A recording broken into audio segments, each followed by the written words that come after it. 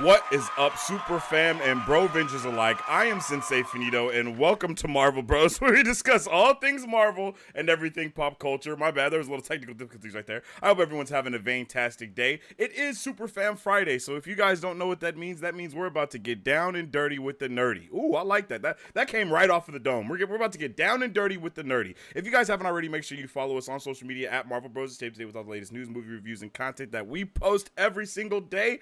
And we also have a special guest for you guys. It's about to get popping. It is none other than my boy, the man, the myth, the legend, Stay Frosty, the frostiest of them all. My guy Frosty. If you guys don't know, I do own an esports org, and that's how that's not how I met Frosty, but Frosty is a part of that org as one of our streamers and content creators, and he is a major W, and he is an extreme nerd on both sides of the field, not just a movie nerd, but knowing a little bit more about the movies, right, bro? So why don't you give us a little bit of your background of your nerdism, I guess. Oh, dude, I got nerdy from a young age. Oh, yeah. So I started off when I was a child, getting stuck in with probably one of the darker sides of comic books, straight into the Punisher. Oh my god! Didn't really make my way out to the more mainstream stuff until later on, and then I was like, oh yeah, Fantastic Four is pretty cool. Oh, these Avengers guys, they do some alright work. But I mainly fell on the DC side when it came to actually like consuming stuff through through the screen. So that was all, I love the Michael Keaton's original Batmans back in the day by Tim Burton. I'd love to see the resurgence now, bringing back, what was one of my main Batmen. But at the end of the day, like for me, it was always Kevin Conroy. He was the Batman. Oh yeah. Yep. Oh yeah. Growing up with the Superman cartoon, the animated Batman cartoon, going into Justice League and Justice League Unlimited, and then seeing all of that like evolve out into the animated stuff that they've done for the last 20 years, and then seeing little bits and pieces of that reflected in the movies. Yeah. It's been a good life of a comic book fan, that's for sure, the way that the world has worked for me. Hey, I could not agree more, bro. Like I think we as nerds and comic book fans have been eaten really well for a really long time, and it's only gotten better. It's only gotten better. So we're gonna be talking about all the best comic book movies of 2023. Well, not just the best ones, but what we would consider the best. We'll talk about our thoughts on the different movies as well, and then of course we'll talk about whatever you guys as chat want to talk about. I see you in here, Nighthawk. My guy Nighthawk says, "Yo, what is up, Nighthawk? Hello there. I hope you're having a good day today." Harley Noor. Hi, I heard my friend Stay Frosty TTV was gonna be on. Also, hi. Hello there. What's up with it, Harley? I hope you're having a good one. Appreciate you tuning in, Harley. I know you're away doing some special stuff today. Oh, okay. Wolf of Death. Oh, yo, what's up with it? What's up, Remy? Hello there. Remy says Frosty. We got some people rolling through. Whoop, whoop. Is it only me or did love to see everyone turning up? Appreciate y'all. For real. Is it just me or did the live just end? It's still up for me. You guys might have to refresh on your end if something's happening. I don't know. Yeah, I think it's up for me as well. So just give it a good refresh. I'll just type that in the chat. Refresh if you're having issues. Nighthawk says, my favorite comic book films of the year are Guardians Volume 3 and Fury of the Gods. Not a fan of Quantumania or The Flash. Oh, okay. Ooh.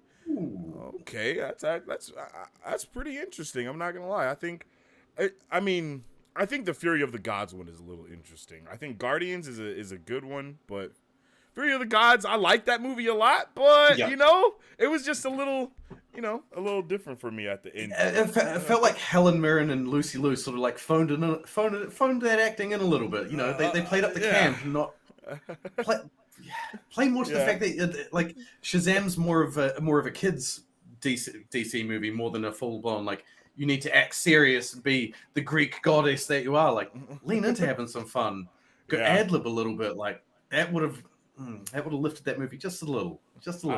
I agree. I think the movie really. I think the movie was good. I think they were pretty good in the movie as well. It was just a lot of other things for me that kind of deterred me away from it. And we're gonna talk about that as well. We're gonna go in the order of the movies in the order that they have been released as well.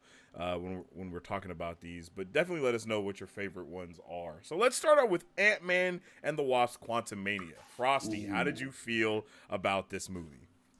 I really enjoyed it. I'm getting what were your expectations as well? I want to know what your expectations were going into the movie and if it hit that mark. That's really what I like. Ooh. You know what I mean? Because I think that's a really big thing when it comes to these comic book movies. Yeah, see, the scope of Ant-Man movies traditionally haven't been so grand and like so universal and multiversal in threat. So I wasn't going in there thinking, oh, we're going to get the big multiversal threat. We're going to have the giant fight with Kang. I was going in there thinking, okay, this is going to be our slight introduction. The trailers that we've seen so far make it seem like, Ant-Man and his cohorts and his family get kidnapped by Kang or something like that.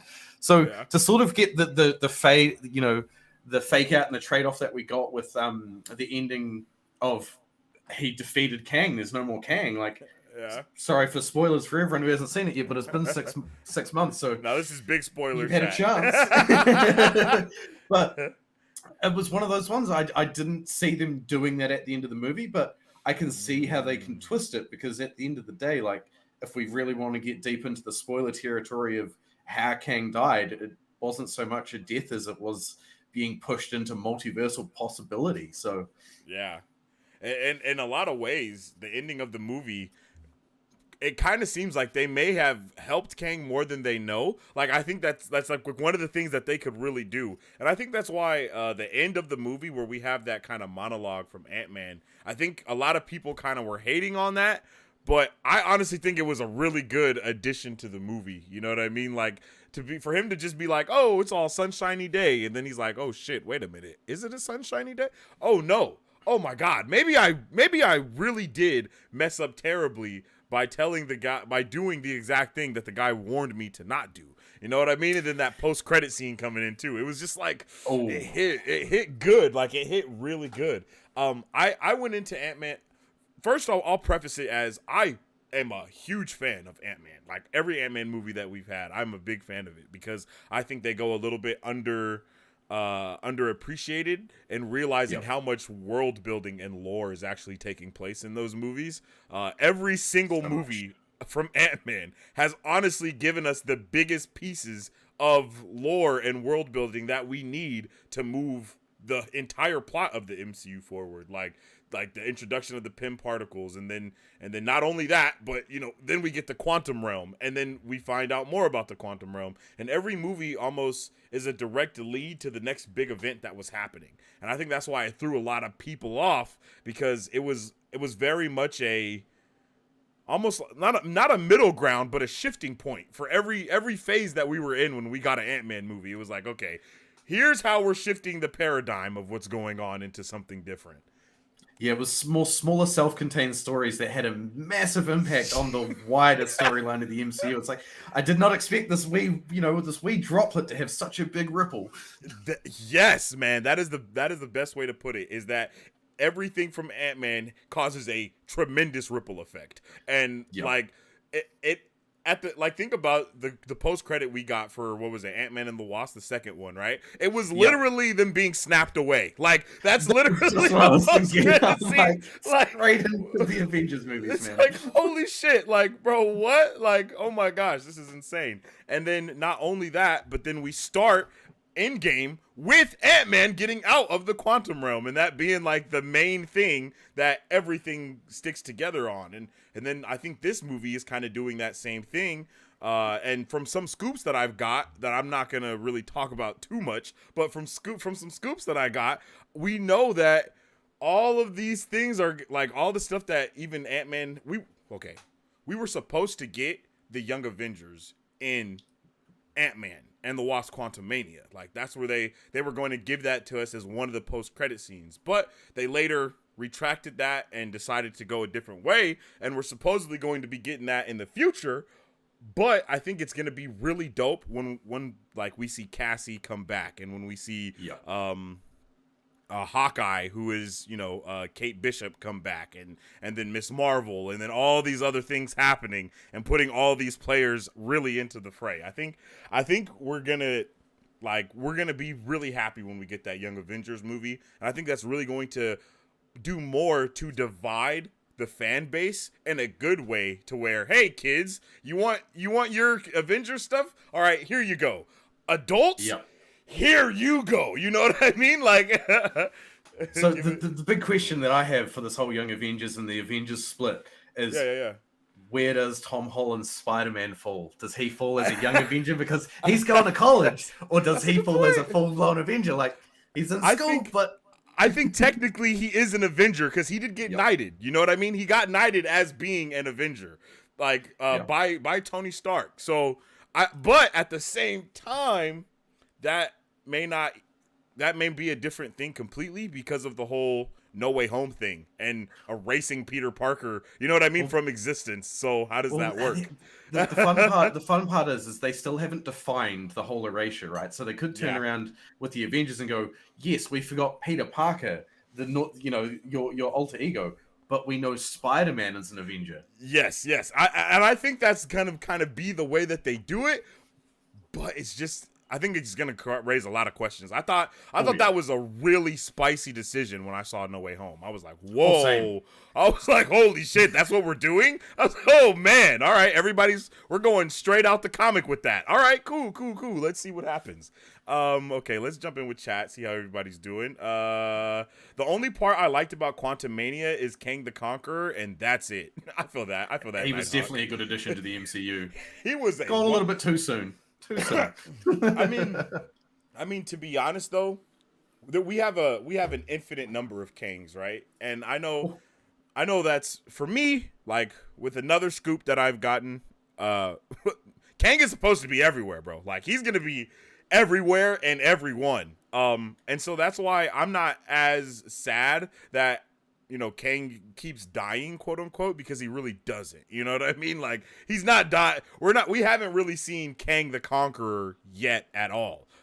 We've seen pieces of Kang, like different versions of Kang, but the same way we haven't seen Mr. Fantastic in the MCU yet, we've just seen a multiversal version of him. That is the very same thing that's happening with Kang the Conqueror. We're just like that John Krasinski that we saw from Doctor Strange in the Multiverse of Madness. Like, that's a Mr. Fantastic, but that's not 616 or Earth 199999999. You know, that's not our guy. And I think it's the same thing with Kang. I mean, we got Kang at the end of that was He Who Remains, technically, at the end of Loki. And then we got Kang and Ant-Man, and then we're supposed to get another version of him in the next season of Loki that we're getting. And who knows where else this guy could show up. He could even show up in, like, the new season of What If when we get it, you know? And that be a whole different version of Kang that actually can transfer over into the live-action stuff. So you could even do a whole season of What If of just different Kangs and different timelines. Oh, that would be fucking awesome. Right? There's so many possibilities with a dude who is literally everywhere and every when.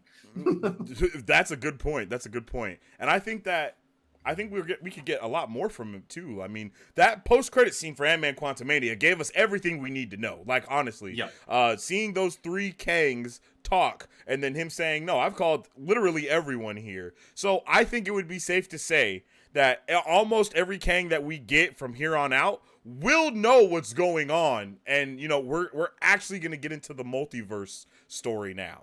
I think the Kang shit is a huge smoke and mirrors type of thing, because supposedly we're supposed to get a Kang version of the Beyonder in the future. We're supposed to get a Kang version of, bro, like, if I could tell you all the different versions of Kang that I heard we're supposed to be getting from here to Secret Wars and then also beyond Secret Wars, because there's a whole bunch of shit that's supposed to happen after Secret Wars, and it's just like, I don't know if the audience is going to be able to handle it, but that's one of the reasons why Marvel's had to put a really big pause on everything, because of the Jonathan Majors issues that's been going on in the news. Yep. Speaking of which, I think his trial date is actually set for, what is it, next month? August 3rd? August 3rd? August 3rd, bro.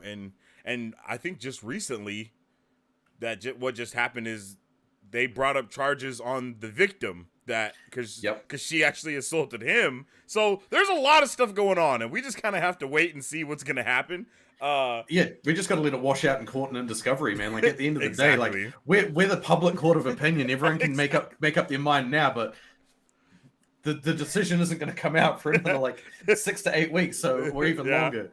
But Marvel, they haven't written themselves into a corner with what they did with John Krasinski in Multiverse of Madness. He's not our mainline one, so we don't know who else could play Mr. Fantastic, but we can have different actors through different timelines and different multiverses. So we could just have the same thing while this whole thing with Jonathan Majors is washing out. They could go, okay, we've recast this version of Kang, we've recast that version of Kang. Turns out Jonathan Majors is innocent. Well, okay, we refocus back, and when we get to the Secret Wars and the Kang Dynasty, that's actually Jonathan Majors. Yeah, that's a good point, especially because even in I think there's a show, a Marvel show. I think it's the Marvel's Avengers when Kang is one of the villains, and there's literally like a female version of Kang. There's an old version of Kang. You know what I mean? Like it's not just the same person hella times. Like because in the multiverse there is a literal endless. There are endless possibilities that can happen. So. I'm like, for instance, Loki and Lady Loki, Sylvie. You know what I mean? Like that, and then I'm pretty sure there was like a black Loki, an alligator Loki. There was Lokis of all shapes, sizes, and races. Like it was really insane. And I think we're gonna get a Kang at some point. Like, yeah, come on, for real. Like we could get Kid Kang. Kid Kang could be amazing. I think that would actually be a really dope way to kind of take that storyline is give us Iron Lad as the young Jonathan Majors type of you know what I mean, him when he's young, because it is Iron Lad, right? That's Nathan Richards, but like the Iron Man version of him. You could even tie him in with Ironheart's origin story. Like that could be. Ooh, they go to school together. Exactly, and then they have the split where turns out I'm trying to be Iron Man, you're trying to be Iron Man. Well. That's what I thought was going to happen with Wakanda Forever, to be completely honest. Like, I thought we were going to see a young Kang there somewhere because she goes to MIT, right? If I'm not mistaken. Yeah. I thought we were going to see a young Kang there. It's going to be crazy if we don't see if we don't see Zendaya and Ned at least once in her show. It's going to be pretty weird because they got accepted to MIT. They're all around the same age as well. So unless we don't know how old Ironheart is exactly, but it would be a little, because she could be like, I don't think she was a freshman basically at MIT. It didn't seem like she could be a sophomore. Exactly. So who knows what that means, but I feel like if we don't see them, it's going to be a little interesting. The same way how we haven't heard anything about Tiamat just hanging out outside of the, just being in the atmosphere. Like, that shit's crazy. I did hear rumors that the whole the Tiamat Island is going to be turned into something for the new Captain America movie. I'm interested to see where that's going to go. Like, we've got supposedly Red Hulk and everything as well. Yeah, because and I think a lot of what's going to happen in Brave New World is going to be set up in Secret Invasion and in Armor Wars, in my opinion. Yep. Like, because Brave New World, well, I don't know if Armor Wars is before or after Brave New World, now that I say it, but I think that from what we know about Brave New World is it's supposed to be Cap making a new Avengers team, the Falcon Captain America, or Sam Wilson Captain America, making a new Avengers team, but at the same time having to go against the Thunderbolts because President Ross has put them into the fray heavily, and then also the nations of the world are supposedly going to be fighting over Tiamat because that's how they're going to introduce adamantium into the MCU, is through like his body or something like that. So it's going to be like a fight for resources, basically. Which makes sense because that continues the plot line from Wakanda Forever. Exactly. And then the global plot line. And then we add a new that's a whole nother thing, because now we add another this new material into the fray, because that was such a big thing before, is, hey man, we want vibranium, you're not getting it. Well, now they have adamantium instead, and now, you know what I mean, and then that causes more issues for Wakanda, so on and so forth. Exactly, because it's adamantium's the opposing metal. It's the only thing that can cut vibranium in the comics. In the Well, comics, one of a few different things that Yeah, can cut vibranium or because affect it. But if I'm not mistaken, the way that adamantium is made in the comics is like from vibranium mixed with another type of alloy or something. So it's able to yeah, kind of take on the properties of vibranium, but also be, you know what I mean? Comic book explanation stuff. exactly, janky science. Exactly. It's like Zoro's, when I watch Star Trek and then they just start babbling and then they reach a resolution on something. I'm like, that was all the janky science. There's a resolution. exactly. Zoro says, to be honest, Marvel is going in DC's directions with movies now, and that's very disappointing. By the way, hi, Frosty. I'm not sure what you mean by that. I'm not sure what you mean by that, Wolf. I think he means by the quantity of Marvel movies they're starting to get towards the quality of DC, and that the quality is starting to fall a little bit. But Okay. I think Marvel has a much more agile way of making their movies that they can change and pivot a lot faster. But we've noticed how much that has affected the pipeline of their movies, how they've pivoted something, which has caused a bunch of CG work, and next thing you know, release dates have gotten changed for a bunch of other movies. Something's gotten delayed. I mean, that happened with the movies that we have right now, right? Exactly. Wakanda Forever got put up. Ant-Man and the Wasp got put back. The Marvels got put back. We had like an entire shift of everything, like right after we got San Diego Comic-Con when they told us all this shit was going to be way. It was like they announced it within like 2 months. They're like, everything's shifting about 6 months forward and backwards. Just here's the new layout. Yeah, because if I'm pretty sure Guardians was supposed to be at the end of the year where the Marvels is now, and then the Marvels was supposed to be our summer release, and then Ant-Man and the Wasp: Quantumania was supposed to come out last year, and Wakanda Forever was supposed to come out this year or something. It was something weird like that. Yeah, because the Marvels was initially going to be our November movie for this year. Yeah, I think it still is a November movie for this year. The Marvels is. Because it was going to be July, if I'm not mistaken. But because they changed everything around. Wasn't it coming next month? And then that's moved. Yeah, that's right. That's right. They changed everything around. But me and Frosty were literally kind of talking about the quality of movies and what's made that happen to that way. You know, I mean, Marvel got rid of Bob Chapek, brought Iger back because of all the stuff that Chapek was doing.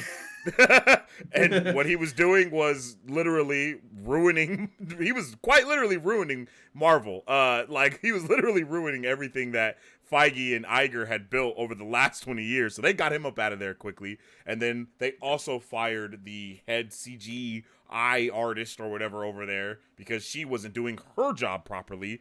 She was basically doing nepotism to the umpteenth degree of what nepotism could be. And they got her up out of there quick. Yeah, she was penny picking like who she wanted to get all the different CGI projects. So that was where we sort of fell into a hole of why does the CGI in Thor: The Dark World look so bad? Yeah, and it's because she decided to give it to her two friends instead of any of the other 15 people that were on the team. Like just for an example, like if you got a team of 15, she's only using 3 of those 15 people, and they got to do everything. So it sucks to see that kind of stuff happening, but it is what it is. Vito says, yes, sir. Love to see it. What up with it, bro? I hope you're having a good one. Vito, how you doing, brother? Facts. Barcelona edits. Hello. What's up with it? What's up with it, my guy, Barcelona?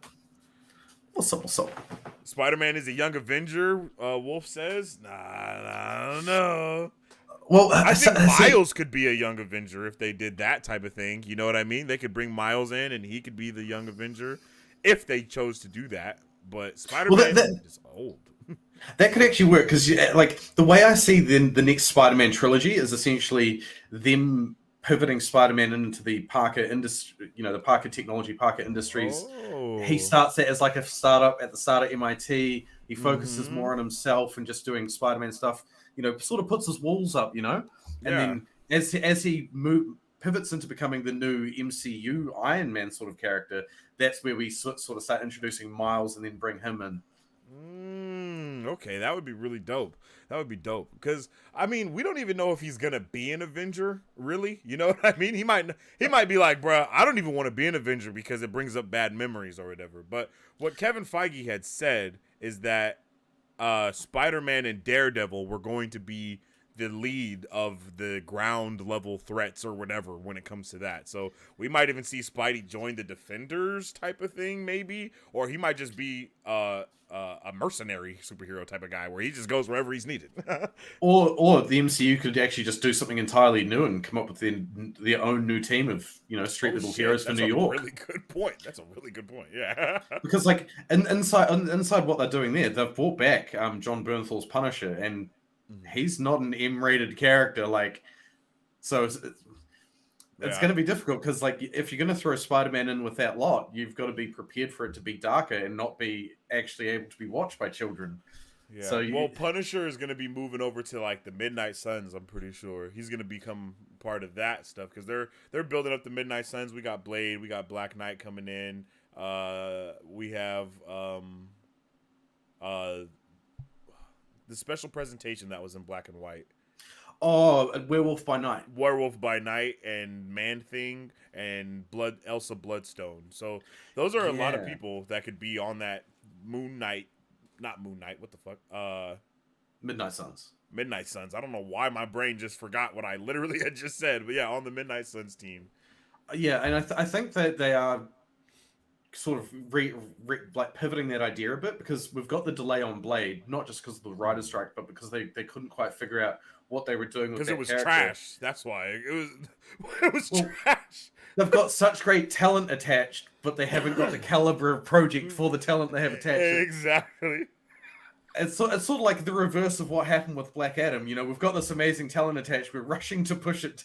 Marvel's like, hold on, let's not pull a Black Adam here. Even though Black Adam was actually one of DC's highest earning projects in the last 2 years. Legit, it was actually a really good movie. Like, I was just talking about that the other day. Like, I don't think we gave enough flowers to Black Adam because I really freaking enjoyed Black Adam. And bruh was like how...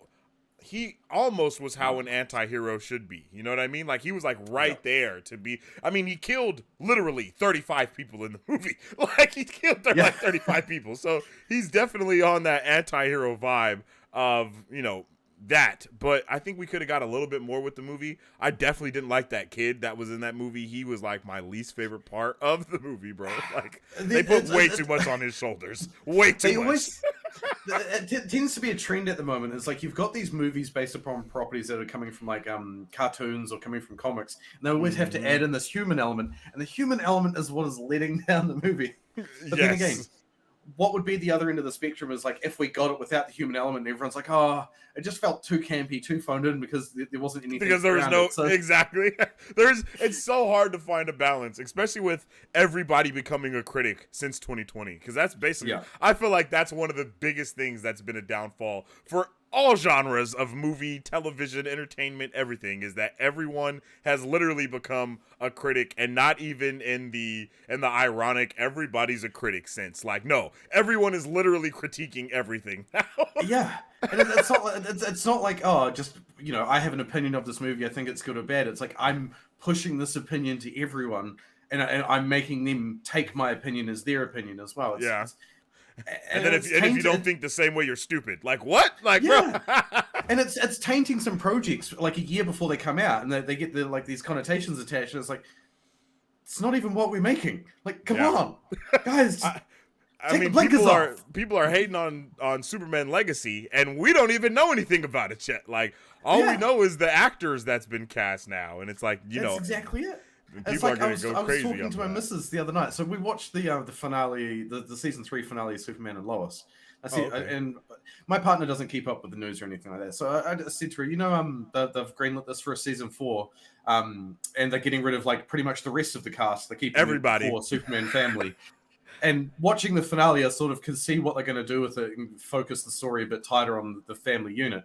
But I was like, they're only making one more season, and there's a specific reason they're making one more season, and it's because James Gunn's Superman will come out the following year, and the way James Gunn's going to do his new DC universe is that one actor will go through everything. And if say we were to continue Superman and Lois, that would then become an Elseworld story, and people are trying to keep track of all of that. And James Gunn's like, no, I understand people aren't wanting to keep track of 3 continuous stories. They want to keep track of one mainline story, and every now and again get something new and fresh injected in that doesn't impact everything else. Exactly. Yeah, facts. And I think it's a freaking genius idea. That was something I was just talking about the other day. Was that, you know, James Gunn has been writing Superman Legacy and doing all of that for like 6 months before he even became the chief of DCU, of GC Studios. And I believe that is because before they gave him everything, they were going to create a Superman Elseworld story, like how they have the Batman, and it was just going to be a Superman story, but an Elseworlds thing, because the Batman with Robert Pattinson is obviously Elseworlds. Same with Joker, with Joaquin Phoenix.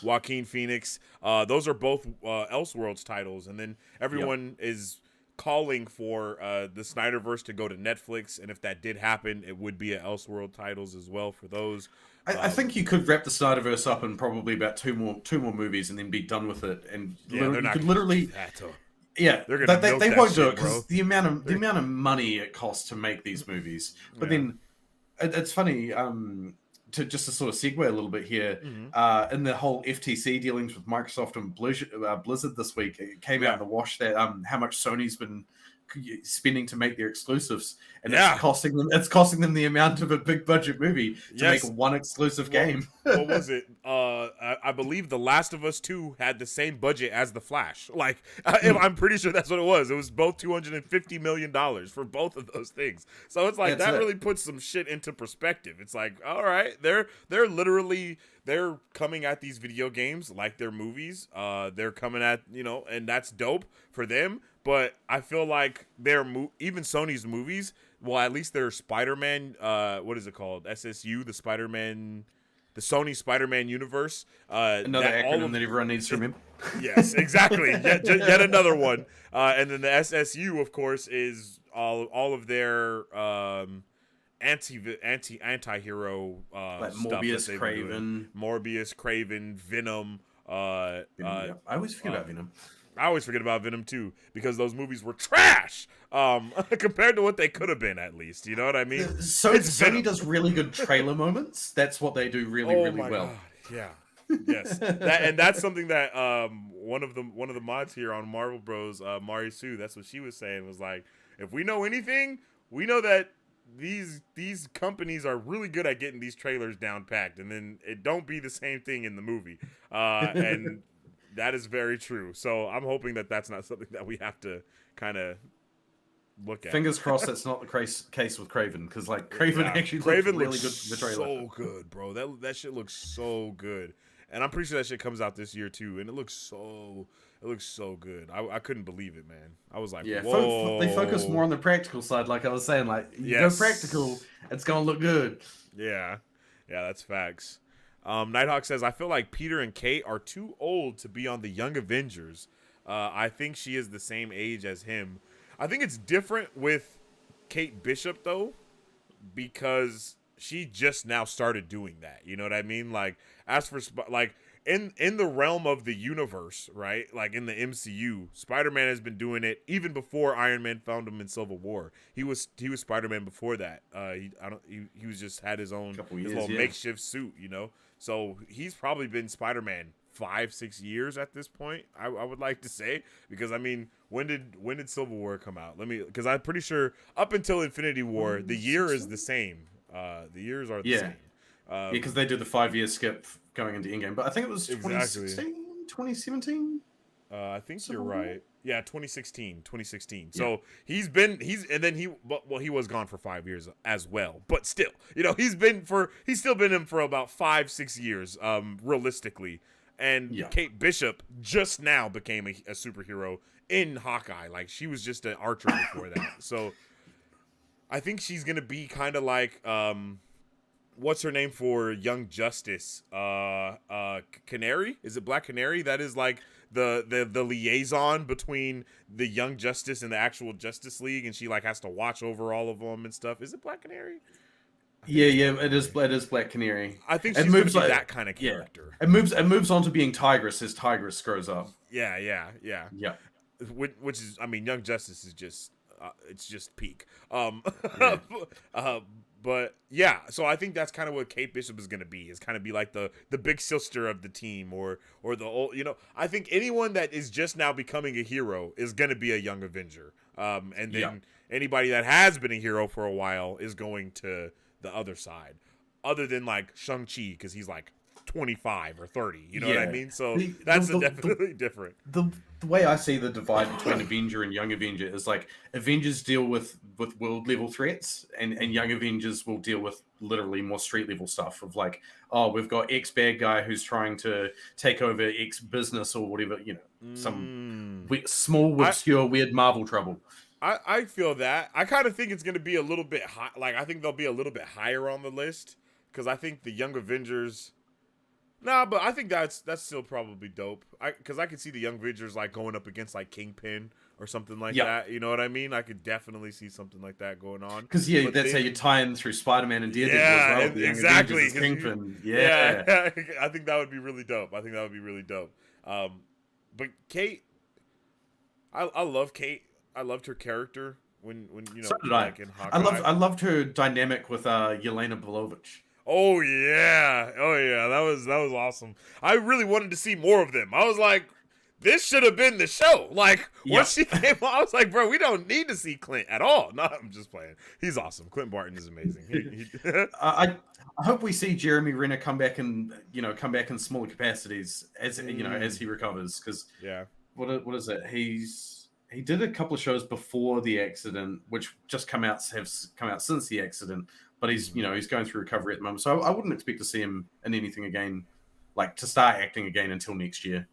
Yeah, But it looks I like don't we have a even think decent question as well. I don't even think he's gonna be doing that at all. He might just retire straight out. Yeah, exactly. I have a question, and sorry to pull off topic, but what are both of your thoughts on the director of Logan coming out and being disappointed that Hugh Jackman's Logan is coming back to Deadpool 3 after promising to be done and Logan being the last hurrah?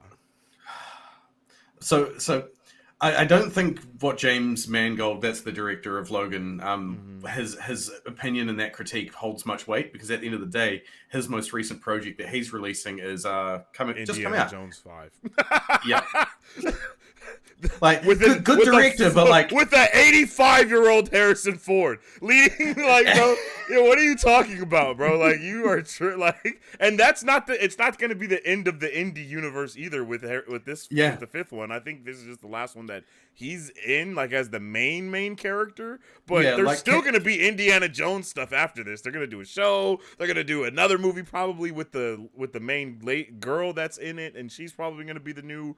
They're going to do something ridiculous. I know it. It's not. to be honest, when it comes to Indiana Jones, what I really think should be the path forward is like Harrison Ford should be handing the mantle over to Short Round, the little Asian kid that drove them around, who Ki Hai Kwan, who from Everything Ever All at Once. Like, give him the reins, because it would make sense that this little kid who lived out there and who got into that one adventure would want to live a life of adventure after that. And we turn around and speak, oh, what have you done? And he's like, oh, I've contributed 50 boxes to that giant warehouse. You take them all too. Like, yeah. And then another thing too with that is, like, bro, when we're getting to the multiverse, right? When we're talking about the freaking multiverse,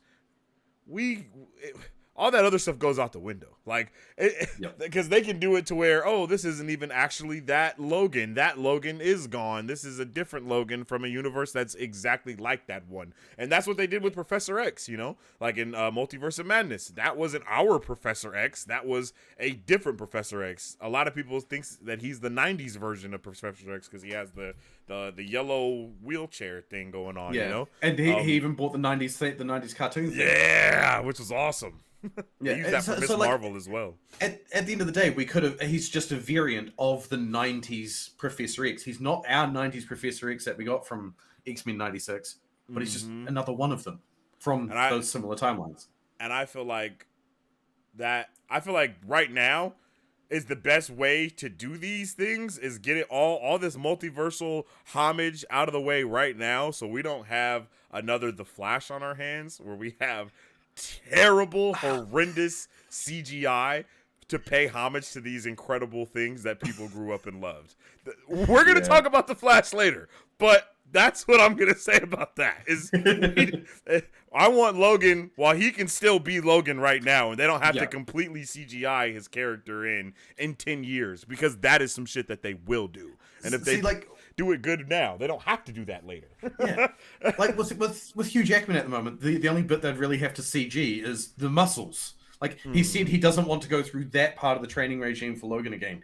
That wears him down. That ages him more than he needs to be aged, which is understandable. Like you try and keep up with that level of bodybuilding continuously, and you're just going to run yourself into the ground. But which is why, like in my mind, it makes sense to come back for Deadpool 3, but just do more of a tame Logan. Get around all of the needing to be shirtless and have 50 million muscles showing.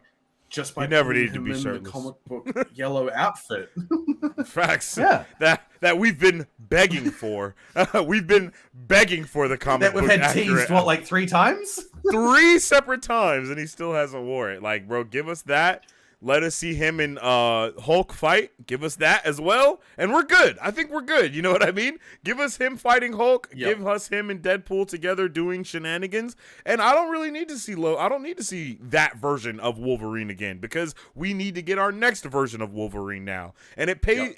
Once again, it makes the most sense to pay homage to every single one of these characters and every single one of these actors that have been any of these characters over the last X amount of years, because I really do think that after Secret Wars, we're going to have a major pivot, and we're going to see an entire reset come to the MCU, and we're going to just be in a completely new realm of things after that. So it's going to be, I think, like, I don't think a lot of people even are seeing where we're going with the MCU, and that's why there's so much complaining about literally everything, is because now we know what they can do, so now that's all everyone's expectations are. And it's like, bro, Infinity War took 20 years, like, to get there, man. Like, we're not going to get to this same point in 10. Like, and even if it is 10, we got to wait 5 to even know what's going to be going on. So, like, there's so many other pieces that are on the board that people are ignoring, and it's kind of wild. Yeah, you'll only really get those story crumbs that allow you to see, what this movie's going to be about 3 to 6 months out, when they give you not the teaser trailer, but the trailer. Exactly. That's the only time that we know anything. Harley says, "Yeah, I agree. I felt like his comments come really left of field, and that it almost was like a jealousy thing from the Logan director." Oh yeah, I agree with that statement. Like, he was like, my Logan is so held in high regard. I don't want anyone else to try and beat the regard of which I left the Fox X-Men universe. And it's like, well, at the end of the day, Marvel and Disney bought Fox so that they could continue those characters, not those particular characters, but those storylines if they so choose to. Like, and isn't that shit in the future? Isn't Logan hella in the future? Like, yeah, it's meant to be more, I think 30, 40 years. It's like 2030 something or 2040 something, right? Yeah, something like that. Yeah. It's meant to be a good way out. But that's a multiversal story in itself. Like, get out of here. Yeah. Like, because you look at the Fox multiverse. Like, you've got Logan, you've got Days of Future Past, and you got all these timelines that were meant to happen because of all of these events that they ended up changing. But what I reckon is essentially going to happen when it comes to like Secret Wars and all of that with Marvel is because we're meant to get a battle world of some form in Secret Wars.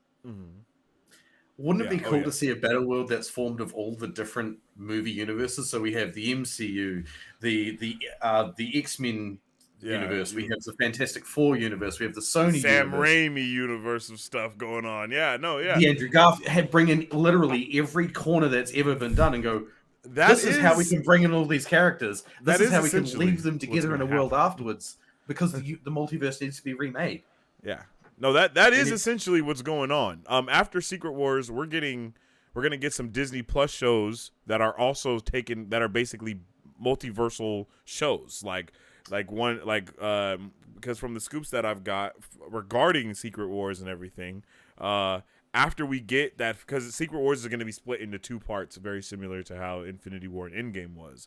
So we're going to have that first part of it, and then after that, we're going to get a couple of shows, and we're supposed to get like a Hulk show. We're supposed to get a lot of different multiversal things that are going to be going on and having different shit happen. So we get to see all these fights and all these things that we've wanted to see going up to it. Like, I don't want to ruin too much of what's going to happen, because I'm pretty sure most of the shit that I know is actually going to happen. So I don't want to ruin too much, but I will say that it's about to get crazy spicy in the MCU, and I don't think anyone is really ready. And I really hope it's really hinging on the fact of them getting this multiverse shit right, because I still don't think the general audiences understand. I think like general audiences are mad confused with what's going on with the multiverse, especially when all of us as nerds have been spending the last 20 years telling everyone that the MCU is not connected to any of the other Marvel stuff that has came out, and now they're going to connect it to everything else again,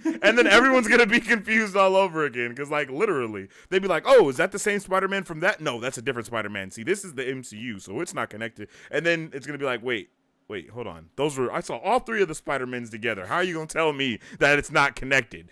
Multiverse stuff is confusion for general audiences. Us as nerds, we understand it to the fullest extent.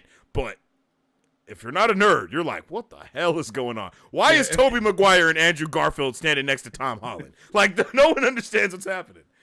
Yeah, like, I think the easiest way to like put it is, if you like things like Doctor Who, Star Trek, you'll get a handle on the multiverse aspect, lickety split. Yeah. You know, if you're more of a Fast and the Furious style action movie fan, it's going to take you a couple of movies to get the hang of things. Yes. And I think they thought that Doctor Strange and Loki were going to be enough to get people to kind of understand. And I'm like, no, sir, Bob, it's not enough. I think that Across the Spider-Verse handled it a little bit better. Yes. But again, that makes it even more confusing, because they even mention our MCU. So it's just a lot of confusing stuff going on right now. And I'm just really interested in knowing what's going to happen with the normies, basically. You know what I mean? Like, you can't take every normie to a nerd. And Infinity War was very hinged upon the normies being locked into what's going on. Yeah, just the giant superhero fight. That's what they wanted to see. Yeah. But I don't think they were prepared for what comes out the other side of the giant superhero fight, which is a shit ton more superheroes. Exactly. Yeah, facts. Shiny says, hi, general audience member here, can confirm I do not understand. it do be like that. For real. Just think of it like this. Every time you make a decision, you go down this path, but the other path still exists and happens in a timeline or a universe that just sits side by side. And in that universe where you made that decision, it could be the you that looks like you. It could be you that's a swapped sex. It could be you that's an alligator or a spider. Who knows? Facts. The possibilities are endless. Like if I ask Frosty, hey, are you having a good day? And he says yes, there's a universe where he says no. There's a universe where he doesn't say anything at all. There's a universe where Frosty is not Frosty, he's Heaty. You know what I mean? Like exactly. There's a universe where I just fall off my chair and walk out. Melty.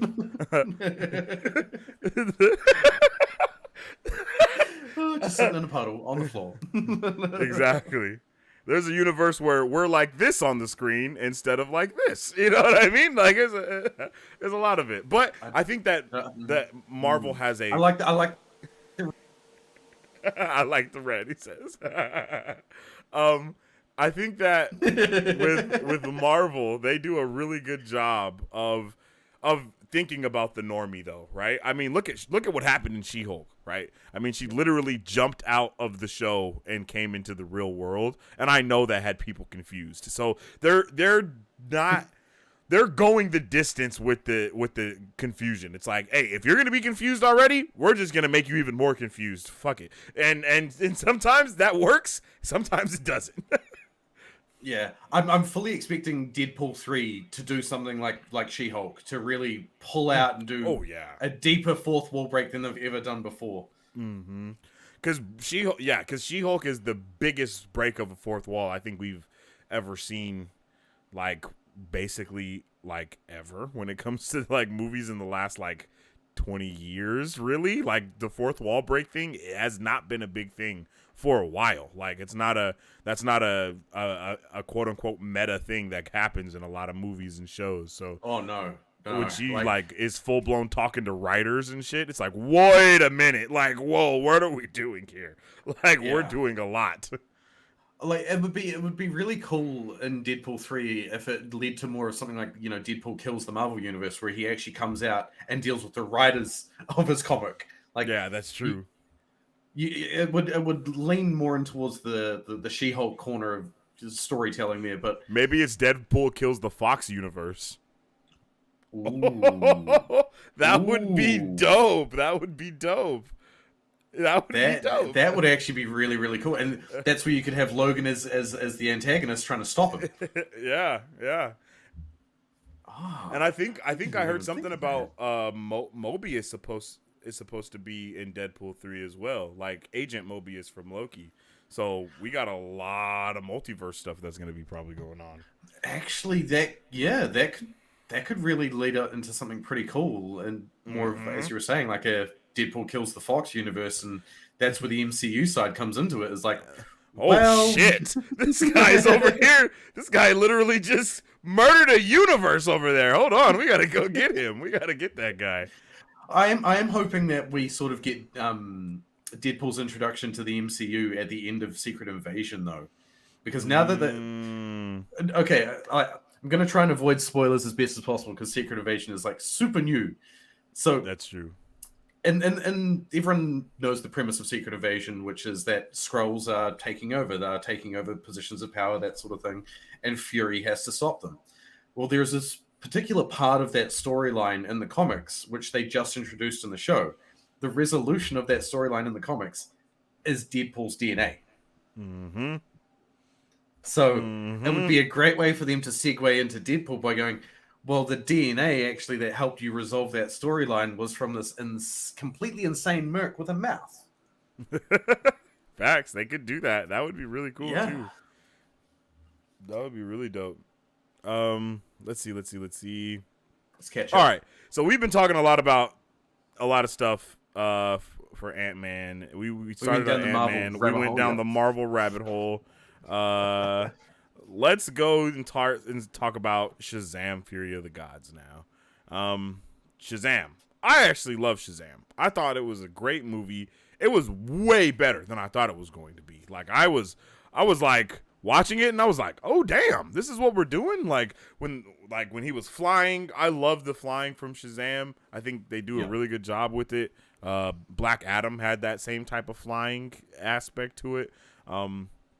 The story for Shazam was a little bit everywhere for me. Like once we got like halfway, I thought so too. that halfway mark, it was just like, whoa, there's unicorns and everything is happening now. It was just I like the family so dynamic. much. The family dynamic and the family storyline of Shazam! Fury of the Gods was really, really good. It Yeah. was when they blew the wall open to the Greek side of things and the classics that I was Yeah. sort of like, how about we could have just not focused on that, focused more on the core family storyline, and sort of ended up at a similar resolution, but not had all that camp and the phoned in acting of Helen Mirren and Lucy Liu, and just let them play with it. Let them play with the fact that they're acting up against adults who are actually children and who don't know any better. yeah, Play with that. yeah. Like that's the comedy trope you've got right there. And my whole And no one thing else has got with it. with Shazam as well is like I am not a fan of the kid Billy Batson. I don't think he's a good actor to be completely honest, and that clashes tremendously with I can't think of bro's name, but the actor that plays Shazam. I can't think of his name. I was about to say Paul Rudd, and that's not it. He is a Paul Rudd alike. The other Paul Rudd. You know what I mean? TV's Paul Rudd. Chuck. You know. What I'm Yo. Oh, yeah. See, the casting director did a good job, but they did a better job with the other kid, the one on the crutch. I can't remember his Oh, name. yes, he's the guy. But Like, he does great. his acting is Zachary so Levi. good. That's And his name. Zachary Yeah, Levi. Zachary. Is Thank you. Shazam. Thank Yeah. you. But yeah, But- like the appearing of actor and actor, young actor and adult actor, it's a good pairing, but only one of them is actually a good actor. Whereas you get the other side of the fence, whereas it's the kid on the crutch, and I think is it Adam Brody who plays his Shazam counterpart. They are both perfect. Yeah. Like it's a perfect matchup between the two. And you can actually tell that they figure that out because the kid with the crutch, he has a way bigger part in this second movie than he does in the first one.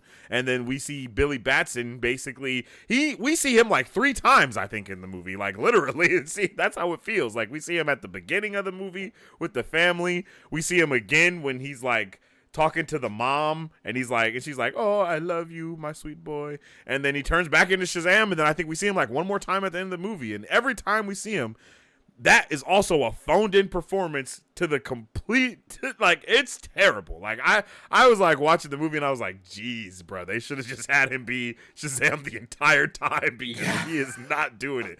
Because Billy is not doing it. Yeah, what they could have really done with that movie is focus, keep the Shazam storyline, remove the Billy storyline, focus more on I can't remember the name with the kid with the crutch right now. It's just completely I can't gone. remember his name either. But also what they did with Mary Marvel, they should have focused more with her because the difference between Shazam 1 and 2 is she lost her adult actor. Freddie, thank you. But going from Shazam 1 to 2, she lost her adult Shazam actress and she became her Shazam actress because she was getting right to that age of where Shazam, you stop being Shazam. But that actually goes into a really, really dark DC storyline that Mary Marvel deals with her own demons because of having that power and knowing godly power as a child going into an adult and then not being able to change things in a world that is so unfair. Like, she struggles with that. And it would have been awesome if we'd gotten to this point and then the new DCU with James Gunn turns around and goes, okay, well, we're going to now turn around, refocus Shazam, pivot the story a little bit to fit inside our universe, but also do a spin-off with Mary Marvel from where you guys left her, which can then delve deeper into the DCU. That's true. I think it's very possible for them to still do that because from the most recent scoops that I got regarding Zachary Levi is that he's not going to be Shazam anymore in the DCU, and they're either going to have him be the voice of Crypto the Superdog because Crypto is coming and he is going to be talking, or they're going to have him be Ted Cord, the original Blue Beetle. So wait, you talking about Zachary Levi? Yeah, Zachary Levi. Yeah. For the new DCU. Ted Cord would be perfect. Wouldn't that be perfect for him, bro? Dude, that would be perfect, bro. That is like, that is I would perfect love comic that. book to movie casting, bro. Like, For sure, real, he was a good Shazam, but Ted Cord lines up with the personality that everyone learned to grew and loved from Chuck. Exactly, bro. So I really hope that that's something that happens, and I believe that Ted Cord's wife is in the Blue Beetle movie as well. And then from the trailer that we saw the mobile, the Blue Beetle mobile. I don't know what it's called, but you know what I'm saying, like his ship that he drives or whatever. We saw that, so there are hints to Ted Cord already in the DCU. And then we were also talking about it depends on how they do Blue Beetle. Is that actually going to be a thing? You know what I mean? For the DCU, or are they going to have that be like its own thing that's separated from it, right? We'll see. I hope they do the full Blue Beetle storyline where it's like you have Ted Cord, who was sort of like an Iron Man alike, and then you have I can't remember the name of the character, but then you have the new Blue Beetle who's played by Miguel from God, I just blanked on the name of the Young Justice, right? Cobra Kai. Oh! Yeah, I yeah, got you. I yeah. got you. I got you. I got Yeah, you. yeah. So you have him who's got the Reach Blue Beetle, which is the alien Blue Beetle, and then that actually allows you to do the Reach storyline from Young Justice or pull through aspects of it. Because for me, growing up DC animation or all DC animation has always gotten the story right, and how they've done their multiverse has always been right. They haven't had to pivot too much, and other stories fall in nicely. You can tell that they're Elseworld stories, and that everything else continues in that mainline DC animated universe, which they've just restarted. So it would be really cool to see them pull through some of those writers that have done the animation stuff and go, oh no, we know how to do DC multiverse stuff. Like, we can thread that through in all the early stuff if you want us to. You just need two of us in the writers' rooms. Yeah. Yeah, I think that James Gunn, if anyone can do it right, it's James Gunn. That's really what I think, to be completely honest. Yeah, we had to go through the nerd. pain of him ending the old DC universe to get to the new one, though, and that's what the pain point where everyone, like me as a DC fan, is in now. It's like, I'm like, oh, this sucks, but I'm not outwardly being like uber negative. I'm just like, things could have been done better in the ending of it, but we're going to go into some really cool new shit by some really great creatives in a couple of years. But I just have to honestly wait for that. I don't think there was any good way that they could have ended what they had, you know? I mean, the Snyder cult, they are out there and they are real, right? And I think not only that, but they had literally just announced that Henry Cavill was going to be back and they were going to be doing Man of Steel 2, et cetera, et cetera, et cetera. But all of that actually was dictated on the success of Black Adam.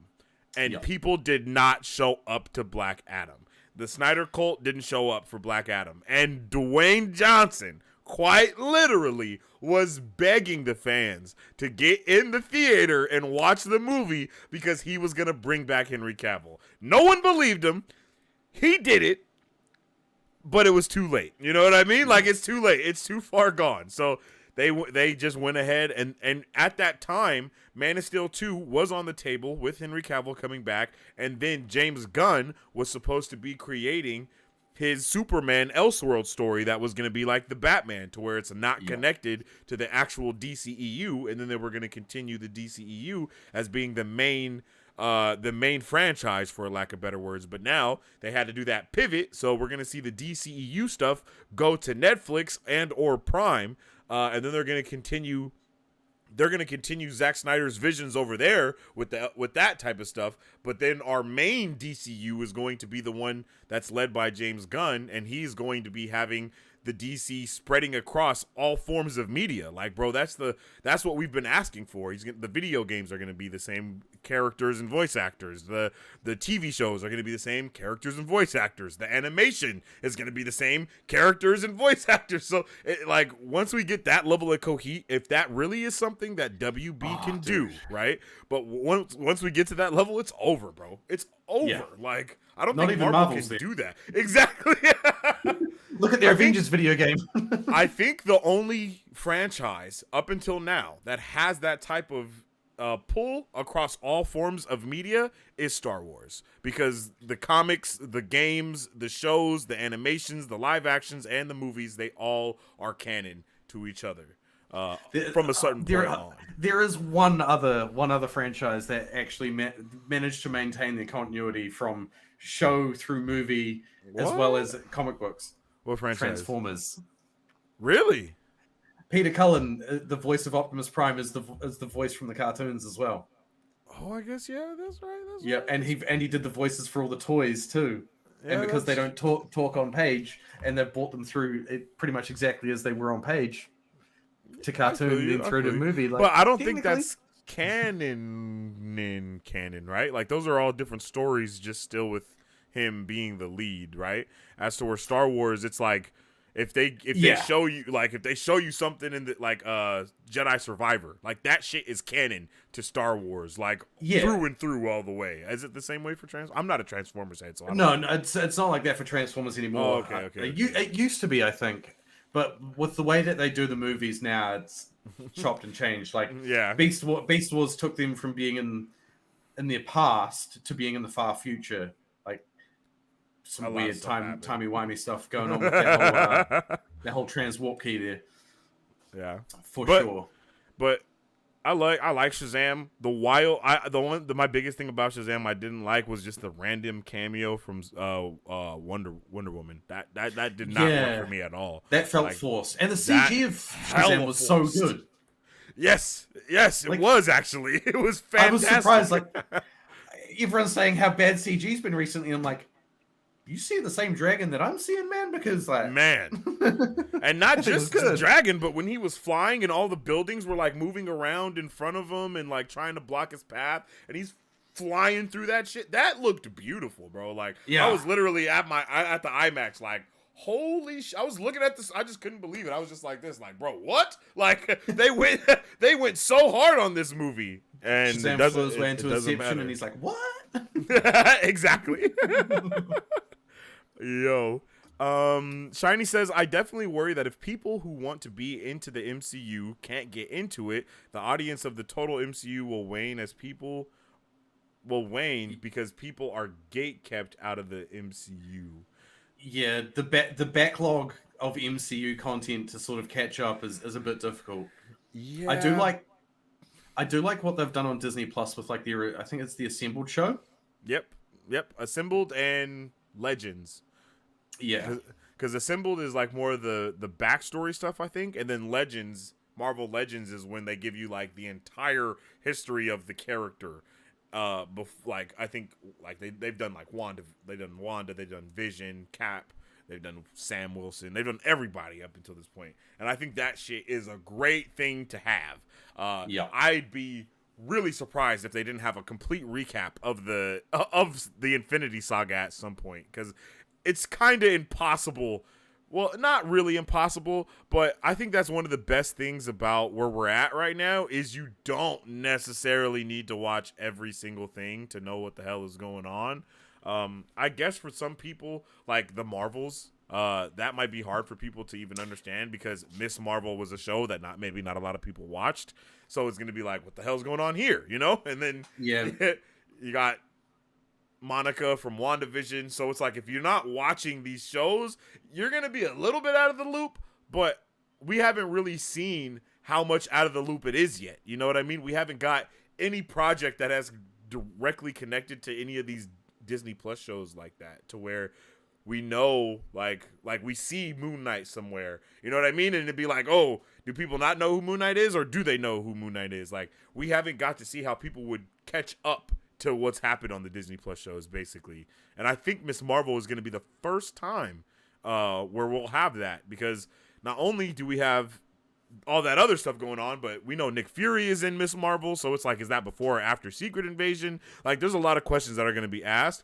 And the Marvels picks up quite literally where Miss Marvel's ends. Like, that, where that show ends is the beginning of that movie. So I don't know if they're going to give us like a brief tutorial like they do with in Across the Spider-Verse, where it's like, hey, ooh, I'm Spider-Man and here is my backstory. You know, I don't know if they're going to give us something like that with Miss Marvel. Yeah, is it going to be like a story so far, like at the start that encompasses, you know, the Captain Marvel movie, what happened with WandaVision and Multiverse of Madness? Because at the end of the day, Multiverse of Madness resolved the WandaVision storyline. If you just took WandaVision on its own, it sort of ends on a cliffhanger. Because Wanda just leaves and Vision leaves. Oh, and it's I guess like, that's true. What happened? I guess, okay, well, I'll take my last statement back then, because WandaVision and Doctor Strange and the Multiverse of Madness are actually the first time we get that duration, that picking up on the next step. And in Doctor Strange Multiverse of Madness, that's when we realized a lot of people hadn't watched WandaVision or hadn't understood WandaVision, at least, because people were like, wait, how is she such a villain right now? It doesn't make sense. And it's like, bro, it makes actually complete sense if you know where we left off with her. So I guess that's a good point, because I think a lot of people were definitely, I think that caused a lot of the issues with Doctor Strange, is because people were like, what the hell is going on with Wanda? Like, why is she evil now? And it's like, maybe they didn't necessarily blatantly tell us that she was evil in WandaVision at the end, but it's like all the shit that she's done it's obviously not good. And then we see she's reading the Darkhold, and that's also not good. So if we fast forward a little bit, this is what she's been doing. But still, it's like, how do you? I don't think they did a good job of like summing that up, because I'm pretty sure it's just like a conversation they have. Is like, I think Doctor Strange is like, I'm not here for what happened in Westview, and that's it. You know what I mean? That's like kind of the end of it. And see, the thing that annoyed me the most about what happened with the Scarlet Witch from WandaVision into Multiverse of Madness is there wasn't. She didn't end up having a conversation with anyone. That's Wanda's problem, is that she has these powers that can change so much, but no one will let her. All she sees is the people closest to her just constantly die or are lost to her, and she can't do anything about it, even though she has enough power to literally change the world. Like, so you can see where she got from, where she was in Age of Ultron to where she ended up in Multiverse of Madness. But it's going to be hard if they do eventually bring her back. For them, they need to essentially sit her down with a grief counselor and have that conversation on screen of be like, so you've lost so much, and this is what put you here. Like, yeah. And I think not having like Professor X be that person for her like that, and not having Quicksilver be that person either, like, I think it was a good choice, a little bit on the writing department's hand, but at the same time, it's like, come on, G, like, we had all the stuff that we needed right there, and it just it wasn't the properly executed in the best way. But I also believe that's because, of course, we're not done with Wanda. She's coming back. Yeah. We got Agatha, Coven of Chaos, and I'm pretty sure that's gonna be all about Wanda and all that type of shit. So it'll be interesting to see how they do that. And on that same hand, though, with comic books, bro, if you didn't read something, you didn't know what was going on either. That's kind of how that's how it's always been. So on one hand, is it bad? Yeah. But on the other hand, that's how it's always been. So it's not really a new thing. It's just now it's in a new form of media, so that's kind of, with comics, bro, you miss out on two issues or something. And then you see Spider-Man in another issue and he's doing some shit. And you're like, what the how is he doing that? How did you make it over from the mainline issue, bro? Exactly. What you doing, swinging through? Yeah. And then you go and you look and you're like, oh wait, no, they actually set this up perfectly because the characters were in that episode, in that issue before it went to this issue where he appeared in their issue. So it's a lot. And then, of course, let's not forget that COVID had a lot to do with how bad things were going, because they couldn't get Doctor Strange to be in WandaVision because of COVID and the restrictions of the everything that was going on, and that messed up all of Phase 4, to be honest. So now that we're going into Phase 5, being able to kind of get things back in order, being able to have all these actors be available for everything, I think we're going to be moving towards a more cohesive type of venture in the future, to where we can see these characters from the movies also be in the shows and vice versa, because I think that's one of the things that hurts them the most. Yeah, and the thing that made Phase 4 feel very too weighty compared to the phases that came before it and the phases that are coming after it is COVID itself, because COVID lengthened out that phase and meant that more projects fell into Phase 4. You look at the scope of Phase 1, 2, and 3, and sure, you've got 23 projects, but those 23 projects only come up to I think it was 30 something hours worth of content. You look at Phase 4. Phase 4 has half the amount of projects that Phase 1 through 3 have, but has nearly double the amount of content to consume. Yeah. So it's that's where we get that backloading problem as well. You've got all of these past stories of these characters now that going into a movie, you ideally should catch up on them, but it won't hurt the story of that movie too much for you not to have caught up. Each movie or each show should also in itself be a self-contained story that can be consumed on its own or as part of the wider whole. Yeah, that's facts. That's facts. Yeah, Marvel was really, really good at that with Phase 1, and so they started slipping in Phase 2, with Iron Man 2. Iron Man 2 started alluding to everything else, and it was okay, so we started branching out a bit more. I thought they did a good job. WandaVision felt a little bit more self-contained, and then they blew the doors open with Monica Rambeau, Yeah, And so then with like that one episode of seeing like everyone come back in the hospital and like all that stuff going on, bro. Truly incredible though, like truly incredible. All of the stuff for me, Phase 4 was exactly what I wanted. Like I loved Phase 4 because after we finished the Infinity Saga, literally everyone was asking, okay, how does this affect everyone? Like we just had the last 20 years of things come to this, and now we're going to be living in a different MCU. Thanos, like, we thought the invasion on New York was bad. Nah, G, this is a universal scale of things happening. And now, how are we going to see, like, characters deal with that? How are we going to see, Spider-Man deal with Iron Man being dead? How are we going to deal with all of these things that are on the table? And I feel like everything we got from Phase 4 dealt with all of those things in a really well way. And they had to do it through COVID, right? And not to mention, like, the death of Chadwick Boseman affecting, like, all the stuff that they were going to do with that. Like, everything got affected on every level it could get affected, and yet they still came out like, bruh, nah, it's okay. We're still here, and we're going to keep moving. So they still came out swinging. Like they still came out swinging. I did not expect Wakanda Forever to hit that hard. Like, sure, you had the main pillar of your movie taken out, but you've done such a good job at bringing in 4 smaller support pillars to go, look, it still lifts itself up. It's still propped up. And I was expecting a completely different end credit scene from Wakanda Forever. I wasn't expecting that end credit scene to hit that hard and to be that much of a gut punch. I was expecting, Riri Williams. I was expecting something to do with her being back at MIT and inserting a memory chip or something that got left on her desk that had a Stark logo or something on it, and that's where we get Tony Stark's AI voice, and that's okay. Yeah. But setting up her show a little bit more, basically. Exactly, because we know we're getting it next year. Like it was initially, I think it was meant to be this year. But that was one of the many things that's got pushed back. And I think part and parcel of why it's been pushed back is they got a little bit of backlash. Like Wakanda Forever did well in terms of critical acclaim and in terms of box office, but they did get knocked a little bit once again for their CG and mainly on her suit. Yeah, mainly for Ironheart. Like that CG was terrible. Every time we saw Ironheart in her suit, it was bad, and that pissed me off, especially after I saw Transformers: Rise of the Beast, because that suit was amazing and it worked really well. And I was like, okay, so they just did that in a really better way than we just had Marvel do it? Heartbreaking. I was heartbroken off of that. But comes down to that CGI pipeline, probably still dealing with the remnants of that decision of getting rid of, was it Victoria Alonso? I think it was Victoria. Yes, I believe so. I believe so. Yeah.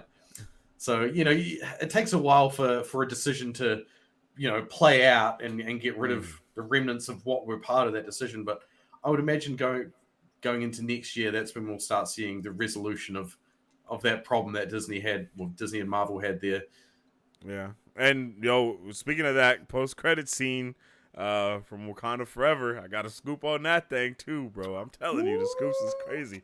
Been going down to Baskin Robbins getting all the scoops, man. All of them, bro. I don't know. I don't think that this one is as like a big spoiler. I mean, it is kinda, but I feel like it's needed to know because I don't know how well it will be recepted, right? And that is that we're gonna see our boy young T'Challa be aged up into being the new Black Panther, and then we're gonna see that storyline play out with him marrying Storm and all of that playing out. So we're gonna use the multiverse and Kang and all that time stuff to get an aged up T'Challa Jr. And then he will. That's how. So they're basically recasting T'Challa, but through the MCU instead of just doing it IRL and just putting another person into the through lineage instead of just going character actor died, we've got to replace him. Like let's actually reference for that guy playing that character. Yes, exactly. So the opposite of what they did with my guy General Ross, but it'd be like that sometimes. Because they definitely recasted him with Harrison Ford immediately. Like they did not even wait for that. Like they did not wait a long time. And to go for such a big name as well, just overshadows. Bro, that's crazy. I wasn't ready. I was like, oh shit, that's all right. Harrison Ford cast one of the longest shadows in Hollywood for such a humble dude. Like, bro, what in the world? That's insane. But so yeah, yo, that's supposedly what they're gonna try to do with T'Challa Jr. Age him up, have him go through that storyline with Storm, do all that type of stuff, and that way we can still be here within the MCU, but have that future guy back here. So he's gonna be like Trunks, basically, from Dragon Ball Z.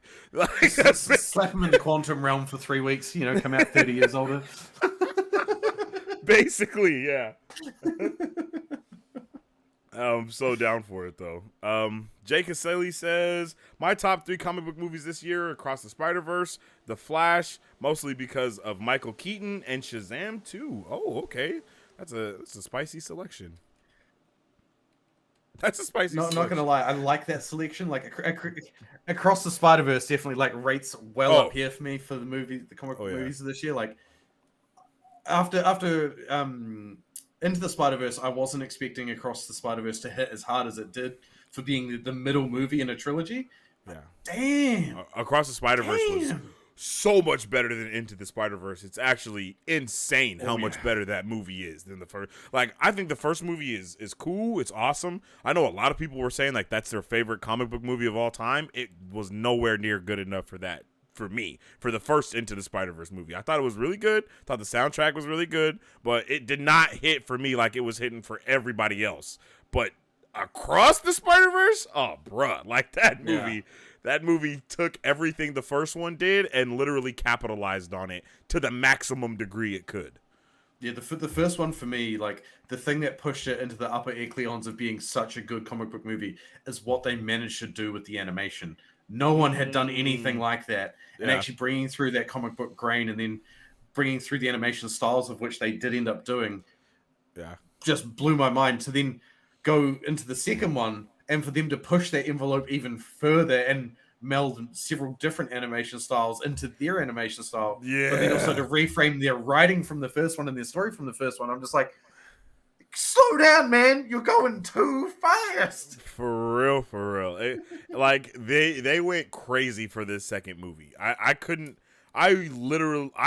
quite literally could not believe it. A lot of the things that happened in the movie I was hyped about because like I had like foreshadowed some of those things when I saw the first trailer here on the channel, and like when I did that first trailer reaction, I was like, bro, if they do this, if they do that, if they do this, if they do that, it'll be freaking amazing. And then I'm literally watching the movie and I'm like shaking Remy. I'm like, babe, they're doing all of the things that I said was gonna happen. and it's just crazy. And really being able to blend so many different things together, touching on the MCU and even talking about Doctor Strange and the Nerd Kid and doing all these things, you know what I mean? Like they did the damn thing with Across the Spider-Verse, and we still have Madam Web and Beyond the Spider-Verse to come. So there's a lot more that they could do with the multiverse over there, and I feel like that is what's leading to what you were talking about earlier with the whole every single Marvel thing being together when we get Secret Wars, like everything we've ever seen, and I think that's what they're gonna do because they damn near did that with Across the Spider-Verse. Like they did that with every Spider-Man thing we've ever seen, you know what I mean? So that was a taste of every Marvel thing that we've ever seen. It's like, bro, you all don't even know what's coming yet. Yeah, and it's like the great thing with Across the Spider-Verse is like they showed the window out to the MCU, which means it's a two-way window. The window goes back. Which means we can do all of that crazy Spider-Verse, like introduce those characters through into the MCU side because we have that frame of reference for them now. The audience has it. Yeah, but is the audience ready for 400 different Spider-Men or people? They better be because they're coming, right? And a lot more is coming other than that too, bruh. Scoops on scoops. I wish I could say everything I knew. It's going to be spicy, bro. It's going to be spicy when we get to the Spider-Man stuff, when we get to Venom, when we get to all of that. It's going to be crazy what we see in Secret Wars, bro. Because, bro, you hit the nail on the head. That is exactly what Marvel is trying to do, is have a taste for every single palette that's out there, bro. Because, what? You don't want your kids watching the Moon Knight? All right, they can watch Miss Marvel. You don't want to watch watch Moon Knight? Okay, you can go watch Hawkeye. Oh, you want something a little bit more spy espionage? Okay, you can go watch Secret Invasion. Like, they're giving everyone what they want, but it's just the fact that some people want everything to be what they want. You know what I mean? Yeah. And for me, I just want it all. Like, give me the damn buffet, because I'm going to taste everything. Yeah, it's like me and you are the guys walking along the buffet being like, can I get a taste for that? Can I get a taste for that? Okay, I'll have a plate of that, plate of that, plate of that, plate of that, plate of that. Exactly. I'll be back for seconds. I will be back for seconds. What? If I don't have enough plates, don't worry, there's more, because that's how the buffet is set up, bro. I will be right back because I want every piece of everything right here. And I think that's where we're heading, really quickly too. Harley says, as an actor in acting school, they are like breaking fourth wall is a no. I kind of like the fourth wall breaks in some regards, just not overdone. Yeah, I agree. I think Marvel so far has done a pretty good job of it. Like, both on the Fox side and on the MCU side, like they didn't delve straight into the fourth wall breaks with She-Hulk, but built right up to it, and it being the finale, the big set piece for them wasn't an action. Like, I liked what they did in that they threw all this crap at you, and you're like, what the fuck is going on with this? What the hell is going on with this story? That's exactly how I was. And then she's just like, no, I'm gonna go deal with this. Something's a bit whack. And she literally jumps out and goes and deals with it. And then you've got the Deadpool extreme of it, which is, I'm not going to go like so far with the movies and go and deal with my creatives, but I'm gonna turn and talk and have that little nod with the audience, because at the end of the day, the little yellow with Deadpool, his little yellow thought bubbles from the comics, that's like his internal monologue. But then you've also got his Spider-Man, like he actually talks to himself as well and cracks jokes to himself. So it does such a good job that essentially his little yellow thought bubble moments are his turn and talk to the audience. Like, it works so well in his regard.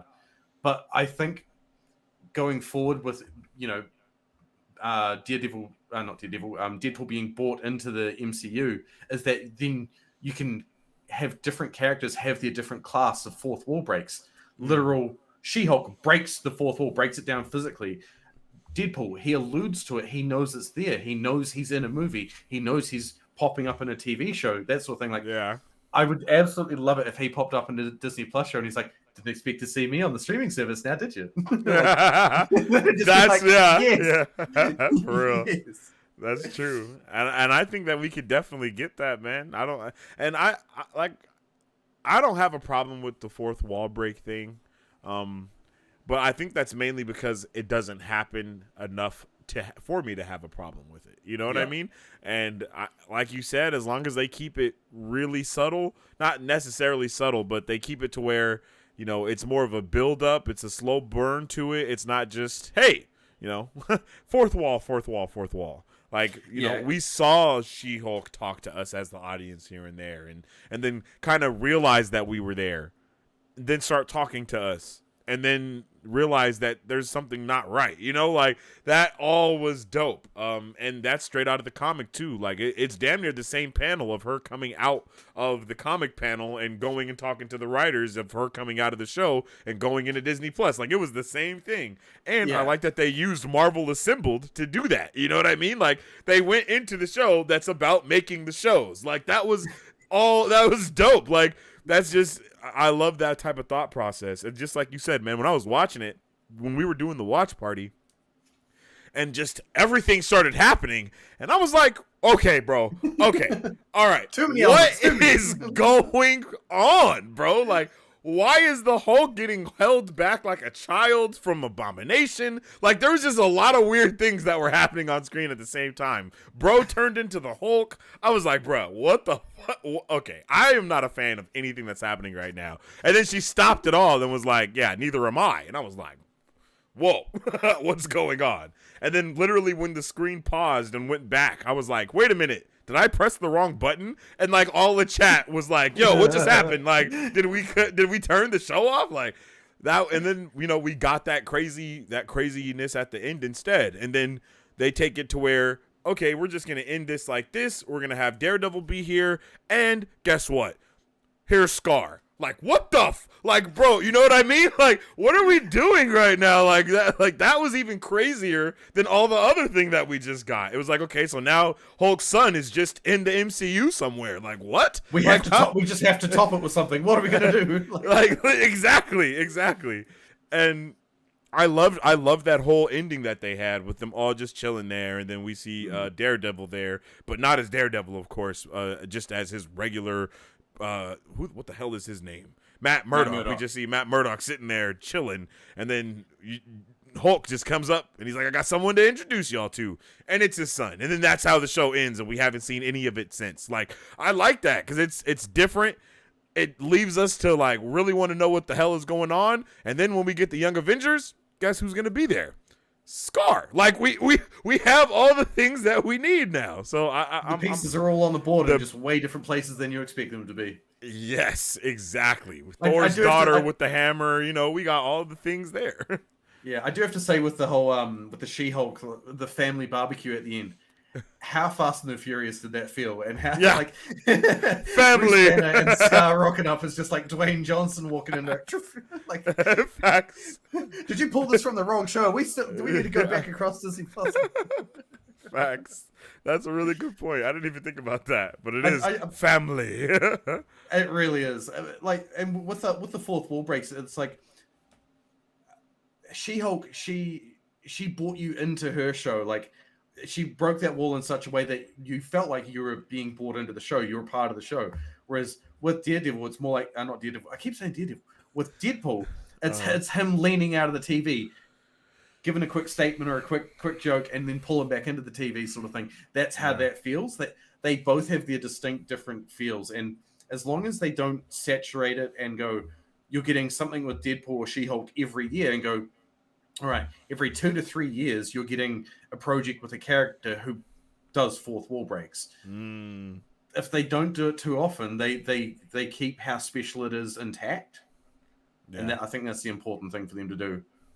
Because you've got the entirely like other level of fourth wall breaks, which is like from the original Avengers, where Captain America is just like, I got that reference, like that was such a slight fourth wall break, but not like it fit into the movie. Like it was in the movie, but it does such a good job of reaching out to the audience as well. It's just a wee nod. And so as long as you keep it to those 3 varying degrees of how much we include the audience, you'll be pretty safe.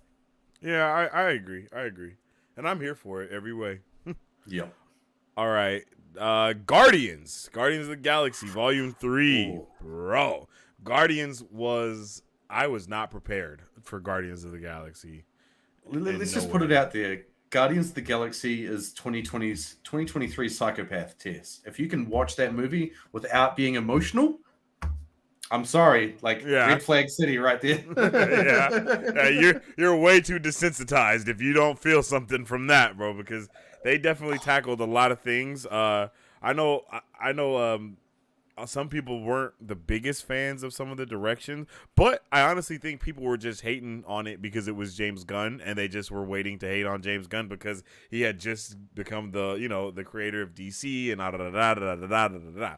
So I think that had a lot to do with a lot of the negativity surrounding that movie because I think it was handled damn near flawlessly. I think it was damn near like it was really close to being flawless. My one thing would have been a change to Adam Warlock and how he was. That would have been like my biggest change and twist, is to not make him a giant man baby. But other than that, I think it was all really good and really dope. I think even him being a man baby actually works because he doesn't have the soul stone like he does in the comic books, so he doesn't have access to all of that. That power of wisdom. Yes, exactly. So I think it actually makes a lot of sense. But it just was. I loved the movie. Like, I loved Guardians of the Galaxy. Like, probably one of my favorite ones of the trilogy. No cap. Possibly. But it probably goes 1, 3, 2 for me. To be honest, because I wasn't the biggest fan of 2. I'm on that boat as well. And number 1 was like, that like number one was like, is this about to be Star Wars? Like that's how the first one was. Yeah. I was like, wait a minute, are we about to get Marvel Star Wars right now? Is that's what's happening? But they kind of veered away from that a little bit, and they kind of came back to it a little bit with the third one. And it was essentially Marvel's Han Solo movie. Yes, basically, yeah. Facts, facts, and they did way better than the Solo story was. Like because the Solo and story Solo wasn't actually that bad either. It was just it was conflux just of many things. And didn't it go up against Infinity War and was it Endgame? It came out at a really bad time. Yeah, that movie was just different. I wasn't a big fan of it. I don't think I finished that movie to this day. Still, I think I've fallen asleep every time I've watched that movie. Not even joking. I've fallen asleep every time I've watched Solo. Just can't get through it. Don't know why. Just trying to remember what came out at the same time. I don't even know when that movie came out. Oh, 2018. So yeah, it had to be. Yeah, Infinity War or something, right? Yeah, would have been Infinity. What was it? Infinity War was 18 and Endgame was 19. Yeah. And so it was the May movie as well. So it was literally up against Infinity War. Yeah, that's good. Yeah, and it came out in May. I'm pretty sure Infinity War came out May of that year as well. Yeah, it was Infinity War was like May 19th or something, wasn't it? Yeah, and this was May 10th. So yeah, literally, they didn't think about that at all. Who puts their own movies against each other? Who does that? Like you would Disney, think, you would think Disney of all people would be like, you know what? Let's not put out, two of our biggest franchises movies at the same time. Let's have them more than a week apart. Let's have one movie come out of the theater and then next one go in. Well, it would have made more sense to be like, okay, well, let's do Solo as close as we can to May the 4th, and let's leave Infinity War until, say, Memorial Weekend. Yeah, that's very true. Yeah. That way you give Solo a month breathing room and allow it to actually make some of its money back. They was like, nah. Nah, it's Han Solo. Make enough money for both. We're all right. Exactly. We'll just be on the other book. Exactly, bro. Exactly. Because it did. Infinity War and Endgame made enough money for them to be like fine, bro. Like they should have no issue with giving us the next 4 phases. Like, just like, bro, come on, what? Like, I find it so funny how Marvel went from being like close to bankruptcy in the 90s to now. Like, sure, we sold to Disney, but like, we're making money hand over fist. Bruh, for real, that's such a good point. I think Marvel would go so much farther as well if their comic books actually related to the MCU stuff that they had. Ooh. Like, if there was an MCU line of comics, I think that would be freaking incredible, to where like right now they could be giving us some of these things that we're asking about when it comes to like Tiamat and what's going on with him, or the Eternals that we just saw. Like, I don't want to have to wait 3 to 5 years for these sequels. You know what I mean? Because that's what it ends up being, because they can't just make the sequel now, because they got to let 7 other movies come out before we get the next part of that franchise. So it's like, bruh, like, I need Eternals 2 so bad. I loved Eternals. I think Eternals is one of those movies that people don't like at all, because it was Marvel in its most serious aspect I think it's ever been, ever. Yeah, Eternals was the closest Marvel got to doing something in the real world. Mm-hmm. And people just... like, you don't go to a movie, like, if you want to watch a documentary, you watch a documentary. Yeah, that's true. You go to a movie to escape the real world. You go to a movie to be taken away from your problems for 2 hours, to not think about the problems of the world. Whereas all Eternals was we're here to watch the problems of the world and do nothing the whole time. And everyone's just like, sort of feels like what I do at home, man. I think Eternals was I think Eternals was dope. I think Eternals did a lot of dope shit too. I think that was the first time we had like a DC mention in a Marvel movie as well, because they called bruh Superman at one point. And that was like, I'm pretty sure that's the first time we've ever heard any type of DC name in Marvel ever.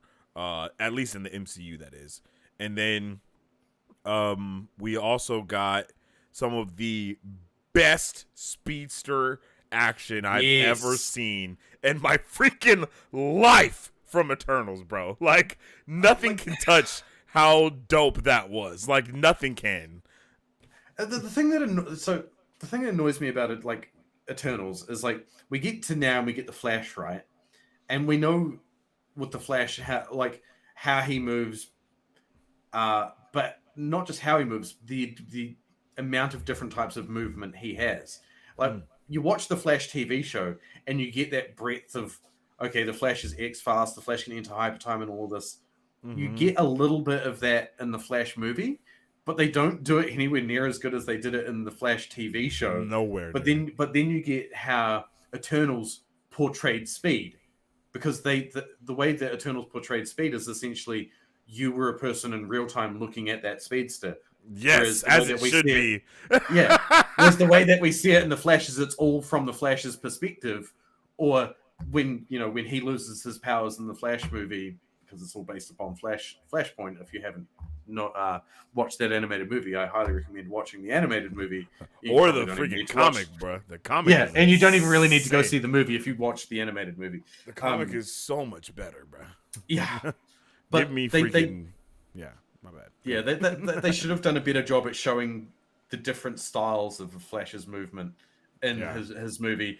If they just looked at Eternals first and gone, "Oh, let's incorporate a little bit of this."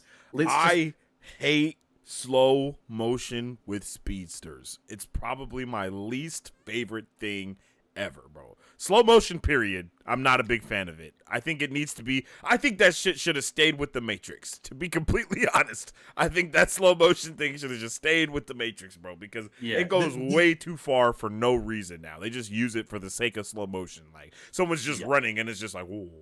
Like, you know what I mean? Someone goes to point their finger real close, and it's like, oh, slow motion. Like, bruh, I am not a fan of any of that shit at all. The only time I think that's really been done really well has been like a couple of recent instances. One of them was the Flash's Hypertime episode, where he has like a minute to sort of resolve a nuke going off. So he enters Hypertime, where everything is slow mo, but it's not slow mo. The Flash is just moving that fast, so and he fast, can bring people. And he can bring people up to that. I was super okay with that. Like, because that's not really slow motion at all. Like, to me, you know what I mean?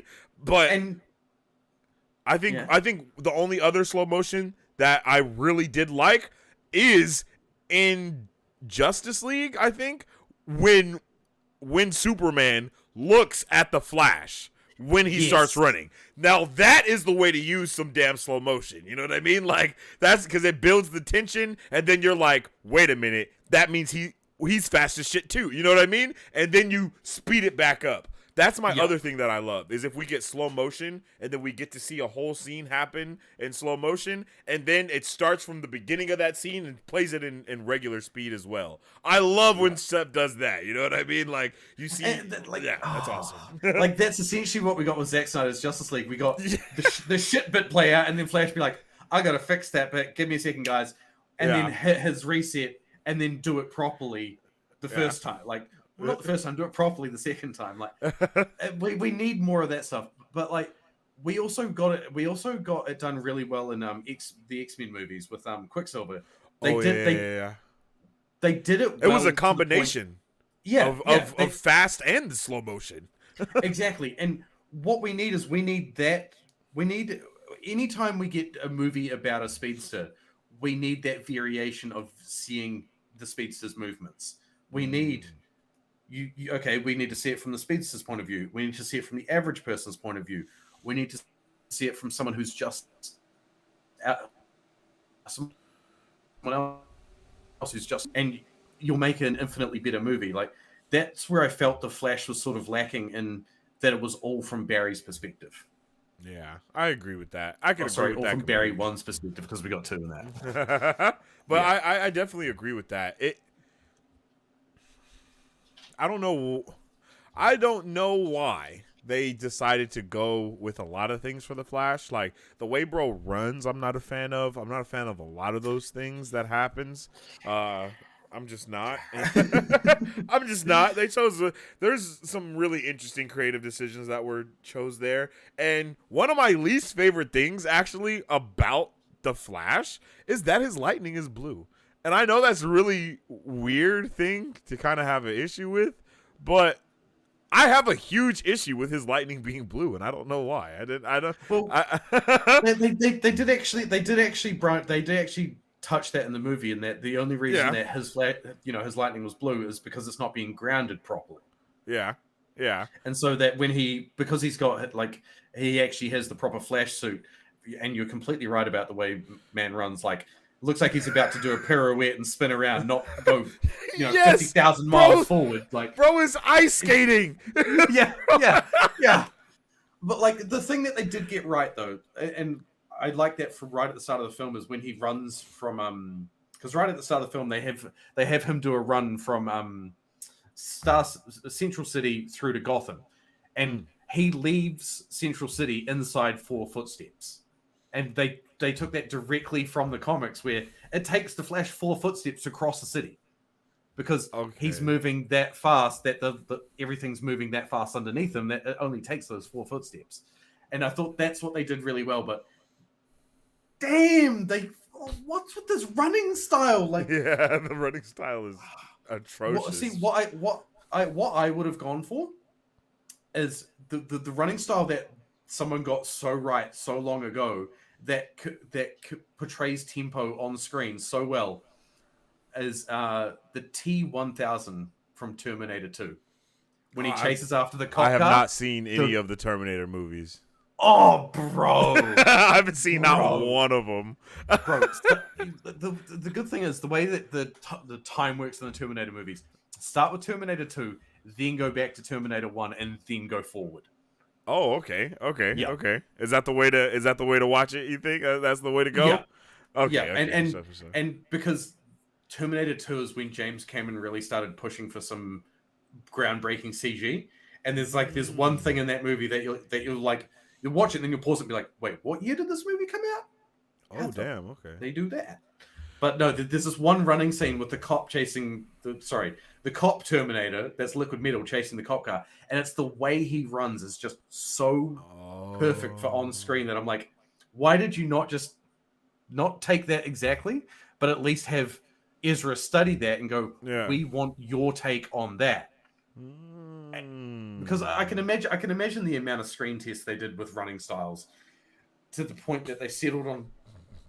How did they settle on what they settled on? There's no way that they went through testing. There's no way, because there's no way, bro. I have not heard one person say that they like how he runs. You know what I mean? So there's no way that got tested. That was just one of Zach's visions. You know what I mean? He was like, "This is how it's gonna be." That's got to be some DC executive who's gone, make it more wavy. Yeah. Make it more wavy. Make it look like he's playing disc golf. That's what we want it to look like. Man's throwing a discus at the Olympics at the start of every run.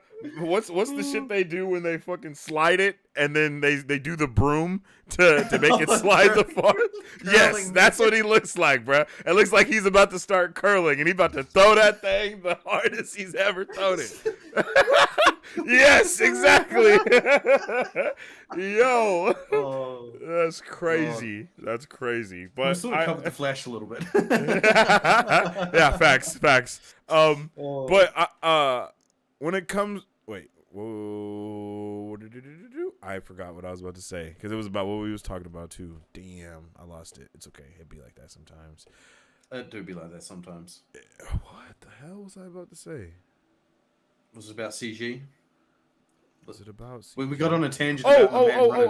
No, what I was gonna say is about how I haven't seen Terminator. I haven't seen a lot of movies, bro. I haven't seen a lot of movies actually, and I like okay, don't judge me, but I literally just finished the first Indiana Jones movie today. Like, I've never seen any of the Indiana Jones you got some movies. Awesome treats in store for you in the next 2 movies. I'm watching the second one, right? Like, I had just started the second one to as well.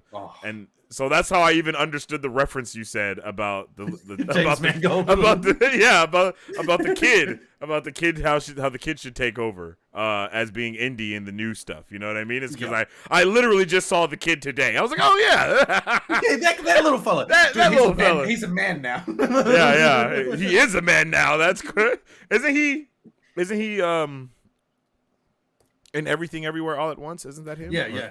Okay. He's one of the main actors in that. Yeah. Yeah. Speaking of which, things I haven't seen, I got to watch that.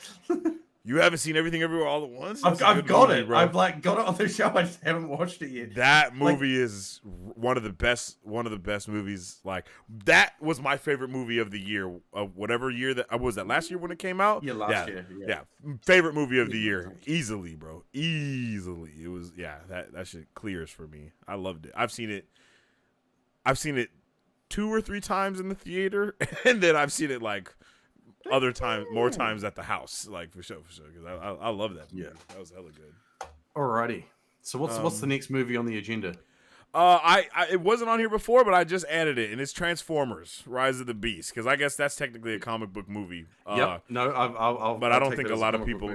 I don't think people really understand that it is that, but it is 100% a comic book movie. I had a wonderful time with Transformers: Rise of the Beast. I honestly liked it more than I thought I would. I liked our main character, the kid, not the, I don't know whatever his name is. Noah? What was his name? I like the kid, but the older. I like both of them. That's what I'm really trying to say. I like the older brother, the actual character. Yes, I liked him, but I actually really liked the younger brother as well. Yep. And I usually, like, you heard how I was talking about my guy from Billy Black Batson. Adam, yeah, and Billy Batson. I am not a fan of either of those kids that were in those movies. But he's like child actors, screw him. Yeah, yes, entirely. But not for this one. He was awesome. I loved this kid in this movie.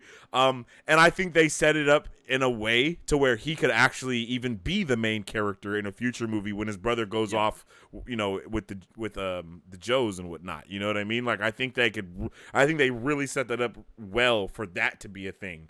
I loved the Autobots as well. I liked that they were actually characters. I from the Babe films, to me, I never felt like all of those characters were really characters. Like, I don't feel like they had character development across movies or anything. It was just kind of the same thing, rinse and repeat over and over. Yeah. Even when we got the time jump and we have Mark Wahlberg now, and there's no Wiki dude that same way or whatever, and it was still the same. Like, the Autobots it didn't feel like they changed, didn't feel like they grew, their characters didn't develop, and that was one thing I freaking loved about this movie, is how we meet Optimus is not the same way we leave Optimus. You know what I mean? Yeah. Like, that was amazing, and the same for all of the other characters. I really loved it. Yeah.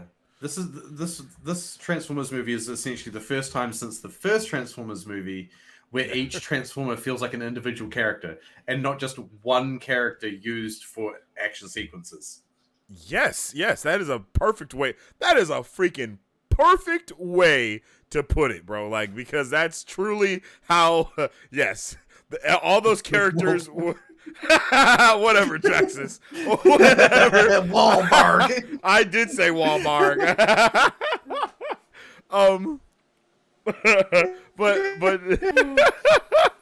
but no, for real, like, yeah, it just felt like I loved Mirage. I loved that it was Mirage as the main character and not Bumblebee. You know what I mean? Like, because we don't need to freaking see Bumblebee again. You know what I mean? Like, exactly. It's like, but we don't need to see the same Bumblebee storyline happen again. We've seen him be, you know, we already know that he's someone's car in multiple times, and he's the one that is the one that locks in with the humans first, and we know all that shit. We don't need to see it again. We've seen it 4 times on the big screen already, right? Is it 4 different? Because we got Shia's, we got 3 Transformers movies. We got Wahlberg's daughter or whatever, and then Bumblebee. Yep. Okay, so 3. He's like 5. So okay, yeah, 3 to 5. It's enough. 3 to 5 Bumblebees that are getting I don't need to see him turn into the newest car again and again. I don't want to see any of that stuff. You know what I mean? Yeah. So it was super dope to see all of the Transformers just being themselves and having their own mission and having things that they need to do. And it's like, bro, we don't even want to work with these humans. And they're using the in many ways, the humans became the tools that the Transformers once were in their movies, right? So now the humans are the tools that are being used to solve X instead of the Transformers are to solve X. And I think that was a good shift to the paradigm. I think they did a really good job of, like, you had 3 different sets of characters with 3 different drives. You had the Autobots with, and the Maximals with their drive to get the transwarp key for Cybertron. Like, you had 2 different branches there for Cybertron, and to hide it so that the Terracons didn't get it. And then you had the Terracons who did end up with it sort of thing, and who are there for Unicron. Then you had the humans who are like, well, we can't let any of y'all do anything, because at the end of the day, we're the focal point of all of this. We lose. Either you guys win, we lose. Yeah. If we win, you both lose, but there can be another outcome. Yeah. Which is, where we ended up. But I like that it got a bit of character growth out of Optimus, like, because we've had 7 movies? No, this is movie 7. We had 6 movies with Leader Optimus from Cybertron just be Leader Optimus. Yep. You're sure he interacted with different characters and whatnot, but there was no growth for Optimus from movie 1 through the last night. Like, sure, it was the last night you took him away and you had him be mind controlled essentially, but that isn't character growth. And he died like 4 times. yeah, that's right.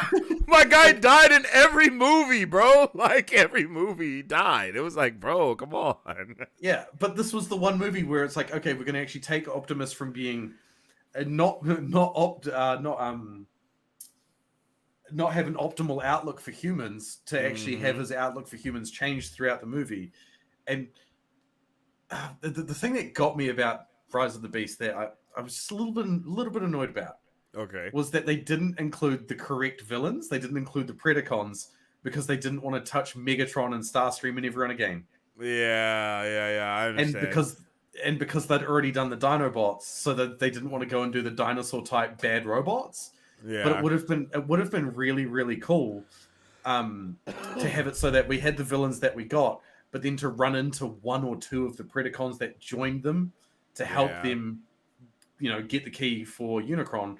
Because something else had happened, they could have written it in somehow, but it just felt like a small missed opportunity. But I reckon they're probably going to turn around and pick it up and I can see it now. This Rise of the Beast is going to turn into its own trilogy.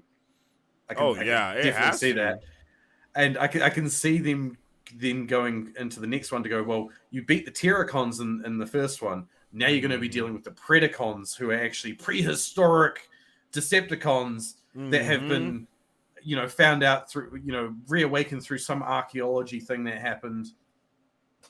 Who knows what they're going to write into it.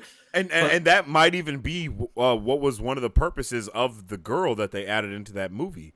And that might be one of the, because like she got a super huge like status at the end of the movie, you know what I mean? Like, oh, you found all this from the discovery of the ancient stuff. So they could definitely start the next movie with her doing some archaeology, like something, and then finding that, you know what I mean? That would be pretty dope. Yeah. All they have her do is look over like current archaeological findings to be like, what have we missed about Transformers and all of the stuff that we've discovered in 1,000 years of archaeology. And so that could be the way that they go forward.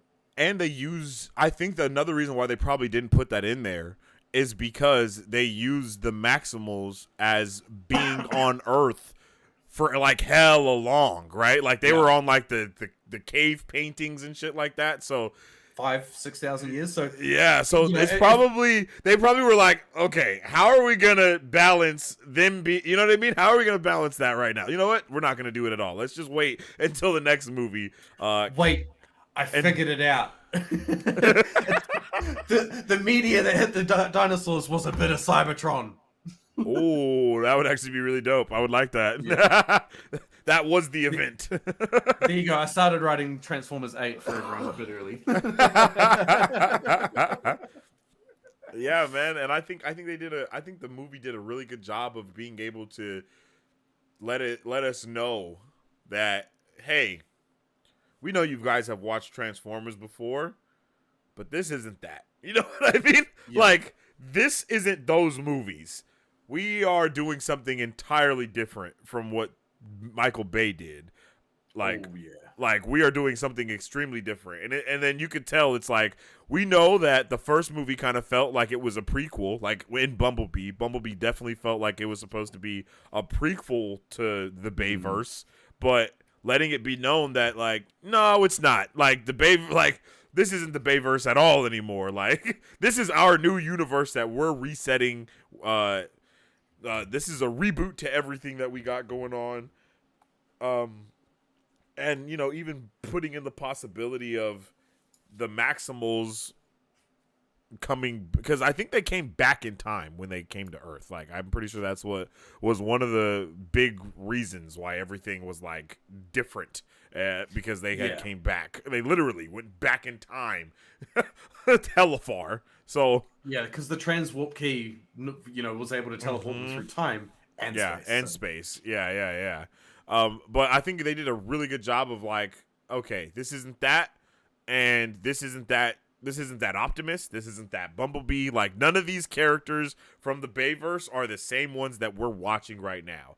And these characters aren't gonna grow into be those ones either. You know what I mean? Like, we're gonna and I think that they put it in such a, like, way back in time like that, so that they could skip a little bit, possibly, when they do that next movie and establish that G.I. Joe stuff a little bit better. And so we're in the future, or when we're in wherever, you know what I mean? It's like, okay, the Joes have already been existing. The Transformers have already been existing as a branch of their military, I guess you could say, or whatever, you know what I mean? And so on and so forth, and build that a lot better, because the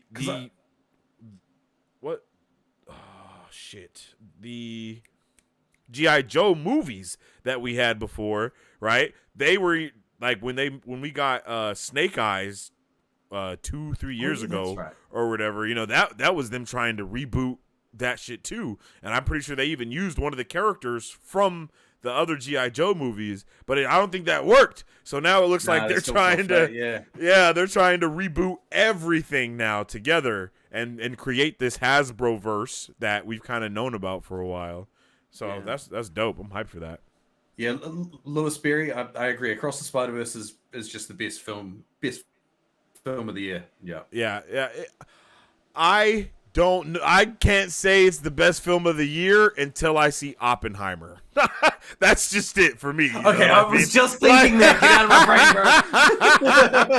bro. Because I was like, the only other thing I'm not sure on yet is I haven't seen Oppenheimer. Yeah, bro, because I think Oppenheimer might be my favorite movie of the year. That we're seeing RDJ in that movie as well, and I think it's been a minute since we have got to see Robert Downey Jr. be like, hey, you know, like really acting some shit. You know, he's been in, of course, the Marvel Cinematic Universe, and he has embodied Iron Man so well. But Dr. Dolittle was a flop, you know what I'm saying? And so I really hope that is going to be that, you know what I mean? And then I was about to say, don't we get Dune as well this year? Like, I was about to there's say, no way I can say that's my movie, favorite. man. There's no way I can say that it's going to be the best film of the year, bro, because Dune, holy shit, bro. That first Dune was amazing. So I think the second one is going to be. And this Dune that we're getting is the end of the book that is just the first Dune. So this is the resolution of all the shit we had set up in the first one, and as well as going to lead us into the next one, because I'm pretty sure Denis Villeneuve, the director of Dune, has said that he wants to do all of Paul Atreides' story, and his story ends at the end of the next book. Yep, and we're also getting a show for Dune. Are we? Yeah, it's dedicated around the the witches, I guess. Is around the Reverend Mothers. Yeah. There you go. Yeah. They're getting their own show for HBO Max. And then I think there's another. There's supposed to be like an entire Dune universe that's going to be created outside of just the movies. So I think they're working on. I'm game two for that, shows, but that's going to if cost I'm not Warner mistaken. Brothers a shit ton of money. I mean, bruh, they Dune is gonna get them a shit ton of money too, so it's worth That is a it. good point. It's worth it because that first one definitely made them hella money. It's like Warner Brothers at the moment just pissing money up against the wall with DC, but then turning around and going, "Please, Dune, give me all the money back." Yeah, I mean, it's the same thing that happens with Sony, right? I mean, look at Sony. They create some of like Sony literally has. They're the reason behind The Boys on Prime Video, right? Like that's a Sony thing. So you look at that and then you go and watch Venom. Like that's completely. Those are two completely different types of things. So that's why I'm really hyped for Craven as well because like we see that they can do the R-rated shit really good. Like Sony can do R exquisitely, but I think it's the whole trying to dilly-dally on this PG-13 shit with R-rated characters. That's just not it. You know what I mean? Like we're taking some of the most vicious and bloody characters that you know what I mean, that we've seen, like in Venom, Carnage, and Craven, and we're turning well Craven more is he's gonna actually be bloody. So, you know, it's just bro, wow. Don't know what the hell they were thinking with that. Yeah, and it's a line in the sand that needs to be like it's been discovered, but it hasn't been adhered to by the different studios making all the comic book content at the moment, which is there is a fine line, but not a fine line, but there is a line between the young audience and the adult audience, and that line is R16. Yes, or even R18. Like R16 in New Zealand is essentially the equivalent of R18 in the States. Okay, but it needs to be go hard R, don't go light R. Like hard R is where you go into the adults and the adults go, okay, I'm going to get a babysitter for the kids and we're going to have a date night out and we're going to make sure that we go see this movie. Whereas you ride that light R and it's like, oh, we'll catch it when it comes to the streaming services once we put the kids to bed, you know. Exactly. Whereas then you go to the other side of that barrier, which is let's take the kids out for a day and have 2 hours of them being shut up and watching a movie. And while we get to, you know, some parents might take a nap during a movie. Some might be interested in Marvel stuff. I know I've done both sides of the fence and fallen asleep during a movie in a movie theater. My missus just looks at me and goes, "How can you sleep when it's this loud?" Well, I want a nap. I want a nap is crazy. That's crazy. Like I fell asleep during a Die Hard film of all the films to fall asleep during. Jesus. It's like action-packed explosions. Out like a light. That's hella funny. But yeah, Lewis no. also says WB has 5 months and the money reshoot Mara scenes and Aquaman and the Lost Kingdom with bro. That's not happening, Lewis. You said that. He has said that here before. It's not happening, Lewis. It's not happening, man. They're not doing it, bro. I know you. Like, I'm sorry. I'm sorry. They're not reshooting Mara's scenes. we know that Warner Brothers is going to avoid Mira as much as possible in that movie and are probably actually trying to cut that movie around her. So they only actually have to mention and reference her character, but not show her character. If anything, there might be maybe, I think, 10 to 20 minutes of Mira left in Aquaman and the Lost Kingdom. I think Since that case went so bad for her and dredged up so much about her character, they've turned around and pivoted completely away. And it wouldn't be remiss for DC and James Gunn to keep Jason Momoa as Aquaman going forward, but replacing Mira going forward. No, Jason Momoa is going to be Lobo in the new DC. I hope he's Lobo. I hope so. No, he's Lobo. Like he's Lobo for show. I think it makes better sense. Everything that it seems that James Gunn is trying to do is make things very much more comic book counterpart ish. You know what I mean? Yeah. I don't think he's gonna race swap anybody. You know what I mean? I don't think we're doing any of those things that Marvel does in the terms of, hey, we gotta, even though it does happen in the comics and in some, shows to where we'll have a black Lex Luthor or something like that, I don't think that's happening. I don't think we're gonna have anything like that. Everyone is gonna be who they are from the comics. The black characters are black actors are gonna be black characters. White actors are gonna be white characters. And honestly, I kind of feel like that's how it should be. I'm not a big fan of the whole race swap thing. I think it's the weirdest thing to come out of the 2000s. I like a gender swap, but like for me, like a race swap is gender swap is okay. Yeah, I need to re-identify that character, that actor as that character. It's a bit jarring, but Jason Momoa did a good job in that. Like, I was Aquaman. I think Aquaman worked because in the sense of Jason Momoa because the Polynesian culture being tied to the sea.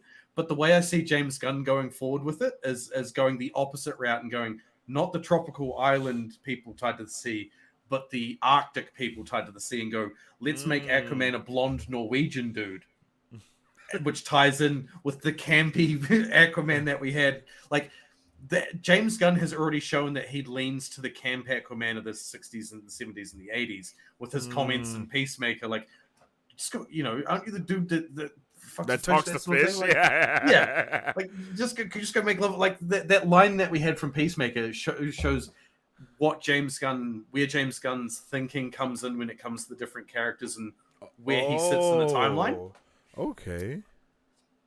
But he does also understand where the ability to make money is for the DC characters, because you look at the two different versions of Suicide Squad and how you went so dark in the first one, and like how well he did with the characterizations in the second Suicide Squad is what got him Superman in the first place.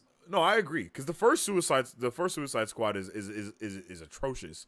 I definitely want to see the what is that? Is that the Ayer cut for that one? I believe where it's a lot better than what we got. By the way, the Ayer cut supposedly supposed to be going to Netflix as well with the whole Elseworlds deal that they're trying to do. So I would love to be able to see that. But I hella agree. That Suicide Squad, bruh.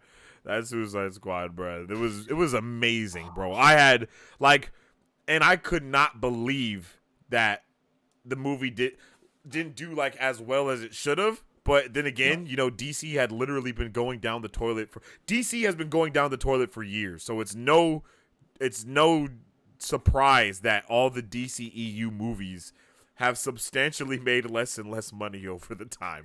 That's not a surprise. Then you get the Batman that's not connected to the DCEU, and it literally does amazing. You know what I mean? At the box office. So I'm pretty sure the proof is in the pudding right there.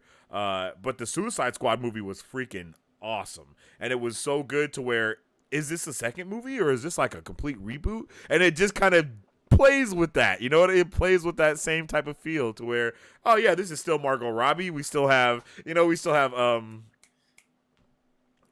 that's what's up, big what's their name? Harley Quinn. Wahlberg, Amanda Wahlberg, her actress, Viola Davis. Viola Davis. Yeah, you got Viola Davis and Margot Robbie as the same characters, and then you have some of the people from Peacemaker and stuff as the same characters as well. And then what happens? You spin that off into Peacemaker, like, bro, beautiful. Like, James Gunn, he got the plan, bro, because that was awesome when that happened. I do find it really interesting what James Gunn's going to do going forward as well. Is like he's not doing a full reset. Some characters from the old DC are coming through, like Viola Davis's Amanda Waller is staying Amanda Waller going forward. Yeah. So, and it looks like the end credit scene of The Flash makes it seem like Aquaman is going to stay as Jason Momoa, but we don't know. That's the thing. It's like we're not in 2026. We can't. We don't know how the first year of the DC universe has gone. We're in that gap when they're producing everything, when they're writing everything. So it could change going forward, but it seems like that's the way forward that they're going. James has hinted, well, not hinted, he said that, Viola Davis will stay as Amanda Waller. It looks like they're alluding to Jason Momoa's Aquaman. It looks like we're keeping Gal Gadot. Like, it's going to be this, I think it's going to be this weird reset when we go into Superman Legacy that it's going to be somewhat jarring to go, okay, we've ended up with some characters left over from these really controversial takes, but then we've also redone other characters. I would like to, as you say, see the recontextualization and be like Jason Momoa, essentially slides across the multiverse and becomes Lobo, and we get a new Aquaman. That would be the idea, in my mind. That would be the ideal way to go. Yeah. I think. I mean, from it's what a hard was corner to write said, yourself out of. Yes, facts. I agree with that completely. From what James Gunn had said when he first came out with like the whole slate announcement of what was supposed to be going on with because the animated show that he has, I can't remember what it's called, and then Creature Commandos. Yes, Creature Commandos, and then there's another thing that he announced. Was it Booster Gold? Yeah, Booster Gold's in there. Yep. And then of course Superman Legacy. I think there's like a Wonder Woman animated show or a game or something. Yeah. Get Wonder Woman animated, like Wonder Woman Game of Thrones style show on. Yes, exactly. And this is a weird bit of news that sort of flew under the radar as well. That the director of The Flash, Andy Muschietti, has been tied to the new Batman, Brave and the Bold. Yeah, and I think that's dope. I think that's dope. Honestly, I think Batman is probably my favorite parts of the Flash movie. The stuff with Batman are my favorite parts of that movie. Like, no cap. I think he understands Batman way more than any other director that's ever done a Batman movie does. Yeah. Because they make him so tied to way more. Everything is too serious, tied to the real world type of thing. Where Batman does shit that people in the real world don't do. You know what I mean? Yeah. So like that part of in the movie where he's where I think it's Batfleck and he's like gliding from his wings and then the explosion happens behind him and then it causes him to like change his trajectory in the air and then like fly down. Like, bro, that's Batman. You know what I mean? Like that's Batman shit right there. That's not something that we see from any of the Batman movies that we got, And the most recent one, my guy had a literal whole flight suit on when he started to glide and stuff, That's a good point. So I think people just take it a little bit too serious with Batman. I think all of DC has been too serious in my opinion because DC has not really ever been that serious of a thing like that until like more of the recent years, of course. But like, bro, come on, bro, the old school DC, bro, is always like so wild. It's wild and yeah. Like in the first comic of DC, they're fighting Starro. Like that's how wild DC is. It's always insane. It's always completely over the top. You always have like a lot of things going on, and I don't think that any of these movies have captured DC. Like I don't think anything has captured the DC magic, for a lack of better words. Yeah. I think what probably came closest was James Gunn's Suicide Squad. Yes, that came probably the closest. Like I really liked I really liked Zack Snyder's Man of Steel. Yes, I like that movie. That did a really good job of showing the reference of Superman because it wasn't so much a Superman movie through the lens of Superman. It was a Superman movie through the lens of an average human being looking and going, dude can tear down buildings. Dude's a god. Yeah, like facts. Pretty day and night there. To the point that like when we got into like Batman vs Superman, I like what they did in contextualizing the fight from Man of Steel in Batman's perspective. So you had the average person who literally couldn't do shit with this Battle of the Gods going on. You got to see the Battle of the Gods in Man of Steel. You got to see the recontextualization of that Battle of the Gods through Batman's lens at the start of Batman v Superman of, okay, I can't stop those two dudes fighting. I'll try and save as many people as possible in terms of like Wayne Enterprises. And then you've got that recontextualization of it yet again when you get into the Flash and you've got the Flash's perspective of there's so much going on. What can I do? I can save this one child. Yeah. But I think we're going to lose that cohesiveness in that respect going forward. We're not going to like look at the same event from multiple different angles as such essentially a core canon event of that timeline to go more so the people are the characters are the canon events of those timelines. Yeah. That's how we get to the new Superman. That's how we get to the new Batman. That's how we get to the old Aquaman. You know, that's this really difficult way of getting there. I think I understand. I feel you for like that's a really good point. I think the biggest thing though is that I think we will see stuff like that possibly happen, but I don't think it will be from the perspective of Superman not being hopeless kind of vibe, if you know what I mean. You know, like that was my biggest argument. Like I loved Man of Steel as well, but my thing is that ain't Superman, if you know what I mean. Like that's not Superman.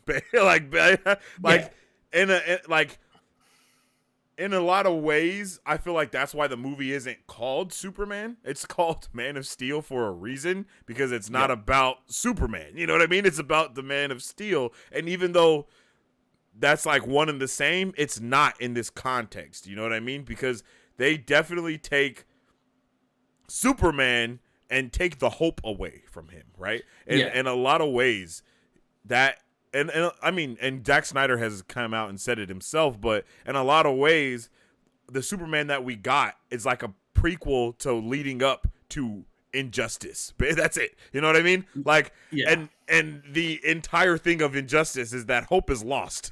Like, there is no hope.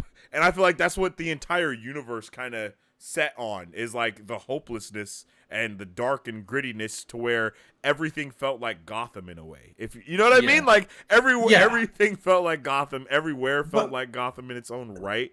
I wasn't like, I liked the movie once again, but like him standing there just watching his dad die by a tornado. Like there's just certain creative decisions in there that are just like, bro, Superman would never let that slide, bro. He doesn't. That's just interesting. You know, it was a lot of different creative decisions. But once again, like, I mean, he came out and said it, like his end goal was either Infamous or Red Sun. You know what I mean? Like that was kind of either way, that was going to be the end goal. And you see that from, you know, Zack Snyder's Justice League. At the end of the movie, Superman's literally evil. Like that was what we were building up to the entire time. Like that's why he's hopeless from the beginning. That's why he doesn't really care about humanity like that. When they ask him, like, how do you feel about humans and all these things? Like that's why you're getting all this energy from him, is because we're getting a super big character development into him turning evil and then murdering everyone. And it's like, for me, that is not the Superman that I want to see on the big screen. That's why it stays in the Infamous storyline or the Injustice storyline. You know what I mean? Like that's why that stays there, is because it's an Elseworld story. That's not what really happens. That's not what Superman would really do. It's like, what if the Joker killed Lois Lane when she was pregnant? This is what would happen. You know, like. I see. I could see the story Zack Snyder was laying out. That it was going to be, it wasn't just going to be a character study on Superman, but it was going to be a character study on humans and their relationship with Superman. We would have got through, you know, Man of Steel, Batman v Superman, and the Justice League that we got with Zack Snyder would have been the first one. Like, except he did reshoot did redo the end of his Justice League so that it could cap itself off. Yeah. But it was meant to go into Justice League 2, and we were meant to go from Justice League 2 into Man of Tomorrow, which is where we were meant to have that full evolution of Superman go from, you know, from childhood, who could use his powers and was meant to use them at the right moment, at the right times, that sort of thing, in order to portray hope, to get to that man who is the embodiment of hope and a better tomorrow in Man of Tomorrow. We would have eventually got there, but you can see through all of the stuff that happened and how we got to Zack Snyder's Justice League, that there was so much studio meddling that they hired Zack Snyder at the start and went, give us an MCU, but give us your take on the DCU. And then when critiques came out for Man of Steel, Batman v Superman got changed. Then critiques came out for Batman v Superman, Justice League got wildly changed. And then, of course, you had the death of Zack Snyder's daughter happen, and he was just like, no, I'm not dealing with any of this shit. The one thing I am going to deal with right now is the fact that I need to goddamn grieve, and that's what he went off and did. Yeah. So, And then they did all the stuff without him. Exactly, and the stuff bags. with that, like the ending of the Justice League movie that we got on screens from Joss Whedon to the ending of the Justice League movie we got from Zack Snyder showed the reverence for the characters and the story arcs that he was going, the respect that he was going to put in going forward. And you could really see, you could see the quality drop off as well when Zack Snyder wasn't involved with the things that were part of his vision, going from the first Wonder Woman movie to Wonder Woman 84.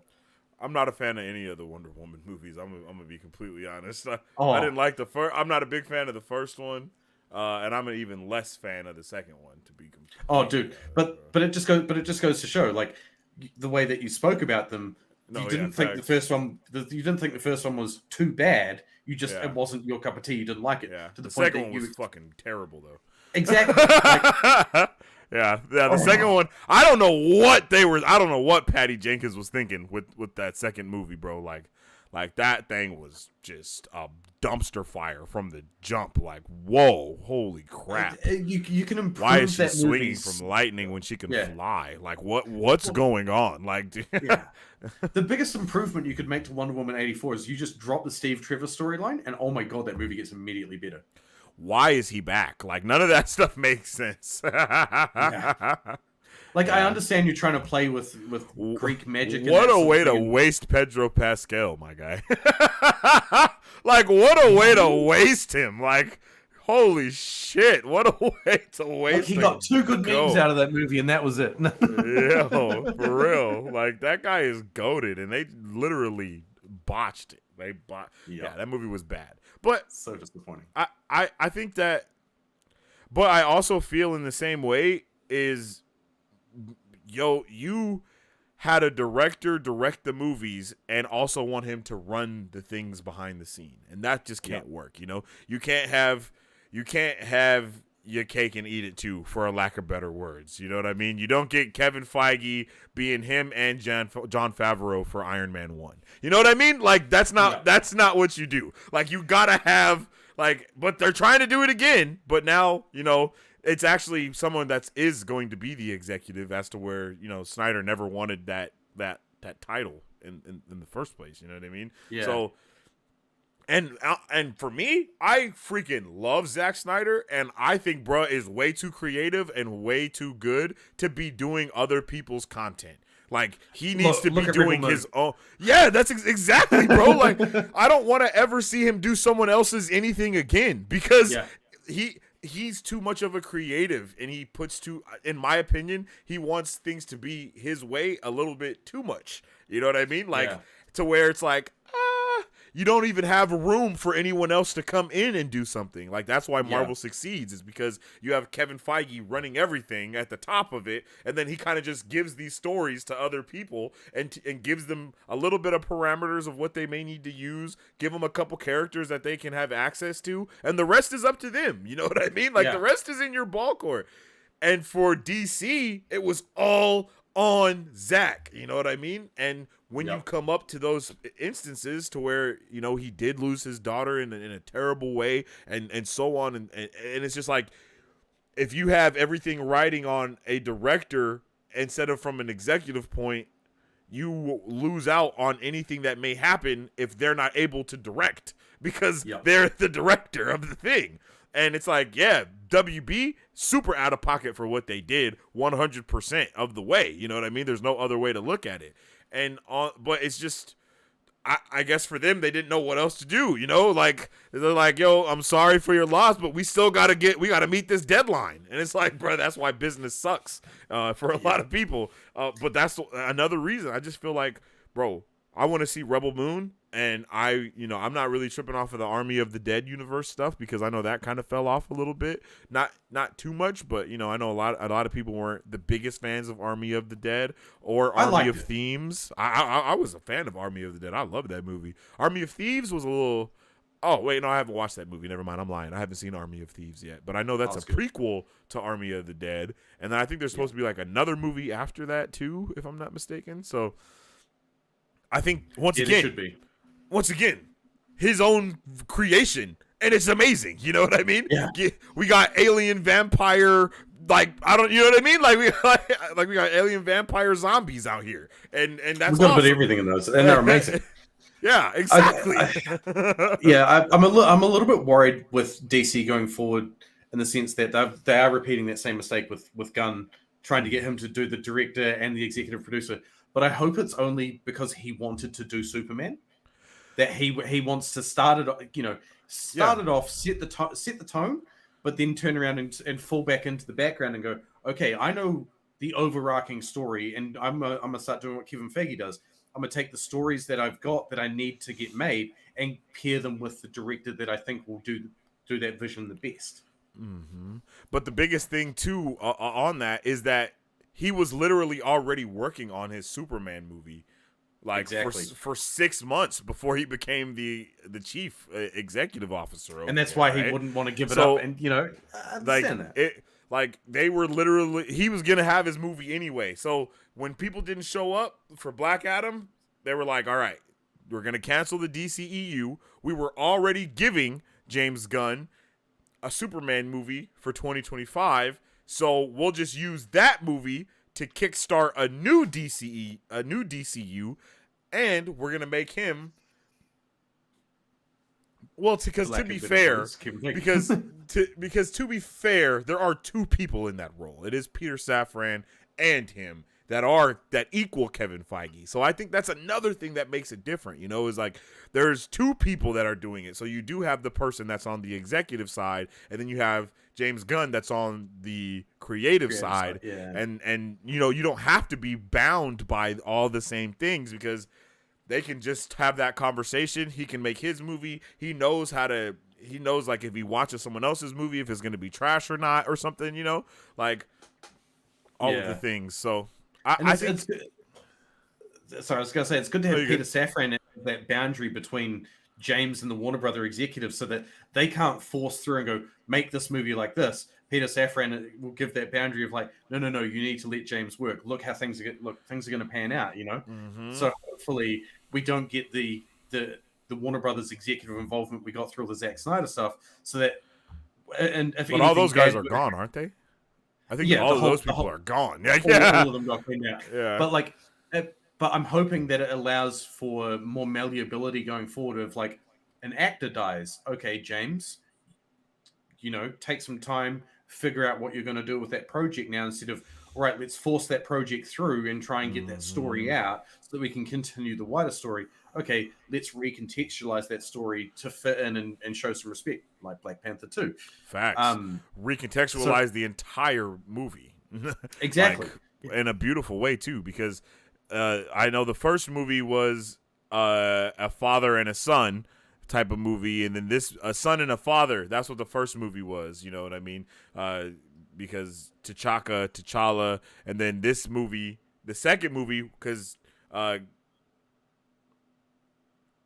Chadwick Boseman was actually part of the writing process for the second movie at first, and it was supposed to be him dealing with his son still, like that. The son aspect was always a part of it. It was just going to go from a son and a father to a father and a son story, and that's beautiful, you know what I mean? And they still took the meat of his story and used it, like, bro, that's the way it should be. Like you said, just recontextualizing these things to pay homage and to show like the appreciation for what has come before, while also still moving things forward at the same time, because you don't want the only thing to be, oh, we just need to get this movie out and keep it moving. Like, nah, bro. Like, and that's why that movie starts with such a beautiful and powerful scene from, a beautiful performance from Letitia, is that her name? Letitia Wright? Yeah. Right?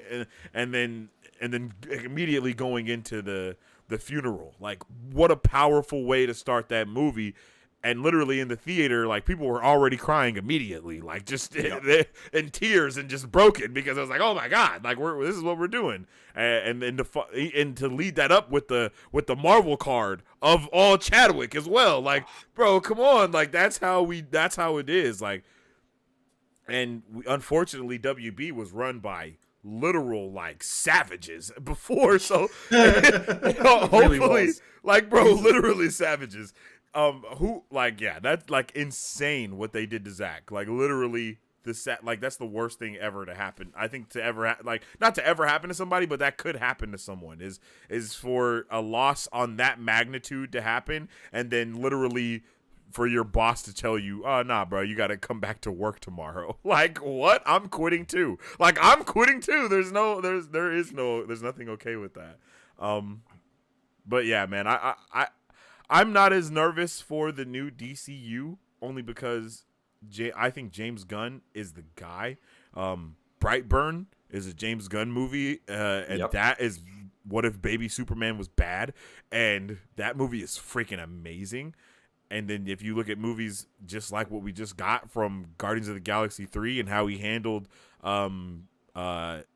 Big Dumb Baby Man, Adam Warlock, you know what I mean? Like that, he did a pretty damn good job with all of that and how that looked. And then if you take in Peacemaker into consideration, then we know that he can handle storytelling. Like, Peacemaker. Look at the C D grade character that is Polka Dot Man, and look how James Gunn made him one of the core pillars of the Suicide Squad movie. Everyone fucking loved it, and I'm like, what? Yeah, that's very true.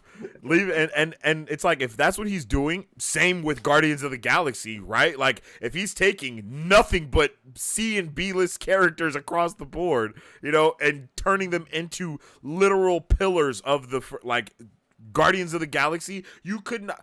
I promise you, man, you couldn't pay somebody to tell you the history of Guardians of the Galaxy characters like before they came out, right? Like people know about the Guardians, people know about everyone. They know about all of those characters, but it's not to the point to where it's like, oh yeah, the Guardians, yeah, they're Marvel, like automatically I know them, yeah. No. Not even a lot of you got to find a diehard like us, basically, to know that, hey, they've been a thing before now. It's not, Marvel didn't just create them right now. No, they've been in the stories. They've had dope things. Drax has been a person. Like, all of these characters have existed. They're just now recontextualized in a new way, once again. And you get James Gunn to get a hold of them, and now, look at that. Like, people are literally head over heels for Guardians of the Galaxy. Groot is amazing. He's taken over everything possible to take over the same way Baby Yoda did. Like, you know what I mean? And now we got all this other stuff going on, and I think he can do wonders when it comes to Superman. I think he can do wonders. He handles the sense of hope really well. He handles the loss of hope really well. I think he does relationships pretty damn good, like with Gamora and Star-Lord. Seeing that relationship even in the most recent movie where it's past Gamora and they still are building a relationship together again. The character development. Bro, it's insane. It's insane how good he is with character development. It kind of feels like he's a book writer and he just makes movies, though. You know what I mean? Like, because I mean, I don't understand. Like, I'm not going to sit here and act like I know like writing when it comes to like movies and shit, but when it comes to books and shit and character development and things like that, like he is in there. Like he needs to be making comic books damn near. He's a writer for real, because if you look at, when you can look at a character and then go back and see all the other things that they have done and it makes sense, that's how you know you did your shit so well, to where the Russo brothers give their take of Star-Lord and it still feels like James Gunn did it. You know what I mean? Yeah. And then you hear James Gunn be like, I didn't like that Star-Lord was the reason why, you know, that I don't like that he attacked Thanos and caused all that stuff to happen. I think he would have been a little more level-headed. And it's like, for us, it's like, I don't think that at all. Like, I think that was right in the realm of what Star-Lord would have done with knowing what happened to Gamora. And then it's like, you see the third movie and it capitalizes on that so well that bruh still hasn't came back from what happened to Gamora all those years ago. Coping mechanisms. Zero cope, bro. He has zero cope, you know? And then you get the ending and now he's back on Earth with his grandfather. Like, bro, these are things like, that's hope. You know what I mean? That's they showed hope on screen. Like, they showed us all hope being lost, and then he gave it back. And it was like, whoa. And then once that movie ended, I was like, Superman is in possibly the best hands that it could be in. I honestly don't even know who I would want to do a Superman movie other than him. other than like Jon Favreau, maybe. And you know what I mean? Like, I think Jon Favreau's Superman movie would be crazy, though. I think that would be insane.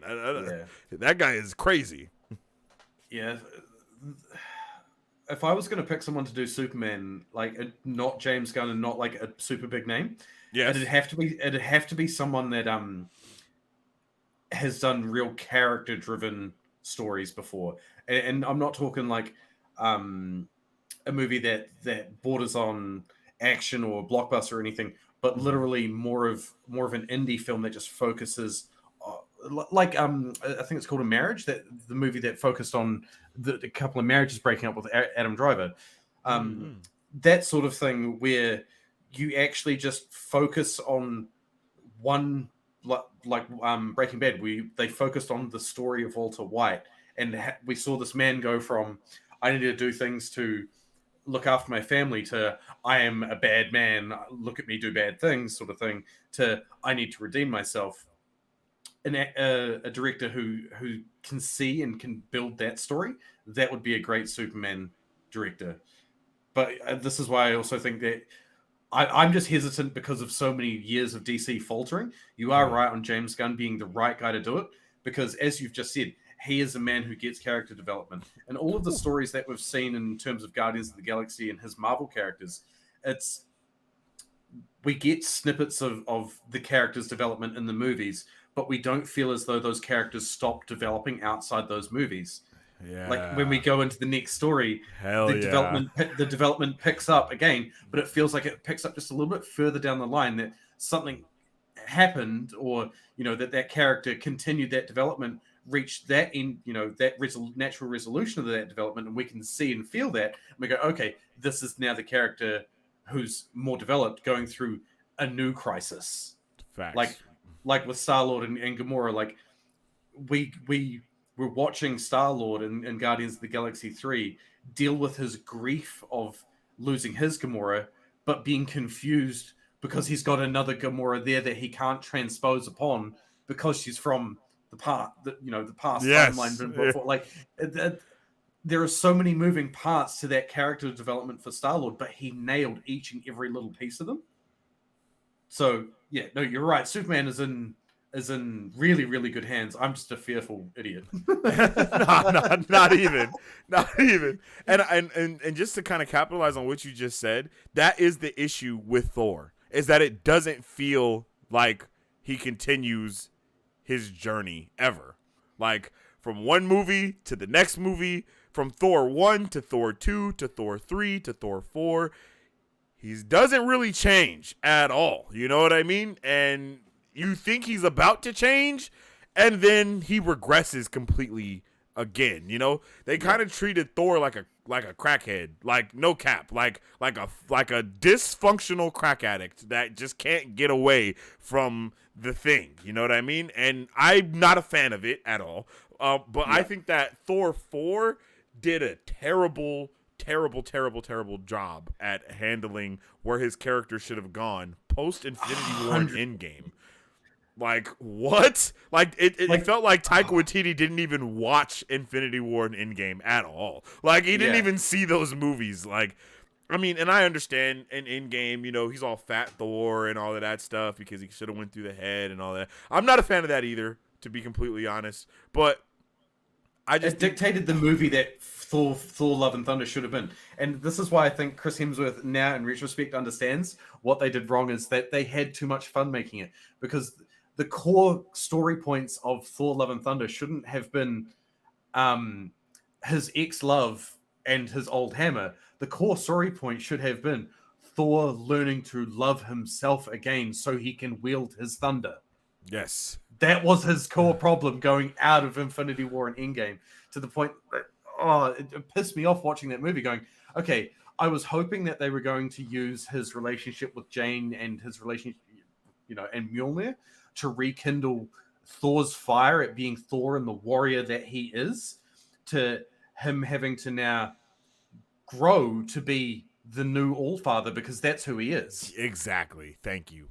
Sure, we sort of got that towards the end of the movie with the whole, like, sharing his power, but they got point A to point B in the wrong way. Which was trash Yeah, which was so bad. trash, bro. So bad. That entire ending of that movie, oh my God. I was like, what's happened? How did Kevin Feige let this happen? That was one of the biggest moments of how did Kevin Feige allow Eternity to be turned into this little girl that is Gore the God Butcher's daughter that's now wielding Stormbreaker? What the fuck is happening? Like, I was so confused at the end of the movie. I was like, bro, this is incredible. And then the daughter is Love instead of Jane being Love. Like, all of that none of that worked for me at all. Like, at all, bro.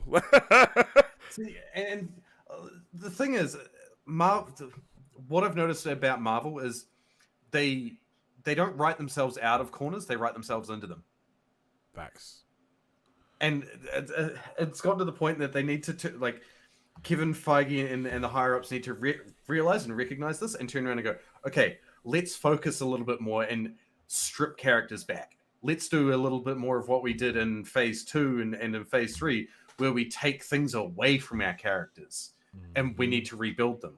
So, like, the way to fix Thor going forward is you need to take where they've left him at the moment, and you need to redirect him more towards Asgard and towards him feeling like he's losing touch with who and what Thor, like not Thor, the character, but Thor, the legend, is known as throughout the universe, because Thor can't be that legend anymore because he's now got to be the All-Father. So you need to pivot that story to go, okay, well, let's strip Thor back and take away all the warrior aspects of him and bring out the father aspects of him, which is where we left him at the end of Thor Love and Thunder, and build upon that and how a father can make a good ruler, but a warrior can't. Ooh, yeah, no, I like that. Actually, I really like what you just said. That's a really good point. And I feel like they should have tried to capitalize on that a little bit more, or made it a little bit more understanding of that with this. Like, if that's the message that they were trying to portray from the movie, then I think they could have did a way better job of doing that, because just making him a space daddy, that was just not, I didn't like that, bro. I'm like, why is he, so he's Gore's daughter, who is actually Eternity's stepdad? Like, what's going on here? Like, who even made this shit up? Like, it gets dumber the more you talk about it. You know, it sounds stupider. Like, it's like, okay, it's like, not only is Jane not the love to his thunder, it's his daughter that's actually Gore's daughter. That's not Gore's daughter, it's Eternity, that was trapped in a time capsule in a room full of giant statues that had all of the other cosmic deities that they said nothing about. You know what I mean? Like, and not only that, but we also had we saw Olympia with all of the gods everywhere, and that was really lackluster. Like, we just saw the gods from Moon Knight. That could have been a wonderful way to bridge that gap between those gods and those gods or something. No, we're not going to do any of that type of stuff.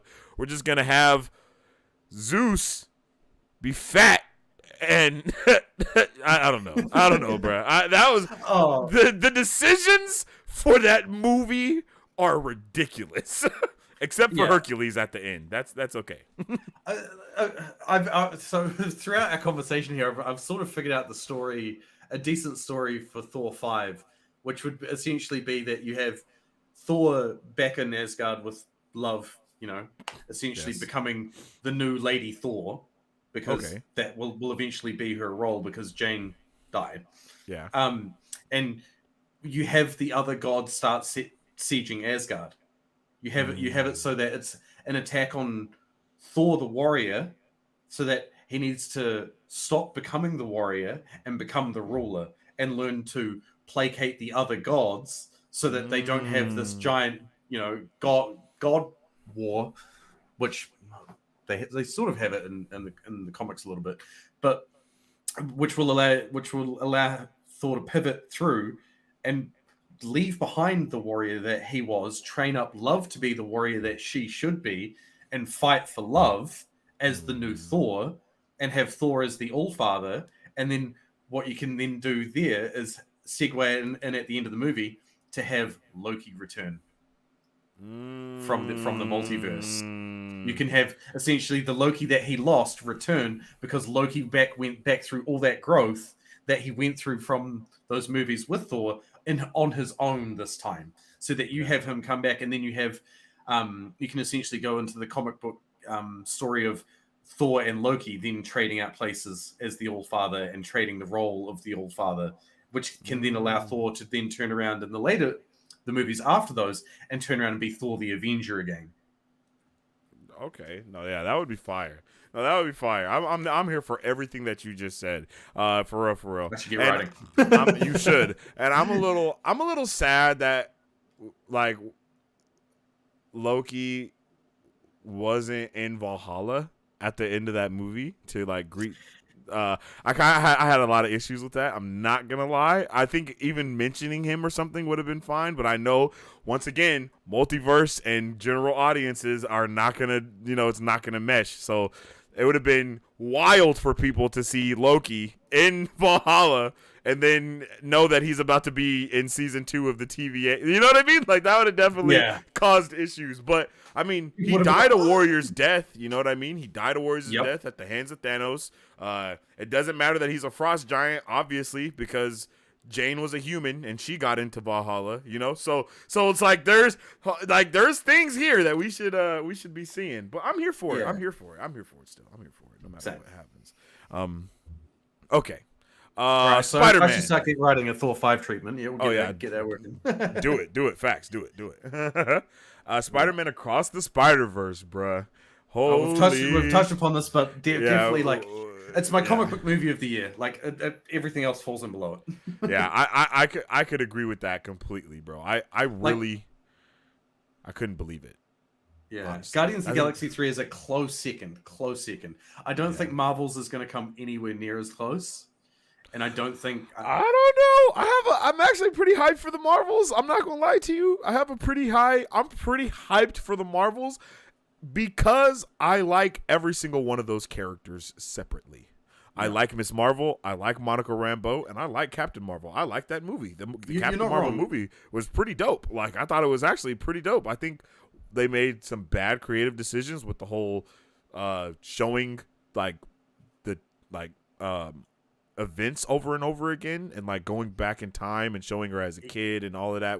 That shit was weird.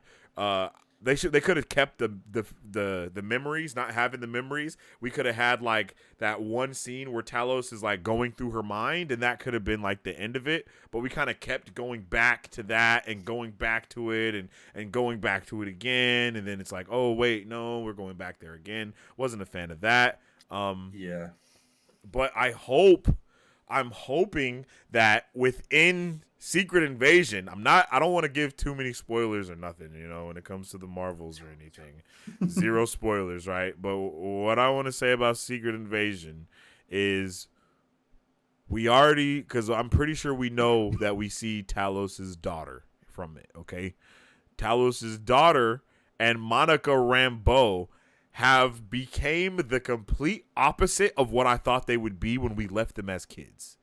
Yep. No, I see that as well. It is we need to know, like, it has to go, like, we need that answered in Secret Invasion for me. You know what I mean? Especially with the Marvels being the thing that's next. I need to know what went wrong.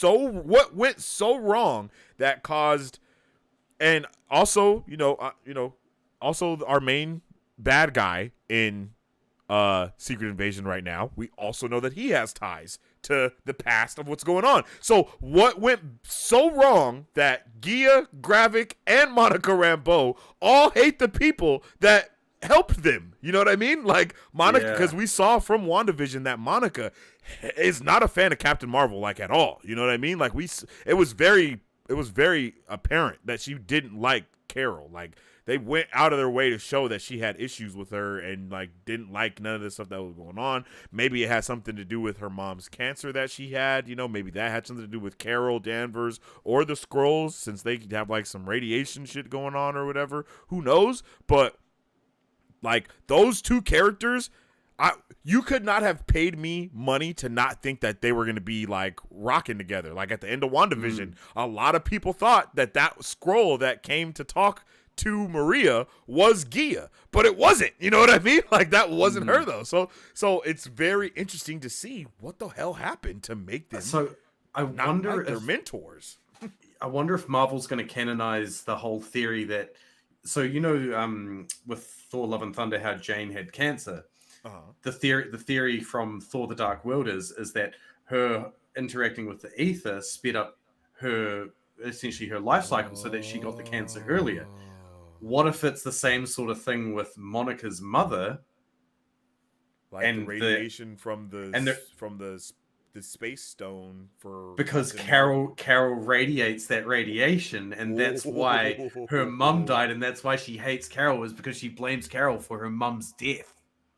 Oh, I would really like that, bro. I would really like that. That sounds fire. And then that will just fire. Yeah, and that'll also give us the canonization of that humans themselves cannot interact with Infinity Stones. But then that would leave one big plot hole in everything. What? How the fuck is Fury still alive?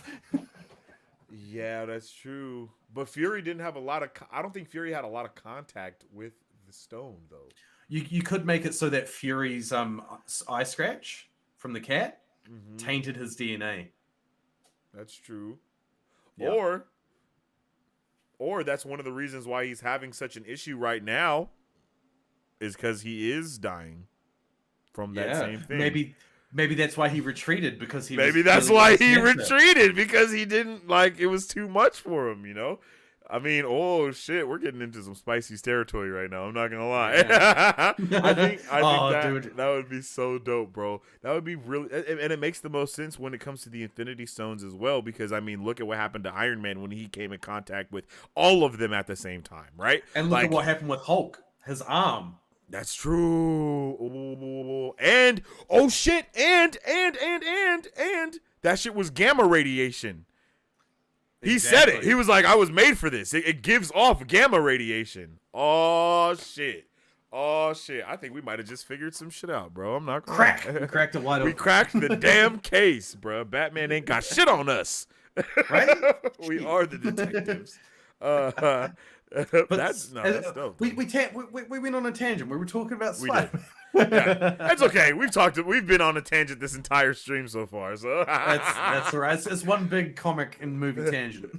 Facts. But Across the Spider-Verse was fire for so many different reasons. But I really, really appreciated how they handled like Miguel O'Hara as 2099. Yep. Like he was probably the best part of the movie, in my opinion. Like him as the villain, but not the villain, was one of my favorite things ever. You know, like yeah. And Spot, I really love Spot too. I'm not gonna lie, I really love Spot, bro.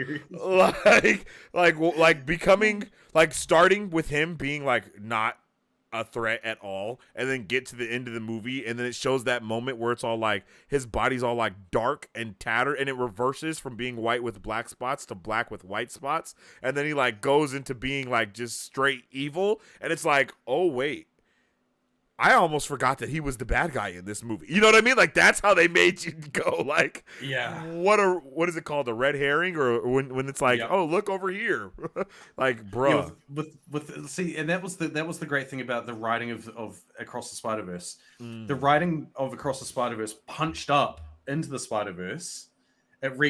So it changed so much of the story that we thought we knew, and gave us little bits and pieces, and then turned around and recontextualized itself and went, oh, the villain that we've been telling you is the villain isn't the villain. He doesn't actually have a villain's drive. He has the drive of, I need to do this to save the multiverse. Sorry, in this case, the Spider multiverse, because it's going to have a wider impact. And then you've got the Spot at the end, which the Spot is, and this is what I thought is such a great piece of writing on the part of Phil Lord and Chris Miller, was that the Spot is now a villain who can not only show up in Miles' story, but he can also show up in in Tom Holland's Everyone's story. If story. if it turned out that they gave us a third Andrew Garfield movie, he could show up in that. Like, Yeah. it's so nice to see one medium creating a villain that isn't in the medium from which it's born. You haven't had the Spot pulled through from comics. You've got the Spot that's been created, who can now show up in games, who can show up in comics, who could show up in other movie universes. Like, Yeah, oh. and I'm really hoping that's why we're getting, because they pushed that movie back 3 years, right? Yeah, bro. So I'm hoping that with that 3 years, we get to see some stuff pop up around the way, because we got Madam Web coming out. That's gonna be talking about the Web of Destiny or whatever the hell they called it. We got Craven. We got Craven coming out, but I feel like it's gonna. I think it's gonna be contextualized a little bit more to specific Spider stuff, like the Spider-Man show we're supposed to be getting on Disney Plus freshman year, Spider-Man freshman year. He could show up in that, and then we could later get that Spider-Man from freshman year in Beyond the Spider-Verse as well. You know what I mean? When I first saw this trailer for Across the Spider-Verse, my initial thought was, bro, they're going to give us a Who Framed Roger Rabbit type of vibe and give us that live action and animation duality, and we're gonna see Tom Holland and all these characters go over there. Like, that was the first thing I said when we watched the trailer, and it was because also of Doctor Strange and the Multiverse of Madness. When they're falling through multiverses, they go through an animated universe. Like, they you know what I mean? And I'm like, bro, what if one of those universes is one of the Spider? I was going on with my full tinfoil hat, bro. And when I watched that movie, because I think the first thing that we see in an instance of live action is the Prowler played by Childish Gambino. And it was like, I was like, oh shit. Like, but in no way did I think that quote unquote little Easter egg right there would then grow into seeing Andrew Garfield and Tobey Maguire losing their bins. You know what I mean? And then also grow into Spot going into the Venom universe. Like, what the hell? It was like at every point that was insane. And just in that small moment, in those moments, they have like literally brought together 3 different universes like that. You know what I mean? Like that quick of live, without like, confusing anyone. Yeah. Yes. They did it so well. And they even mentioned the multiverse from the MCU, like all the way down to having a picture of it being the blue lines that are branching out that we see at the, like, it's the same shit. And then he zooms out and is like, but this is our multiverse. Like, this is the real multiverse. That is just basically like the live action multiverse is kind of how I looked at it. You know what I mean? Yeah. Like, it would be awesome if they were to turn around, because, like, of course, we got Childish Gambino as Uncle Aaron. We got him as the Uncle Prowler in Civil War. It'd be amazing if the Prowler that we saw in Across the Spider-Verse was that Uncle Aaron, and so that would line us up timeline wise, and say Miles wasn't blipped in the MCU. That would age him up to, so that literally, as I was saying, like going towards the third or the second or third movie in this new Tom Holland trilogy, that's where you could introduce, hold on, you're not the only Spider-Man. There's another one running around in Brooklyn. Yeah. And that's where it all could spitball out of there. Is we actually got the start of those interactions that laid the foundations for Miles, and that went across multiverses with that particular Civil War and Aaron and Childish Gambino, because we don't know which universe, because we didn't get to see them send him back or any of the origins of which universe he was from. We just got to see him contained in Across the Spider-Verse. Yeah. So they could fill in that gap later on by going, oh no, that one particular Spider-Man that Prowler you saw in that one particular Spider-Man movie was the continuation of that storyline, just in little fragments. They could even mention it. They could even have Spider-Man 2099 say it in the next movie. Is like, oh yeah, we picked him up from Earth 1999999. It's just simple as that. It's literally that simple, yo. Takes 2 seconds, one line of dialogue. You don't even need to record it on the day. Like, for real. And that's exactly what they did with the contextualizing MCU is, hey, Doctor Strange and that nerd kid. Like, he literally knows who these people are, And I thought that it was very, very interesting that his idea was to create the Spider TVA, right? Like, isn't that kind of interesting? Like, I kind of feel like Kang might have a little bit to do with that for some reason. I don't know why, but I feel like he might know Kang, or Kang might have talked to him. Like, I don't feel like that's his idea. Like, it doesn't seem like all that came from just him knowing it. I mean, think about it. Like, think about who Kang is and how much it took him to know what was going on, And he's basically, so in all reality, the Spider TVA is doing the opposite of what the TVA was doing and keeping their multiverse going, as to where the TVA was trying to stop the multiverse, right? So yeah, that's super crazy to me. Like, the duality in that, it doesn't seem accidental at all. Yeah. It doesn't seem accidental. And especially when you look at how they put in Tobey Maguire and Andrew Garfield into this movie. Like, it's like, okay, all right. If he knows about Doctor Strange and him, maybe he does know about Kang.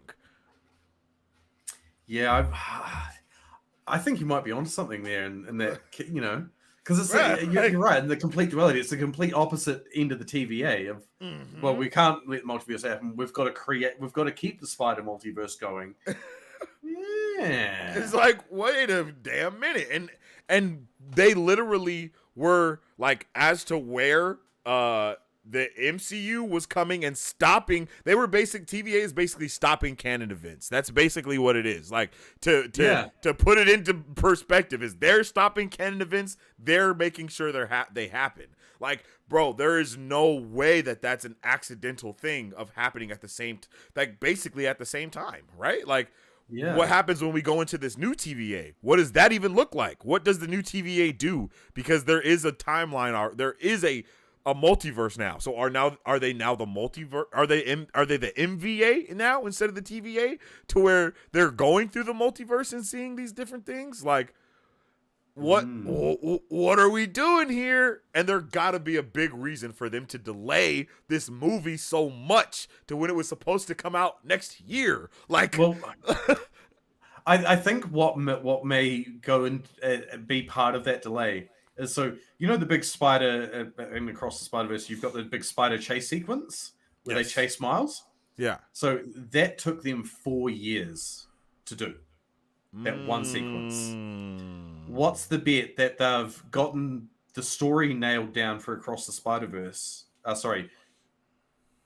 What? Beyond the Spider-Verse. Beyond. What's the bet they've nailed the story down for Beyond the Spider-Verse, and now they've actually looked at their storyboards and their shots and gone, we can't do this in a year.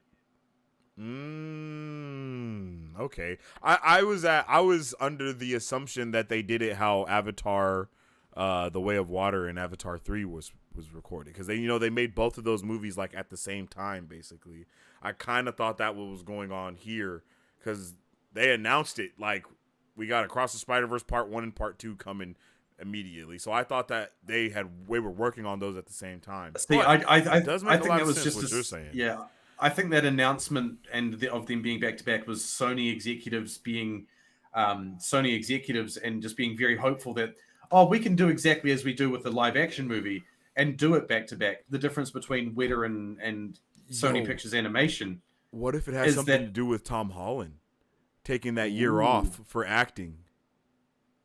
Ooh. What if they wanted? What if he's supposed to be in the movie too? And they're like, bro, he's taking a year off of acting. We're not gonna be able to shoot any of the things, get him doing any of the voice lines for another year. Which means CG would take another 18 months. Exactly. So they gotta push it back. Because from what they already showed us, if we do get any of our Spider-Man in Beyond the Spider-Verse, it's gonna be a hybrid of live action and cartoon or live action and Yeah. animation. So it's not just a voiceover anymore. He's gonna have to be on scene acting and doing shit. Like if they do that, because what I think is gonna happen is I don't think that Gwen's spider team is gonna be enough. I think that they're gonna need the Peters to help them, because in all actuality, that's what the Peters explained to Tom. To Tom Holland Spider-Man is literally canon events. Like they explained those exact things to him. And if Tom Holland Spider-Man would have known that Aunt May dying would have been a canon event for him, he would have did the same thing Miles did and tried to stop it. And so would Tobey Maguire, and so would Andrew Garfield. They would have not let that shit happen. They're the only ones that are really on Miles' side. For real, because they would do the same shit he would do.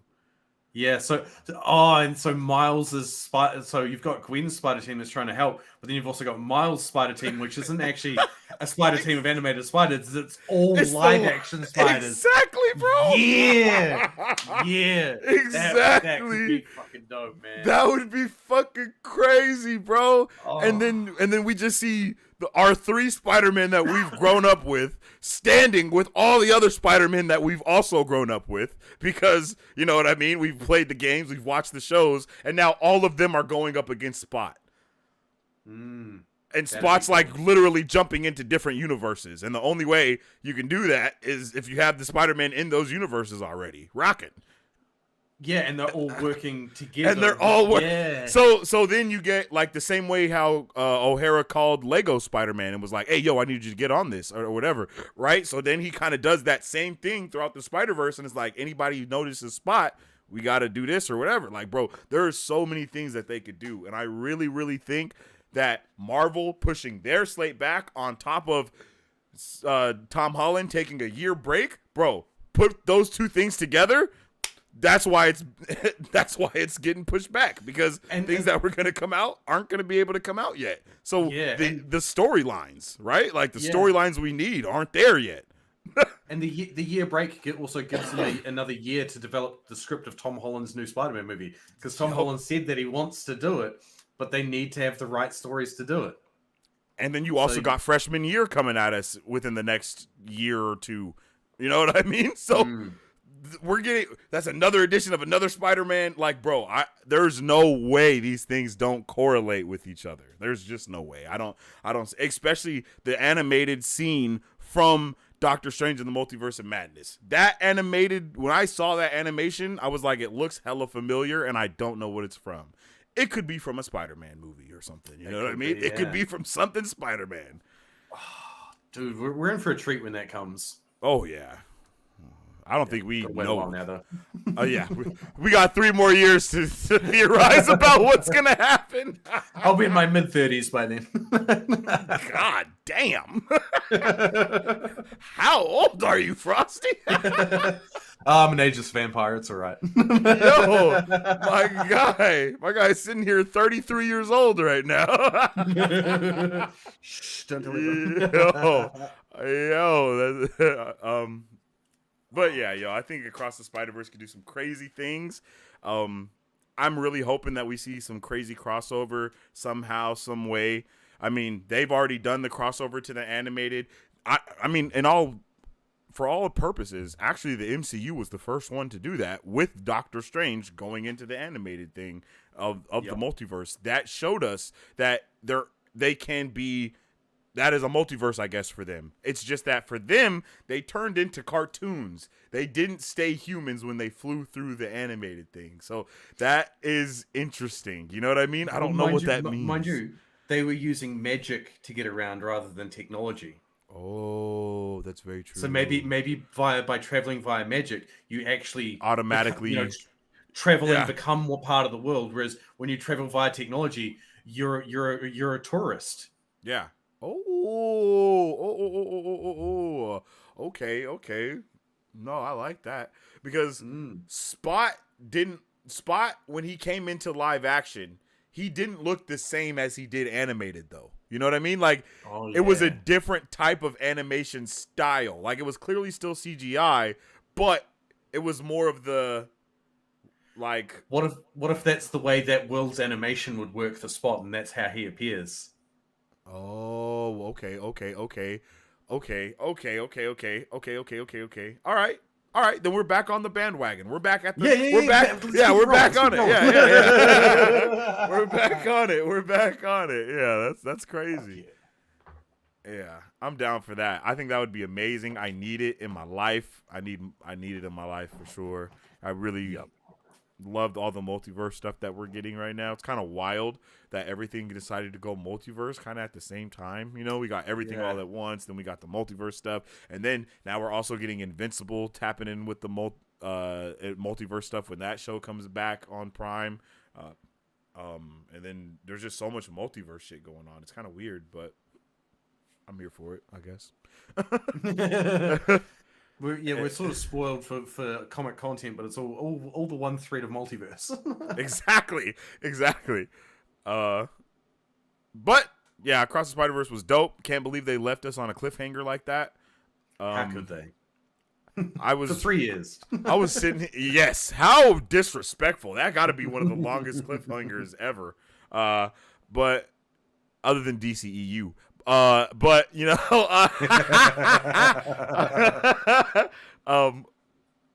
I remember when I was watching the movie, I was like, I was like, wait a minute, how long is this movie?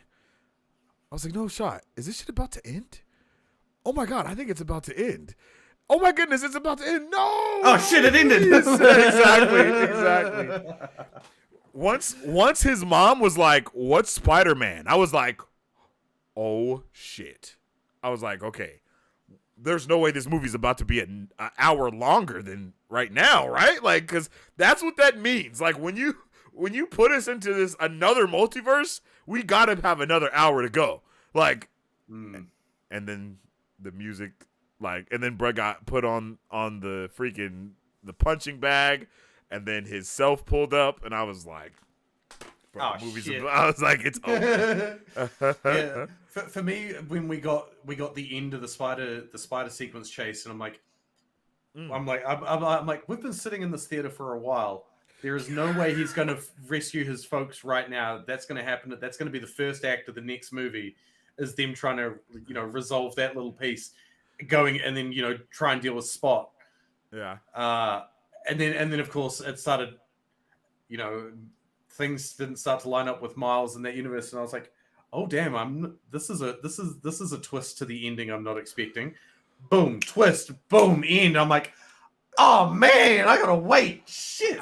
How did you know going into it about Miles being the anomaly? Like, did you already understand that because of the spider glitching from the first movie and how people only glitch when they're from another universe and all of that stuff? Like, was that a big surprise? I didn't even think of that. And then okay. And then they got that bit in the story, and I was like, oh shit. And what really gave it away for me before we got into the universe at the end was when he was told he was bitten by the wrong spider. That spider was never meant to be there. I was like, oh shit, he's not going to get sent home because his DNA isn't his DNA isn't the right. Yeah. And I'm like, oh shit. And so when we got there, and things weren't adding up with his parents, I was like, this is making sense because the spider that bit him wasn't from his universe. Mm-hmm. But it also means that the universe that we've ended up in never had a Spider-Man to start with, whereas the universe that Miles is from, by him getting bitten, caused his Spider-Man to die. Because it's an established... shit. Yeah, that's very true. So they brought through a comic book rule. There's an established comic book rule in that a world can only have one spider totem at a time. Shit. And Spider-Man is the spider totem. So this is where it gets very hard going into like the MCU of like, we can't have both Peter Parker and Miles as Spider-Man at the same time. One will have to not be Spider-Man and one will have to be Spider-Man. So that's what the second movie is about. that's why I'm thinking like the third movie is like second Tom Holland movie, second movie in the second Tom Holland trilogy introduces Miles as Miles and not as Spider-Man, and then we have that change in the third one where Peter Parker, something happens and he can no longer be Spider-Man. He no longer actually is Spider-Man, and that's where Miles steps up and Miles becomes and takes over. I think we see a Spider-Man in Miles and the Spider in the Spider Citadel or whatever. If I'm not mistaken, I think we see a Spider-Man and Miles, and it was supposed to be like the Insomniac Spider-Man and Miles. If I'm not mistaken, but there may be a way around it though. Maybe the canon event is the way around it.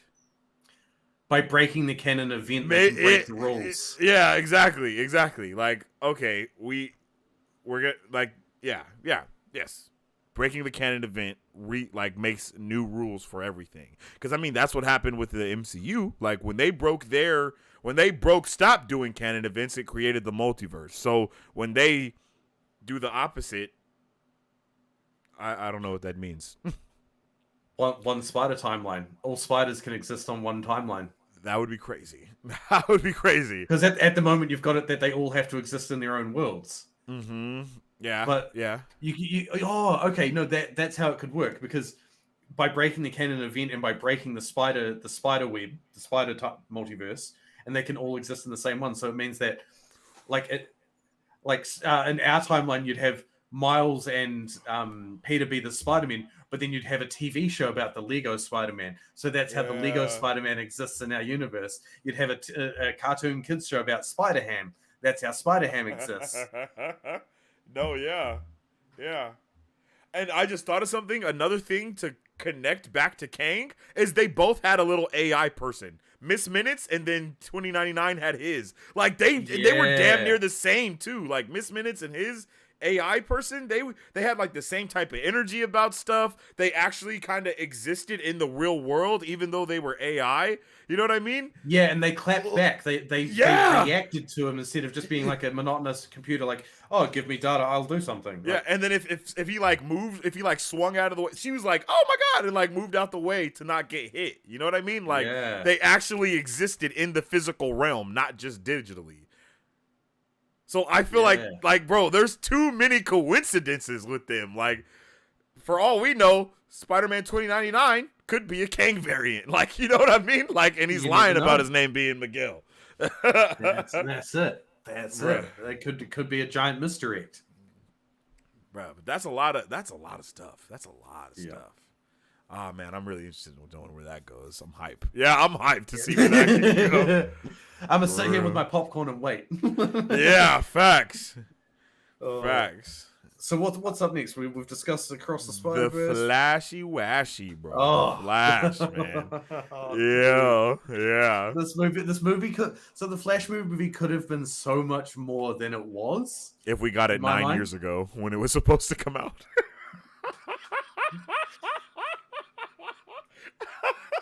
The only other movie that was delayed as much as The Flash was Wonder Woman 84. Bruh. So we didn't really have a good barometer to go, oh, it's going to be great. The Flash show and the Flash movie were announced at the same time. And the show ended before we got the Flash movie. Yeah. That is insane, yo. That's insane. Like, they cast Grant Gustin and Ezra Miller at the same time, basically. And they both are done being the Flash at the same time. That is freaking crazy. Like, that's freaking insane. The thing for me is like, you had you had Ezra who got to play one instance of the Flash. Then you had Grant who got to play, like, even at his mother's death, there were 5 versions of him. Like, he got to play that many versions of himself. He got to play the Savitar version. I was about to say, and he got to be Savitar. Like, yeah, he got to be the Earth 2 version. Like, and didn't he get to be Reverse Flash at one point because of some weird things that were going on? And he was like technically Reverse Flash. Like, he got to play every iteration. Literally insane. That's sad. I do think that going forward, Grant would make a better Flash for the movies, having retired from the TV shows, knowing literally you put the guy who acted as the Flash for 9 years with those acting skills into the movie environment where the format is not as long form, the storylines get condensed a bit, but the CG is able to be levels above of what he had on TV, and you bring across some of those creatives that worked with him on TV in terms of like bring along a VFX supervisor that worked with him on the TV. So now they have the bigger budget. They know exactly what and how to get this guy to act. You could do something absolutely amazing. You could literally do the proper Reverse Flash storyline. But at the end of the Flash movie, I said to my partner, I said, no one does the Reverse Flash origin and storyline better than season 1 of the Flash. You leave it. You leave that as the origin. I was low-key triggered that we didn't even figure out why his mom died in the Flash movie. What the bro? What? How do you drop the ball that hard? Like, how do you get his dad free? Show that it wasn't the dad's fault and not ask who killed mom. Yeah. That means it's an open murder case now, guys. Come on. It's an open murder case. I'm just so happy I'm not the only person that was completely like riveted by that. I was like, bro, what? Okay. Because watching the trailer the first time, I was like, okay. I immediately knew that Barry was going to be the bad guy. Like I knew that immediately. But I just thought he was going to take the role of Reverse Flash. You know what I mean? Yes, and I thought that throughout the whole movie too. Yeah, but instead he was a budget Savitar, like a low budget Savitar, I guess.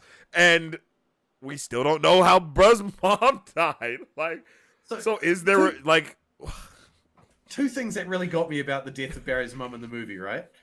So the Barry that we see in the Flashpoint timeline in the movie, I thought that they were doing the whole Reverse Flash trade out and that he was going to be Reverse Flash because the clothes he wore had highlights of yellow everywhere. Yep.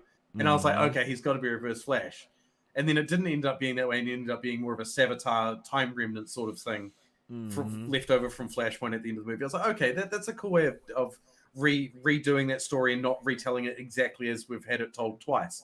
But the thing that really, really irked me about like the mother's death at the start of the movie is the dad yells at Barry, go get help. Barry sprints out of the house and down the street to get help. Dude, your dad says call the police, get help. The phone's on the hook in the goddamn kitchen. Go and pick up the phone. Yeah, that's true. That's very true. Like, that was definitely wild. Yeah, I didn't understand. It's just the story break of like, okay, you're setting it back in the past, so it's back in the mid-90s. We don't have cell phones. Well, cell phones are starting to become a thing now, the giant bricks. But everyone has a landline. Everyone has a phone on a cord in a kitchen that goes around a wall, and you sit there twirling it while you're talking on the phone. You're really showing your age there, Frosty. But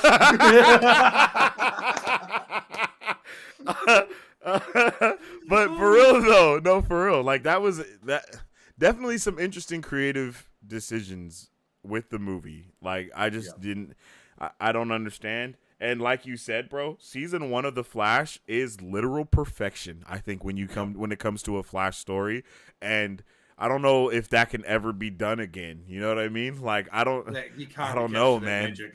Yeah, because it's just that shit was so good. Like that, the entire Arrowverse was just so good for so long, you know. And then, like even when it got bad, I think it was still better than the movie. I'm not gonna lie. I think it was still better than even when it was bad. It was still better than the Justice League we got in 2018.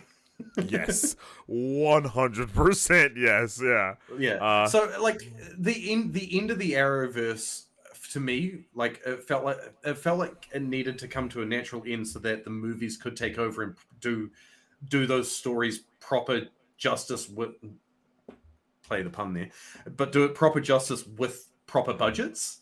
Yeah, because the Arrowverse was so cool, and like it was such a great idea to start building this universe off off of Arrow. off of Stephen Amell's Oliver Queen and Arrow, and to build it off of the tying it as close to real life as they did with the MCU.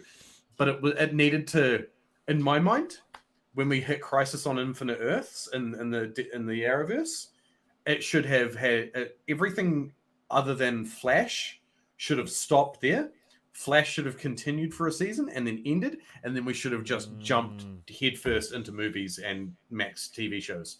But because they couldn't get, because DC and Warner Brothers couldn't get that executive level working in tandem with the creative level, you just didn't end up with anything that worked. It all felt complete. It felt too disjointed. Yeah, and they definitely dropped the ball, because didn't they make the entire Hall of Justice? Didn't they do the full thing?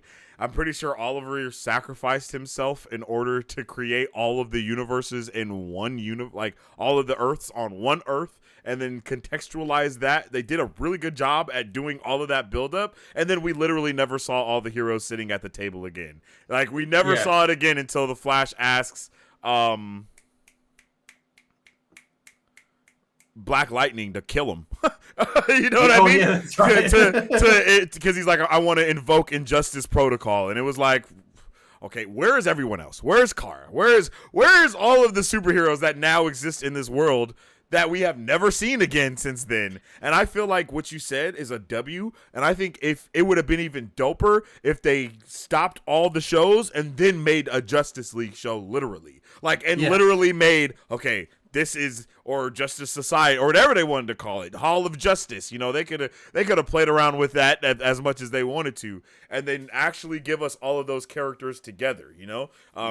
Definitely dropped the ball with John Diggle. They made it seem like he was about to be Green Lantern, and then he just had a green stone instead, and it was like, okay, I guess he's not gonna be Green Lantern. Like the ball that it was just dropped over and over again over there, and then I just hope now we can actually get some dope shit, because apparently they want to do a Green Arrow for Max, you know what I mean? And have it be a little bit more serious and a little bit more, rated M and rated M, like we're playing video games, a little bit more rated R, and actually be able, like how Titans was, they kind of want to take all of those shows, because Titans was cool, but it was just a CW show with cussing. That's all that ended up being, So and slightly better VFX. Yeah, yes, exactly. Slightly better, bro. Slightly. Because, man, when we saw Trigon, that shit was bad. The first... And they left, who ends the season on a cliffhanger like that? And starts the next season with the end of the resolution. What the fuck? Bro... I swear you would think that these guys don't know what's going on over there, man. That's why, to me, that's why I say I'm hyped for James Gunn, because in my opinion, I don't think anyone can drop the ball more than they already have across movies and television. Literally, DC for the last 10 years has been that person who's literally fumbling the ball, oh, I'm going to catch it. And it finally hit the ground and they're going, okay, well, now we can pick it up and do, I can't remember the name of the Japanese art where they take something that's broken and put it back together but use gold. I know what you're talking about. Do that, but make it great. Yes, exactly. And it's like when you see someone and they're falling and they're grabbing everything around them that they can, trying not to fall, but it happened over the course of 15 years. And everything falls on top of them. And just everything falls. Everything's falling. They're grabbing at Green Arrow, it falls. They grab for Green Lantern, it falls. They grab for the Flash, that falls too. Everything just kept... yeah. But at the same time, we're saying that, and then they literally make some of the best animated shit that's ever happened. It's what the what? You have the beautiful masterpiece that is Young Justice, where you get to see these characters grow. You see Mantles getting taken over by sidekicks. You see all of the things that we want. And the thing that pisses me off the most is Young Justice is the natural progression from the animated TV shows that I grew up with and the movies that I've watched through. How can animation have kept a storyline going? I'm sorry, but they've been going twice as long as Marvel now when it comes to the animated storyline. And they've only just reset because they're going forward with James Gunn. They're like, okay, no, we understand. We have to actually do a proper reset. And that's where we've gotten to with, I think it was Justice League Dark Apocalypse War. Yeah, because that was the okay. Because I know there's technically two different DC animated universes. So there is, yeah. There's the one that has the movies that ends with Justice League Apocalypse War. That's its own universe in itself. It has like the Batman movies, some of the Superman movies, the Wonder Woman movies, some stuff like that. And then you have the TV animated stuff that's like Batman the animated series, Superman the animated series, Static Shock, Justice League. All of those things are all in a completely separate universe from the DCAU. Like, it's like the DC animated universe for the television shows that starts with Batman the animated series, and then there's another one, and I don't know if it's called. It's just like the DC animated movies, I guess, and those are all movies that's in that animated universe catalog. It's just nothing but movies in there, and those movies are pretty dope. But I don't know where anything falls in. I just know that 100% Young Justice is some of the best shit I've ever seen in my life. And I mean, and the best writing for it as well. Like, yeah, bro. Damn. Like when Beast Boy is going through Superboy's death and he's literally turning to fucking drugs, bro. Like, cause he can't handle it. I'm like, am I even watching a kids show still? Is this Cartoon Network or Adult Swim? What the hell just happened? Like, yeah, bro, they went crazy with that. And then seeing McGann and Superboy, facts. The McGann and Superboy like growing up and being the leaders and loving each other and all of that. Like, and then Superboy sacrificing himself, but not really like, bro, crazy. Dude, the way that they did that fake out was like, I was like, this is the best DC death fake out in the last 5 to 10 years. Like, sure, they did the death of Superman in movies again since then, but I'm like, we know that story. We know exactly what you're going to do. This is a story you haven't done. Mm-hmm. This is uncharted territory for us. This is what we want. And it fucked up everybody. And I love that. I love that. And finding out that Speedy is actually a clone, like, and he's been the double crosser the whole time, like, bro, come on, peak, man, peak. Yeah, I'm interested to see when we're gonna get Young Justice season 5. I don't know if we're getting it, because apparently, if we do get it, it's gonna be outsourced to one of those other platforms. It's not gonna be on HBO Max, because HBO Max, all the stuff for HBO Max that's DC is going to be main DC. Yeah. And then everything else is going to get outsourced to Prime or Netflix or whatever. But I'm fine. It's going to be weird. Bro. It's going to be weird for us outside the United States, man, because all of that stuff is on Netflix anyway. So I'm like, okay, well, all the main stuff is on Max, but we don't even get Max out here, and I don't know if Max is coming this far. I forgot about that, bro. I completely forgot about that.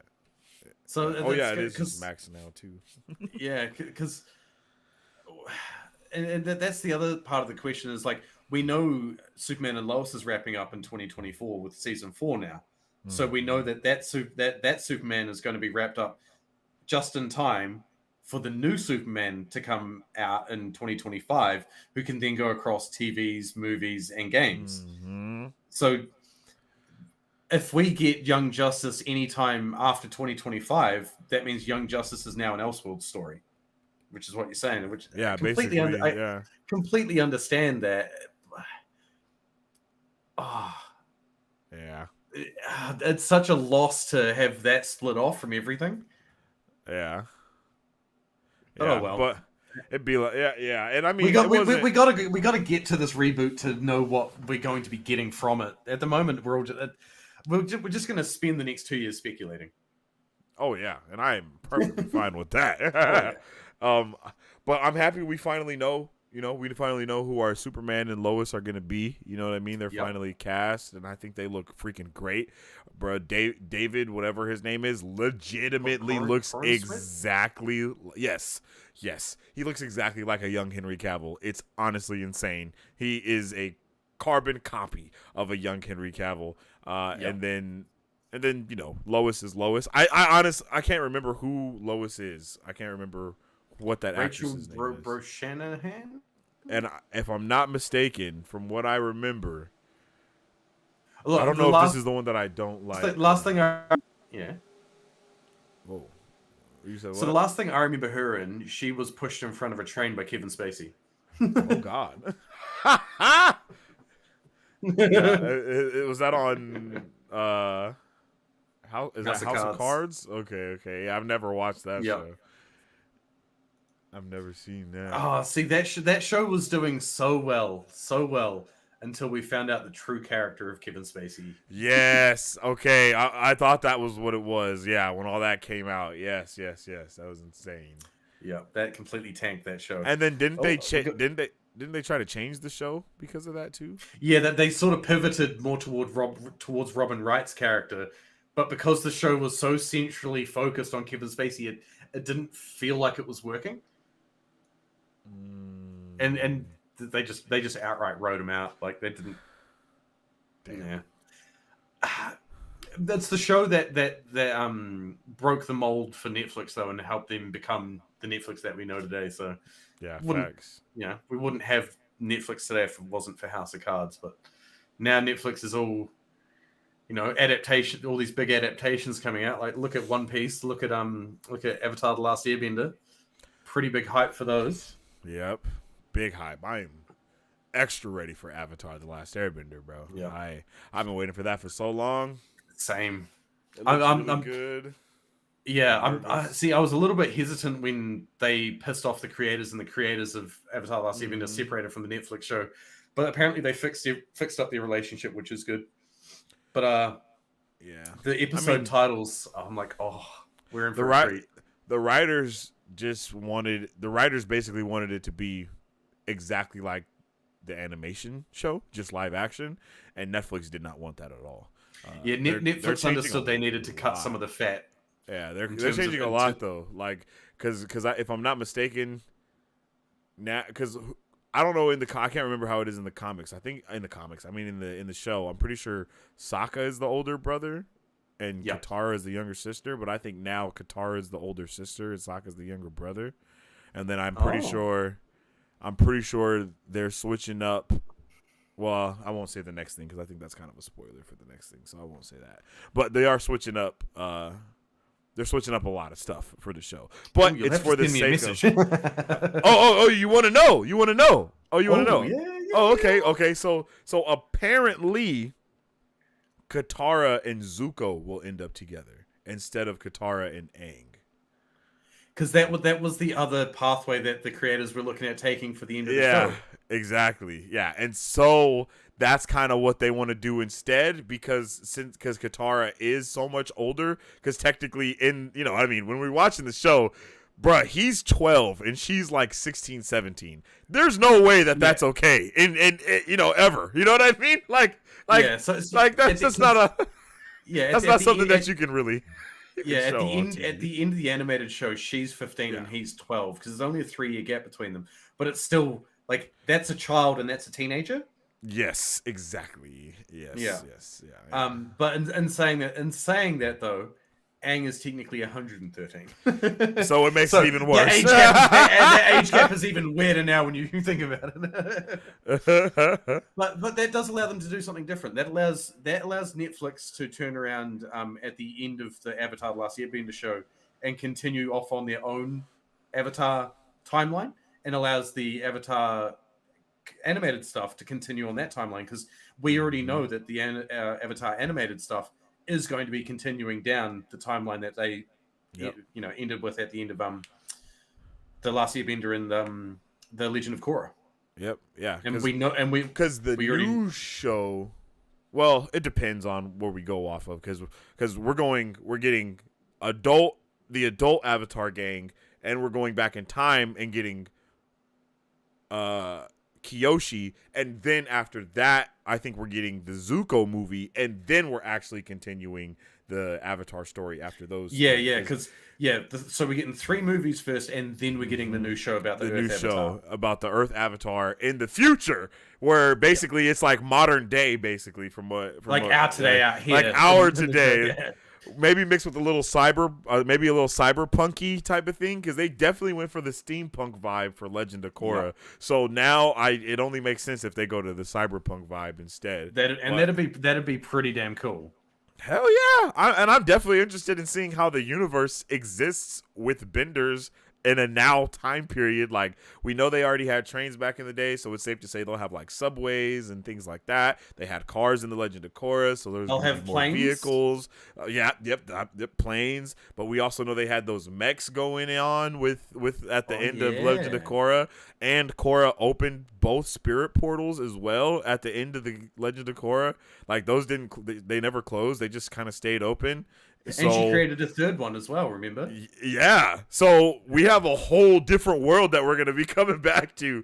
Like, I thought the world was crazy jump from going from, having Aang to Korra, and then that having Republic City and all of that. I was like, whoa, this is insane. Like I know it's like 100 years. Well, not even 100 years, because Aang didn't live to be 100. He lived to be like 80 something, if I'm not mistaken. No, he only lived into his 50s. Into his 50s. There we go. Yeah, because his body was so freaking exhausted from being in the Avatar state for 100 years. My guy.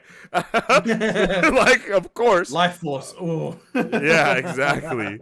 And then Korra has severed the connection to all past Avatar lives as well. So it's like, we don't even know what's going to be going on with this Earthbender guy. But they probably have texts, obviously. And if is modern day, there's probably going to be like some type of Google thing, maybe. You know what I mean? To where he can just have a database to go through everything and figure out what's happened. Yeah, and the thing that happens with avatars and those shows is, the new Avatar tends to fix the things that the previous Avatar broke. So, except for Korra. She didn't fix nothing that Aang broke. Come on. Well, no, she only fixed one thing. What? What she fixed? She brought back the Air Nation.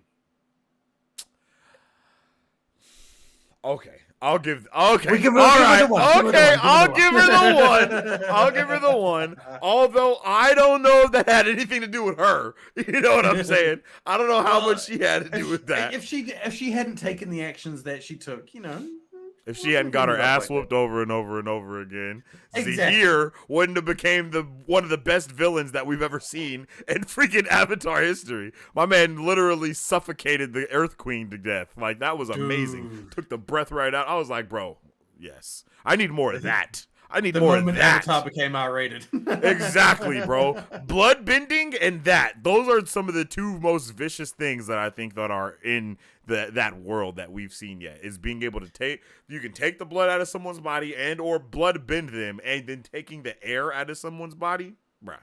That's it. You're over.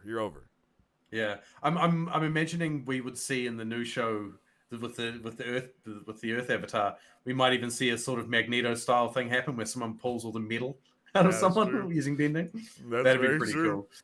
That would be dope. I can see the Earth Avatar fixing the connection to the past lives, however they managed to do that, but not changing the spirit portals, leaving that part of what Korra did intact. So it's slightly changing, so fixing the problems of the previous Avatar, but not to the point of leaving the world in the same state that it was before the Avatar broke it. Yeah. So the world can change and grow going forward. Yeah. And the thing is, we don't know what else Korra did throughout the end of her life going into that new show. Very true, because I think she lived to be like 120 or something like that, if I'm not mistaken. She lived for quite a while, because for Korra, she also spent quite a lot of time in the spirit world, and you don't age. Oh, that's world. Right, because her and her girlfriend definitely went off into the spirit world at the end of the show. And we know Uncle Iroh didn't die; he chose to retire to the spirit world. Mm-hmm. That's true. Yep. That's very true. Yeah, we got a lot to move forward in that one. And I'm happy for that. I'm happy for Avatar, because 100% we need more animated movies. Like, that's just it, in theaters. And I feel like that's going to be the one of the best steps toward that. You know what I mean? Is getting those there and out of the way. For real. Got it.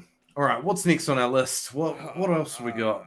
I think we're pretty much caught up to the things that have that's released this year. Yeah, that's all of the things. So the things that are coming soon is the Marvels, Blue Beetle, Kraven the Hunter, and then Aquaman and the Last Kingdom. So those are the four movies that we have coming up for the end of this year. The Marvels is coming out next in September or November, one of those. November it was, yeah.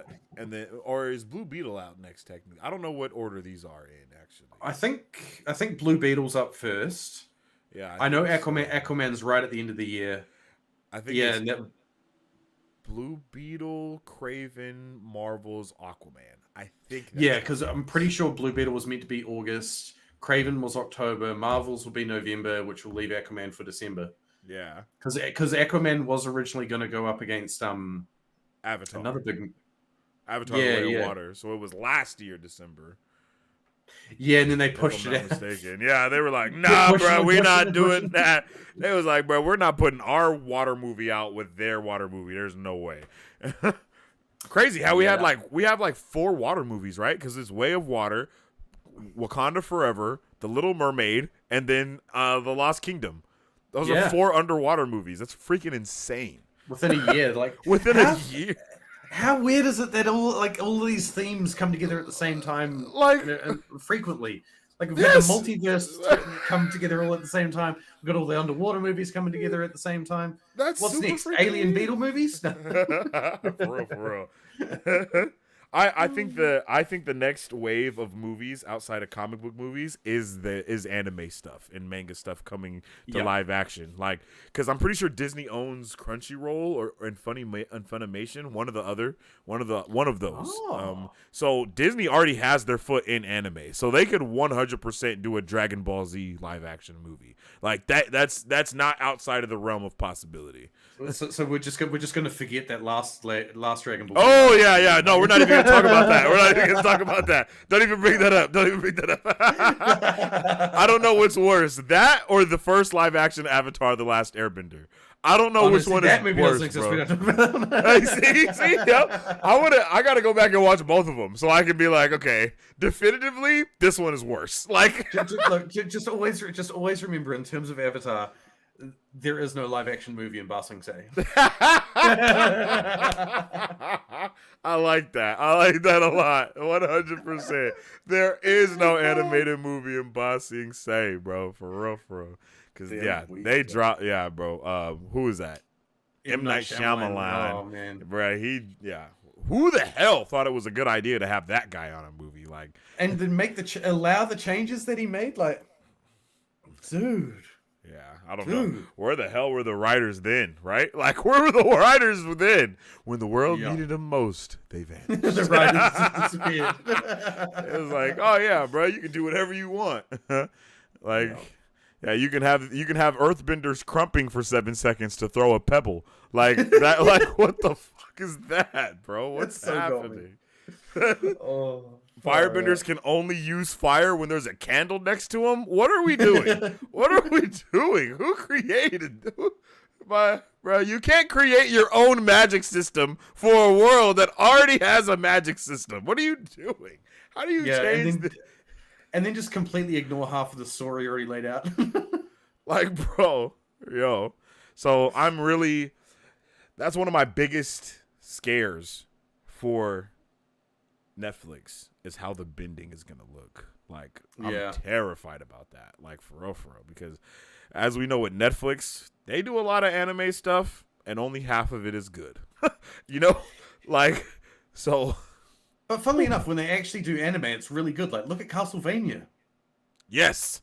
Yeah, that's very true. Their actual animation is all anime good. That's very true. Yeah. I couldn't agree more.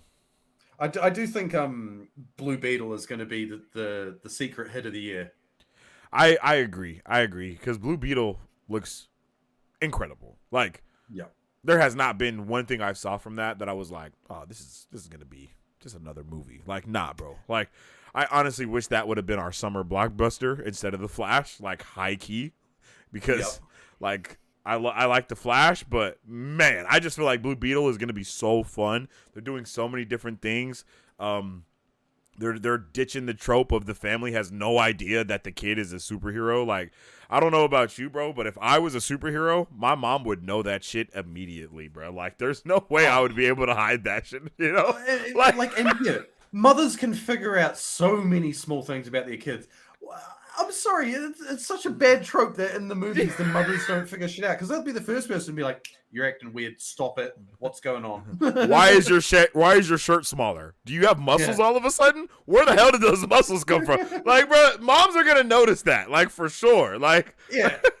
They'll just be like, "Oh, your shirt's tight. We'll take you out to go and get some new ones this weekend. You're going through a growth spurt." And then, like 3 weeks later, "Oh, you've had another growth spurt. This is weird. This is really weird. This is interesting." Like, bro, what?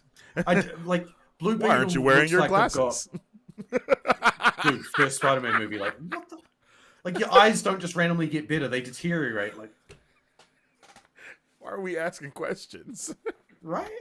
But for me, Blue Beetle looks like it's got that great combination of a great cast, some good CG, and good writing. Yeah. And honestly, the CG looks great. When bruh has the sword and he like flips it around and puts it on his back, I was like, holy shit. Like, this is next level, bro. Like, this is next level. I honestly think when it comes to Blue Beetle, Victoria Alonso made a decision about putting some CG to one of her friends, which left a really good house available. And they were like, "We'll bid for this DC movie and get that DC movie, right?" And so they just focused. They were like, "We're gonna nail this one, and everyone's gonna love it." Yo, if Blue Beetle comes out and not only has better CGI throughout the entire movie, but also has a better storyline, I don't know how likely it'll be for Andy Muschietti to get that Batman movie. I'm just saying, you know what I mean? Like, bro, if Blue Beetle comes out and is the best DC movie of the year, bruh, I don't think DC is gonna know what to do with that. And even watching that trailer, it definitely feels like a different DC, right? Like, it doesn't feel like the DCEU. They actually have that sense of DC.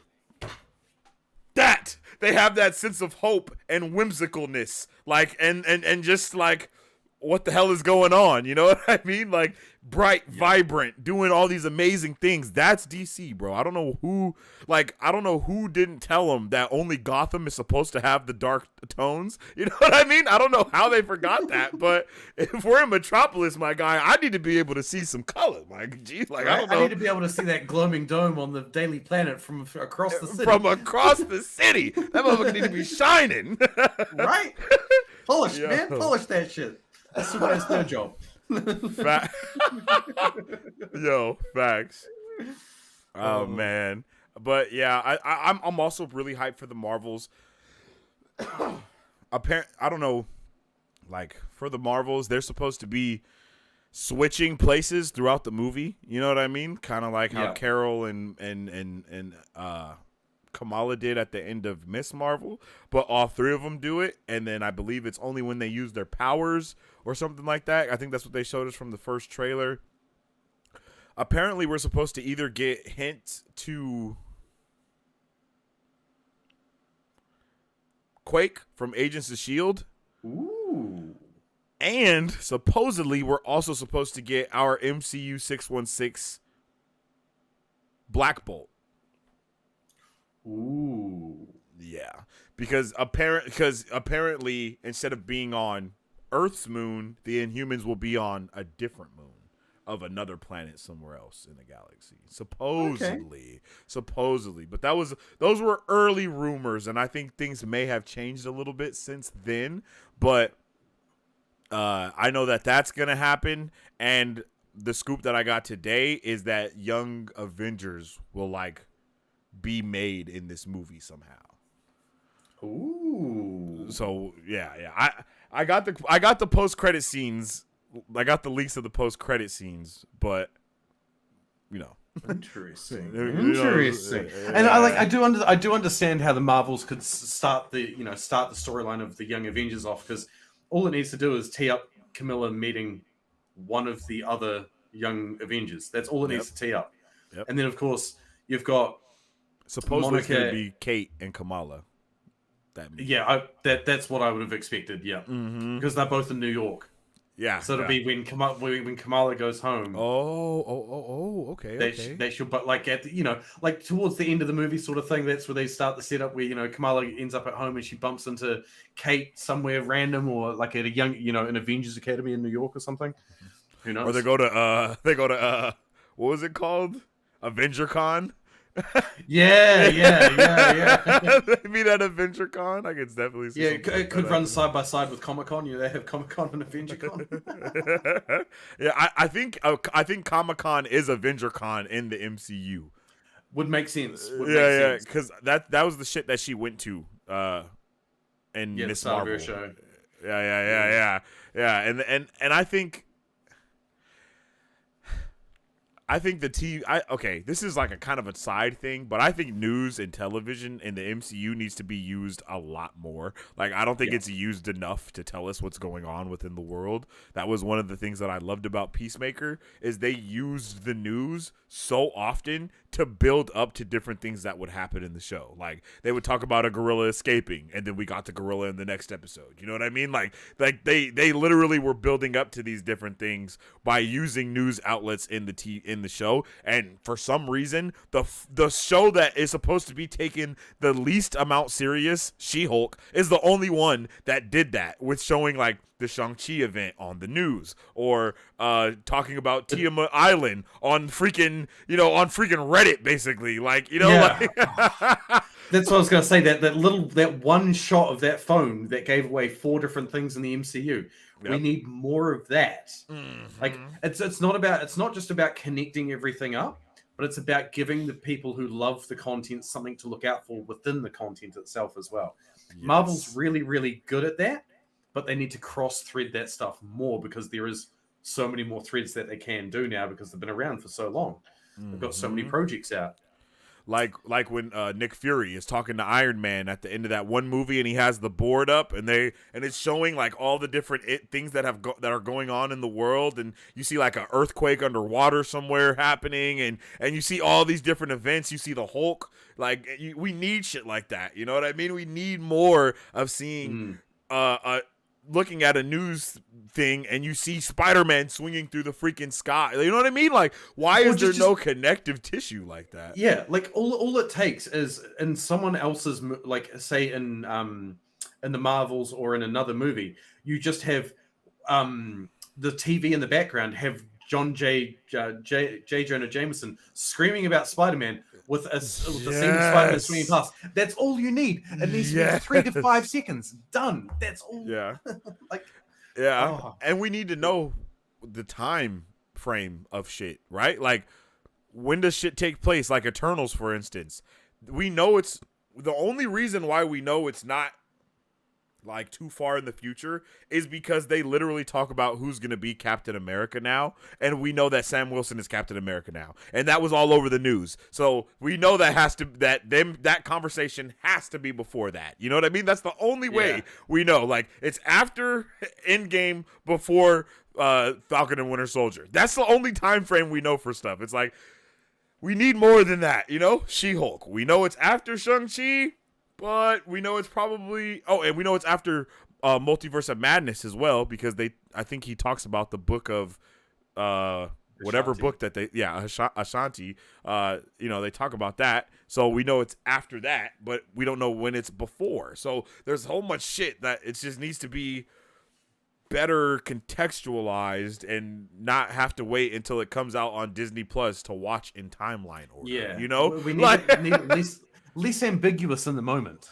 Yes, yeah. But when they're shifting shit around all the time, how can you be definitive about when a year is? You can't, because you don't know if this show's coming out first or this one's coming out. And a date can move 6 months twice. 6 months twice, bro. We gotta, especially because right now we are living in the time of when Endgame happened in the MCU. Like that, because that was 2023. Because it was, isn't that insane to think about? Like, we started like Infinity War for us happened, and then we watched Endgame, and then COVID happened, and then we lost those years basically that MCU skipped. My question is, how did the Russos know about COVID? How did they know? Right? Like, how do they know that we weren't going to be back until 2023? Like, how did they know that? Because I think it's safe to say 2023 is basically kind of the most normal year since COVID, right? Like, Yep. so and the Russo bros definitely knew that. They was like, yeah. Give them Nothing's 5 gonna be the years. same They'll as be back. 2019 again. Sorry, guys. Nothing's gonna be the same, bro, and it hasn't been. No. I can't believe. Still getting back Think to about that, normality. bro. It's been 5 years since Infinity War. Far out. Yeah, Old man. bro. Yeah, bro. Shit's crazy. And see, for me, it was just yesterday, and I was cleaning a movie theater, and Nick Fury popped up on screen talking about the Avengers, and I'm like, what? Damn, that's crazy.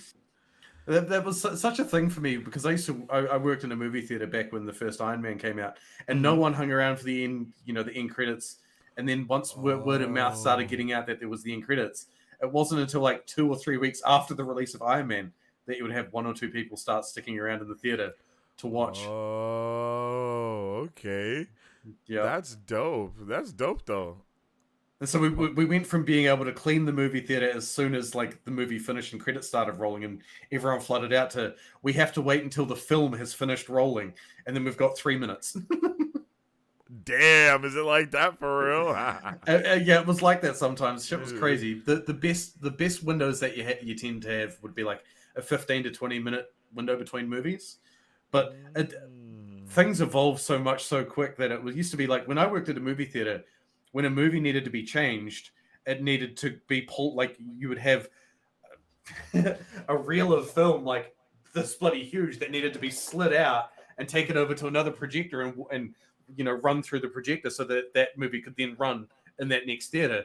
Whereas nowadays it's like the manager in their office goes double click on a file and the movie runs. Like for real. They literally have a schedule where they arrange the files. Like that's how different it is today versus back then. Damn, that's pretty insane. I didn't know that. Yeah, it's crazy. It's crazy, man. Like you went from having a projectionist as a job to the projectionist job doesn't exist anymore. Fuck, that's Yeah. insane. So you said Yeah. Coming soon. The last 4, like we said. What is you said Blue Beetle is your most anticipated movie? I think Blue Beetle is the sleeper hit of the lot, to be honest. Okay. What's your most like what are you really looking forward to like the most? Like, oh yeah, I gotta see that movie. Like what is that for you?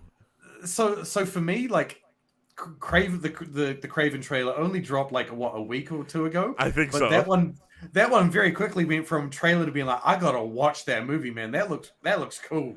Oh yeah, I feel the same way. I think Craven the Hunter is like at the top of my list because I really want to watch it. But Blue Beetle, I'm like I'm hype about. I'm hype about Blue Beetle. Yep. But Sorry. you're right. Nah, you good. I was about to say you good. Just choked on some air. It's pretty thick down here, man. Jesus. Oh yeah, I gotta get used to that. That thick winter air in New Zealand.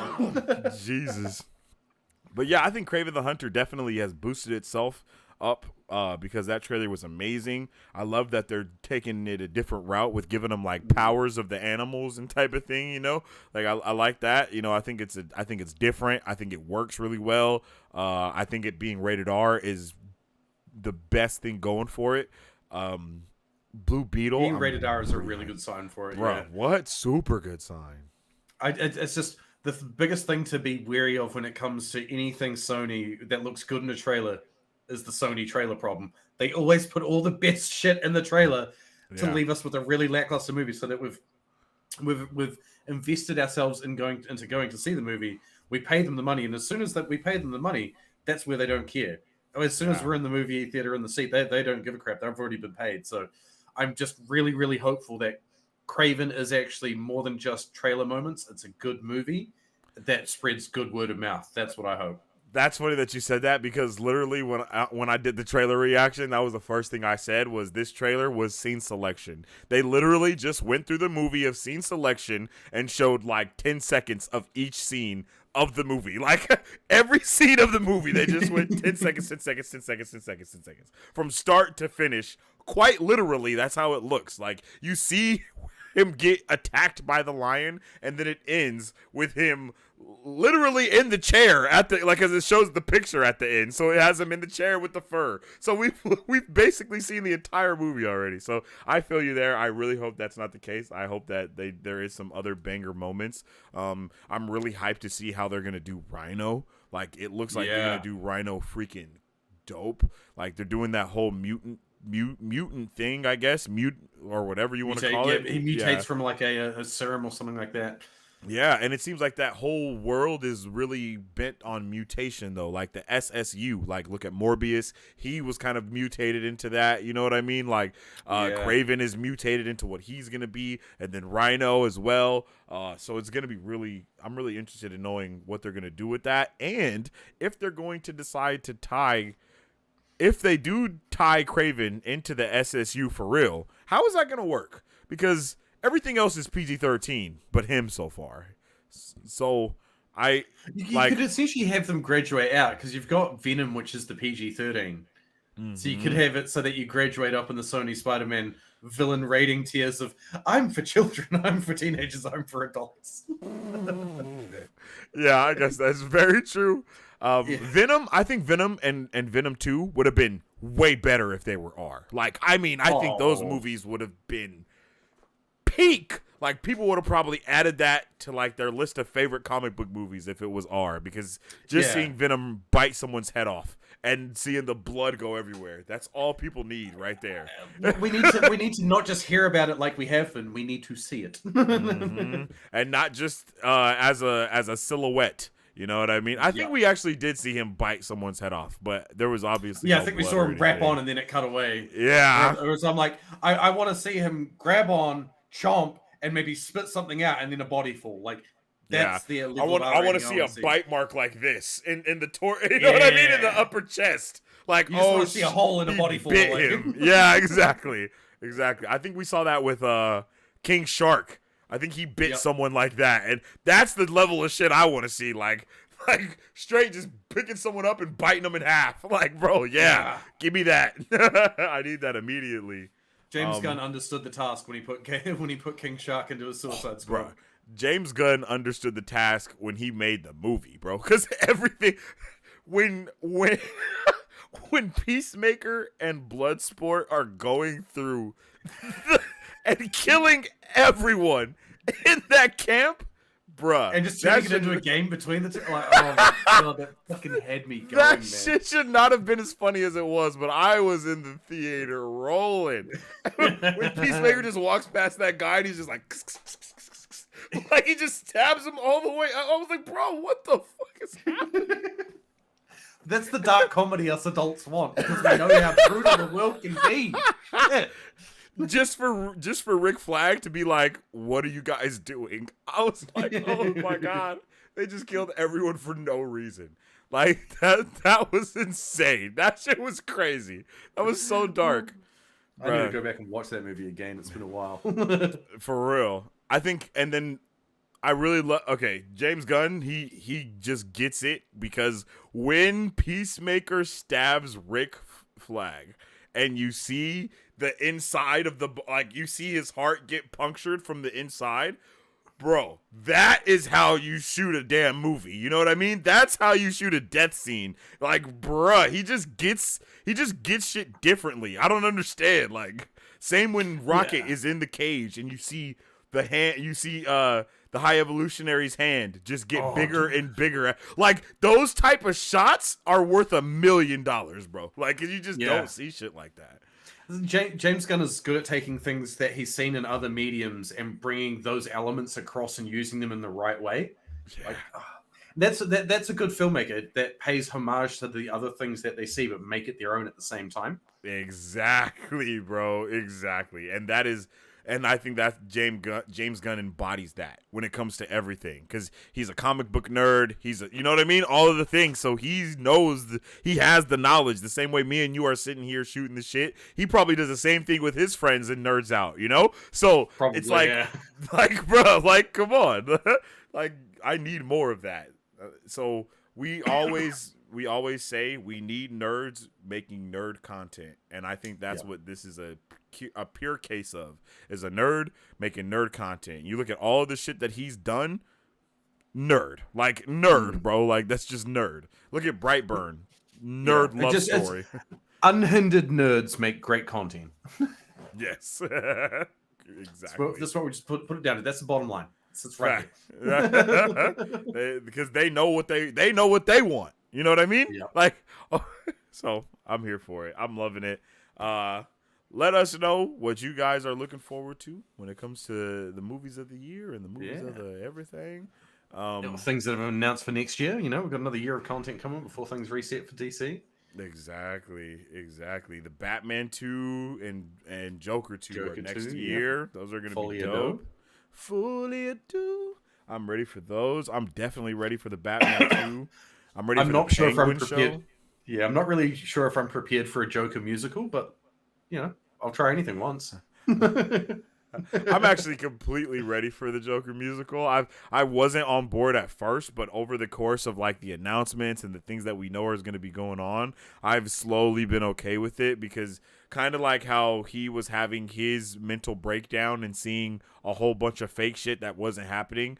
I'm pretty sure it's going to be the same thing like that, but just from Harley Quinn's perspective. So that's why it's in that musical form, because like the moment when we realize that he hasn't been talking to his neighbor at all through the duration of the movie, right? Like that moment was insane. So I think they're going to do something very similar to that, but it's just going to be all the shit happened in musical form, you know? Yeah. I can see that. That'd be a good way of evolving that idea from 1 to 2. Yeah, exactly. And then, I don't see a third movie in that in the future for those. I don't see a third one though. no, that's true. That's true. I I don't see. even know what they would do. What I see them doing is I see James Gunn essentially turning around to the people who've done the Batman and the Joker once they've finished their projects and then going, cool, do you want to do something that fits in the mainline continuity, or do you want to do something else within Elseworlds? Yeah. But I don't see DC going forward wanting to do trilogies and things that are set outside the main DCU. I see trilogies, sequels, that sort of thing, prequels all being inside the main line, and the Elseworld stuff being one-shot stories, apart from, of course, Batman 2 and Joker 2 being the bread and butter of the Elseworld side. Yeah, like they were pretty pissed about the deal that they made with Matt Reeves, because they don't want two Batman to go on at the same time. So but it's literally in his contract, like, nah, bro, my Batman's not connected to anything. It can't be connected to anything, and it won't be connected to anything. Yeah, but still, they okay. could turn around after the fact and take Robert Pattinson and then bring him through as the new Batman for Batman Brave and the Bold. Yeah, that's very true. But I know they want an older Batman though for Batman Brave and the Bold, because we're gonna get it's gonna be the relationship between him and Damian. Nightwing is already gonna be a thing. Like the Bat family is already in play. A lot of those things are already gonna be going on. So we're gonna be jumping into like Batman Year 10 instead of like yeah. Superman is the only hero that's like kind of new as far as I know in the DC universe, because he's not. He's gonna be like maybe he's been Superman for, I think it's like 2 to 5 years he's been Superman, but heroes exist in the entire world already. It's not like we got to get like, when we see Batman, it's not going to be an origin story of Batman. It's going to be an origin story of Damian Wayne Robin type of thing. You know what I mean? Yeah, and that's what it needs to be. Yeah, and then we're getting a Nightwing movie as well, because Nightwing is going to be like, the whole Bat family is going to be in that Batman film. So we're gonna have Batwoman back, like all of them. So you know what's just happened in the comics for Nightwing? No, so in the comics currently for DC, all of the main guard of the Justice League, so Batman, Superman, Green Lantern, all of them have stepped down, and the new next generation has stepped up, led by Nightwing. Oh shit! The new Justice League is led by Nightwing, and it's got Damian Wayne's Batman, it's got Jonathan Kent's Superman, it's got completely different Green Lantern I haven't caught up on.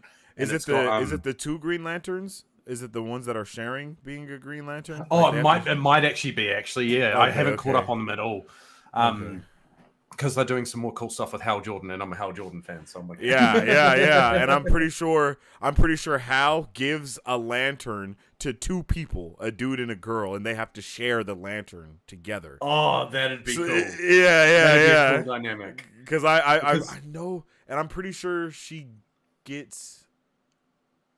There's a lot of stuff that goes on over there, so I'm not even going to tap into it. There's so much mythology in Green Lantern that we have to go through to get to that point. It's like, it's crazy how much they need to show on screen just before we can actually get to some of the bigger DC stories as well. Because one thing I noticed when I was watching The Flash is right at the end of The Flash, they the different worlds the Flash sees are all color themed. Yes, like the Green Lantern emotions. You're very right. Wow, you're hella right. Those are the fucking emotional spectrum colors. Whoa. Yep. Whoa. I didn't even notice that. And see that's the thing a Green Lantern fan like me looks at when I watch DC stuff is I'm like, where's the Green Lantern emotional spectrum coming in this? And in so many different Warner Brothers properties, you see the emotional spectrum from the Green Lanterns pulled through in little bits and pieces. It's really, really cool. Yeah, I know. Green Lantern is amazing. Green Lantern's dope. I like when Green Lantern. What's Hal Jordan's evil persona called? Parallax. I kept wanting to say the Magus, and I'm like, no, that's Marvel. Yeah, Parallax. I think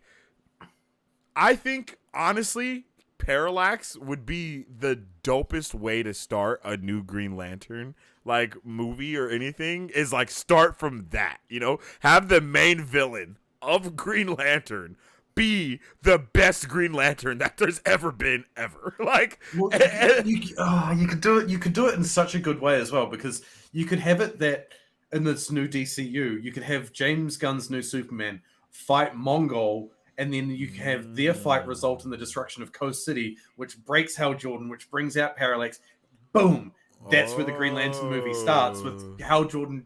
Because the reason that Hal Jordan becomes Parallax is because his home city gets wiped out in a fight between Superman and Mongol, and he falls into grief, and he tries to recreate the city and its inhabitants using his Green Lantern ring. And then that's where he falls from grace, becomes Parallax, falls to his fear of loss, and then you could really, really start out the Green Lantern movies by having the start of the Green Lanterns be that they get wiped out by the greatest Green Lantern. Yes, that would be so crazy. And now they're having to rebuild with the remnants of everything. You know what I mean? Type of thing. Oh, yeah, bruh. But the only thing with that is I don't think you can redeem Hal Jordan like they did in the comic books. You know what I mean? I don't think you can redeem Hal if when we go through that. Like, because in the comics he gets redeemed and they kind of just be like, all right, it's kind of over. Thanks for coming back to the light side. But I don't think that. I don't. So they do a good job of redeeming him in the comics, and there's actually two different storylines you could use to redeem him from something like this. And I would go with the latter of the two, which is Hal Jordan essentially, after he'd succumbed, the way I'd do it is after he'd succumbed to Parallax, did all the bad shit, and then was defeated, right? I'd have it so that Hal Jordan wakes up in a realm of black, of nothing. Because then you could kickstart off the Blackest Night storyline from Hal Jordan having being awakened in the realm of the death to recrafting his own Green Lantern ring from his own sheer willpower, coming back to life that way. And then you could launch into the War of Colors, the War of the Emotional Spectrum, finishing off in Blackest Night, Brightest Day, and then going forward from there. Oh, yeah. But that's another 10 to 15 years worth of DC movies. That's very true. But I think they want to do a Green Lantern show for like HBO Max, if I'm not mistaken. It's Green Arrow, Green Lantern, Wonder Woman, and there's another one, and they're all supposed to be getting show. Actually, if I'm not mistaken, I think Nightwing starts as a show and he forms the Titans, and then that makes a movie. If I'm not mistaken, that's how the scoop I got went. That would make sense, because you would essentially have Robin graduate up and make himself into Nightwing to then, because like at the start of Teen Titans is where he starts wearing the Nightwing costume and going as Nightwing.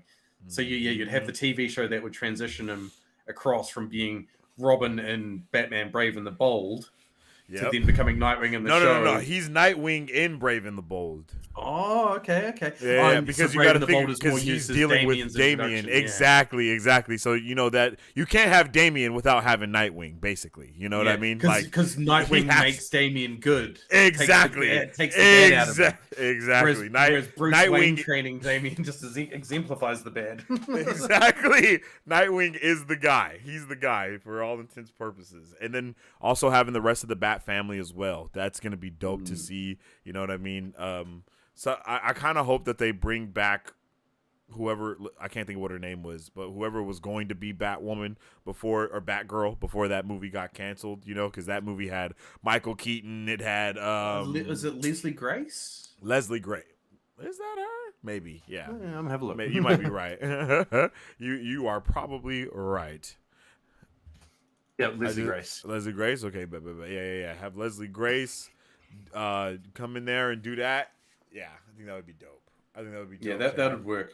You know, pay some homage. And see, you wouldn't be too far into the Bat family as well, because you would be like 3 or 4 sidekicks deep. So you'd have Nightwing, you'd have Batgirl, you'd have Red Hood, and then you'd have Damian Wayne. That still allows you to build the following members that come after Damian as well, or some of the side characters that come in.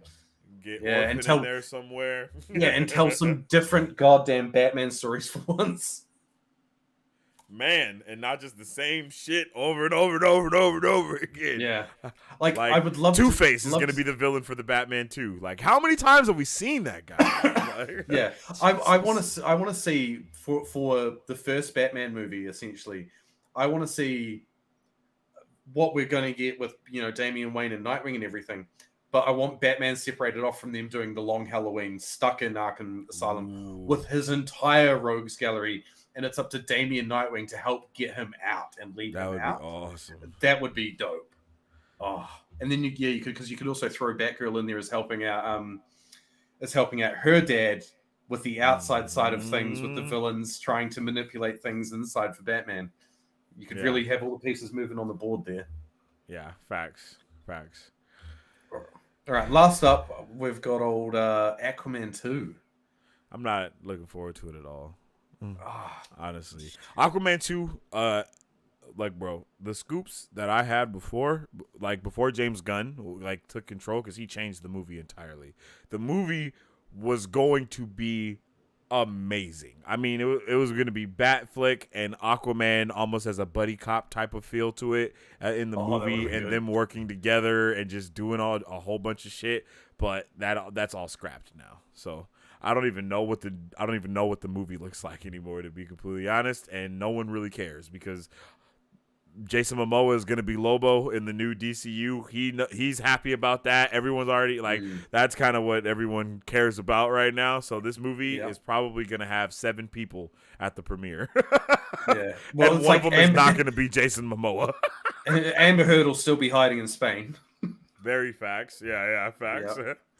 You're probably because what I originally thought that movie was going to be, based upon the ending of Aquaman 1, was going to be the redemption of Orm and the growth of the brothers' storyline.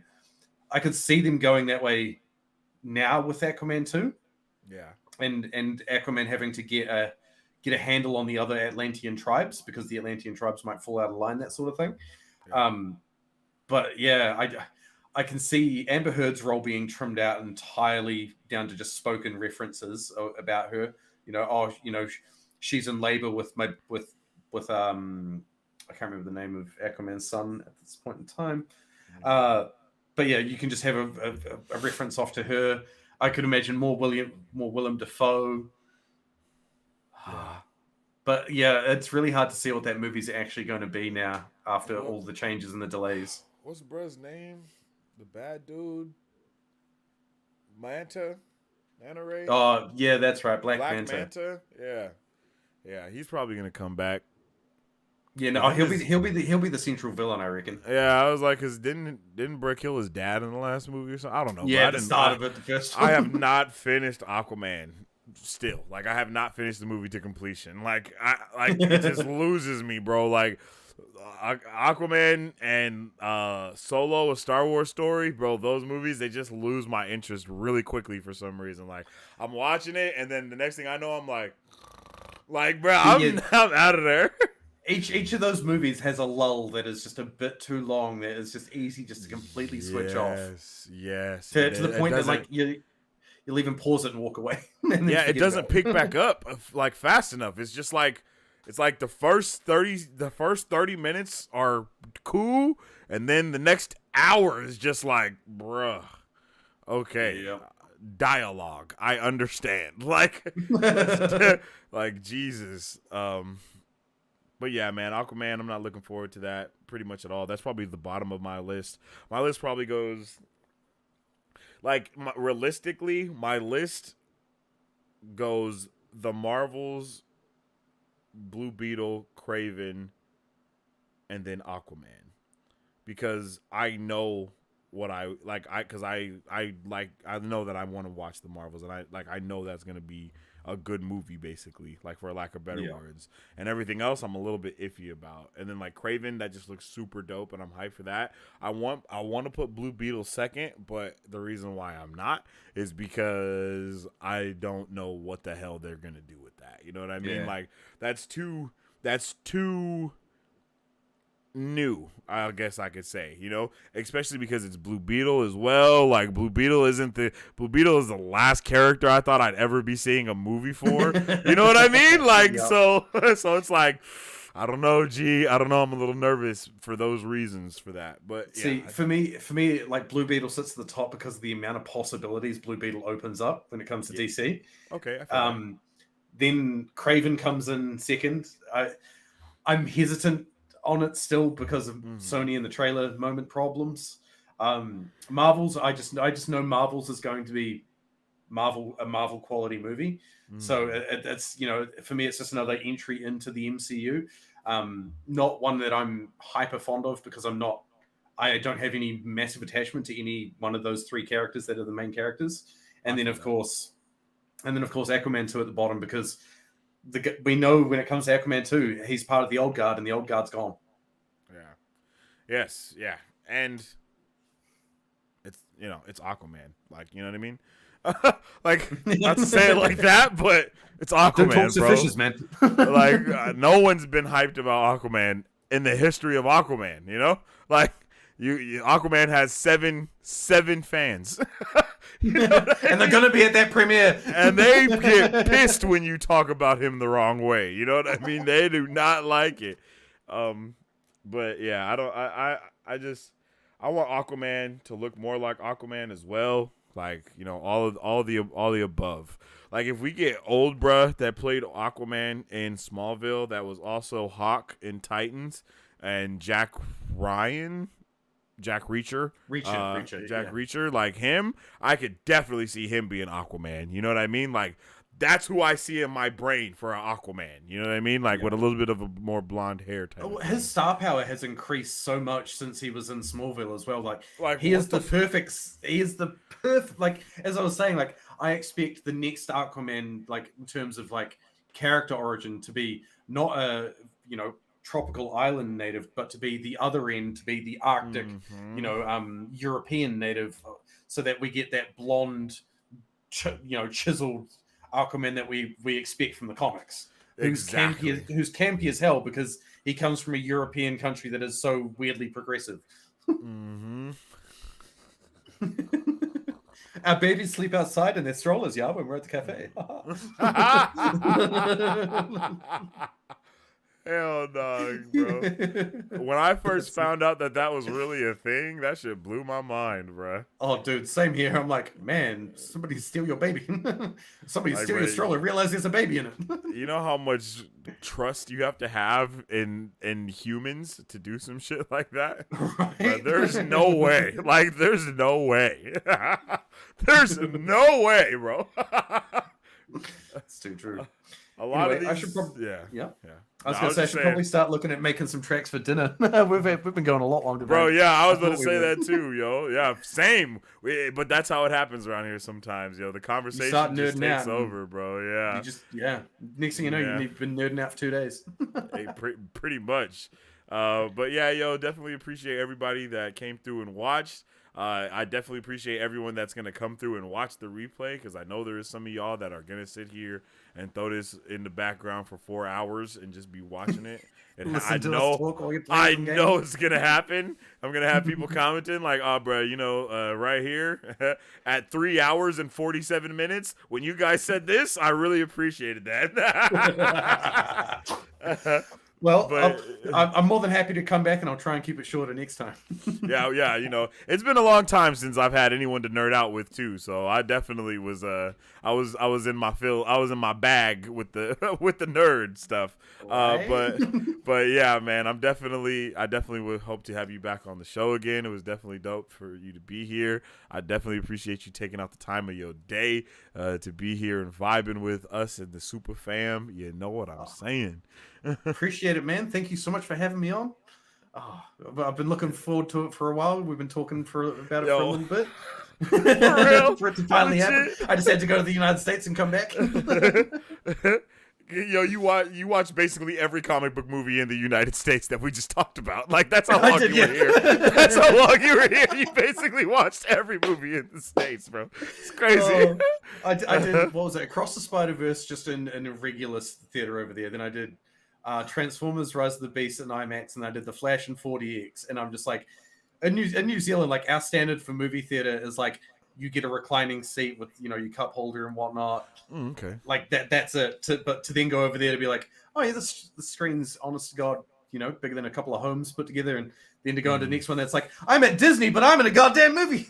The next time you come out here, you got to go to the Screen X, because it has the movie. It's Wrap like, around? it wraps around. Oh, yeah. So you can Yeah, I'm literally gonna do like that next. look over and you can see shit like on the it's pretty crazy. It's insane. I think we saw Aw. Doctor Strange in the Multiverse of Madness like that, and it was pretty epic. No cap. Okay. I got to time it for a release of something that's going to be real interesting then. Yeah, facts. And then they have a sound one as well. Like they have what's it called? Like Adobe Sound or something like, or Dolby Ooh. Sound. And the sound is insane. I'm a sound junkie for stuff. So it's definitely next level in there, bro. I want to try all of it, so I got to come back and try some more. Hell yeah, bro. Well, Hell yeah.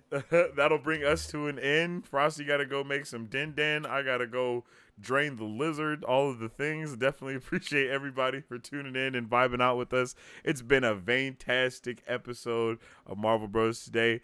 If you guys haven't already, you can follow me on social media at Sensei Finito. Where can they follow you at, my guy Frosty? You'll find me on Twitter at stayfrosty_TTV and everywhere else under stayfrosty_TTV. And if you can't find me under that, just head on over to Twitch and you'll find me there. Same link. Yes, sir. Yes, sir. So yeah, definitely appreciate you, bro. Appreciate you guys for tuning in. And as I always say, have a great day. Stay awesome. Stay nerdy, and don't forget to stay marvelous. I'm gonna add 2 more onto that. Y'all gotta stay beautiful, and I'm gonna stay frosty. Excelsior. Peace, yo. If you'd like to support Marvel Bros, all you gotta do is visit our website at www.marvelbros.com and buy some merch. Represent the superfan.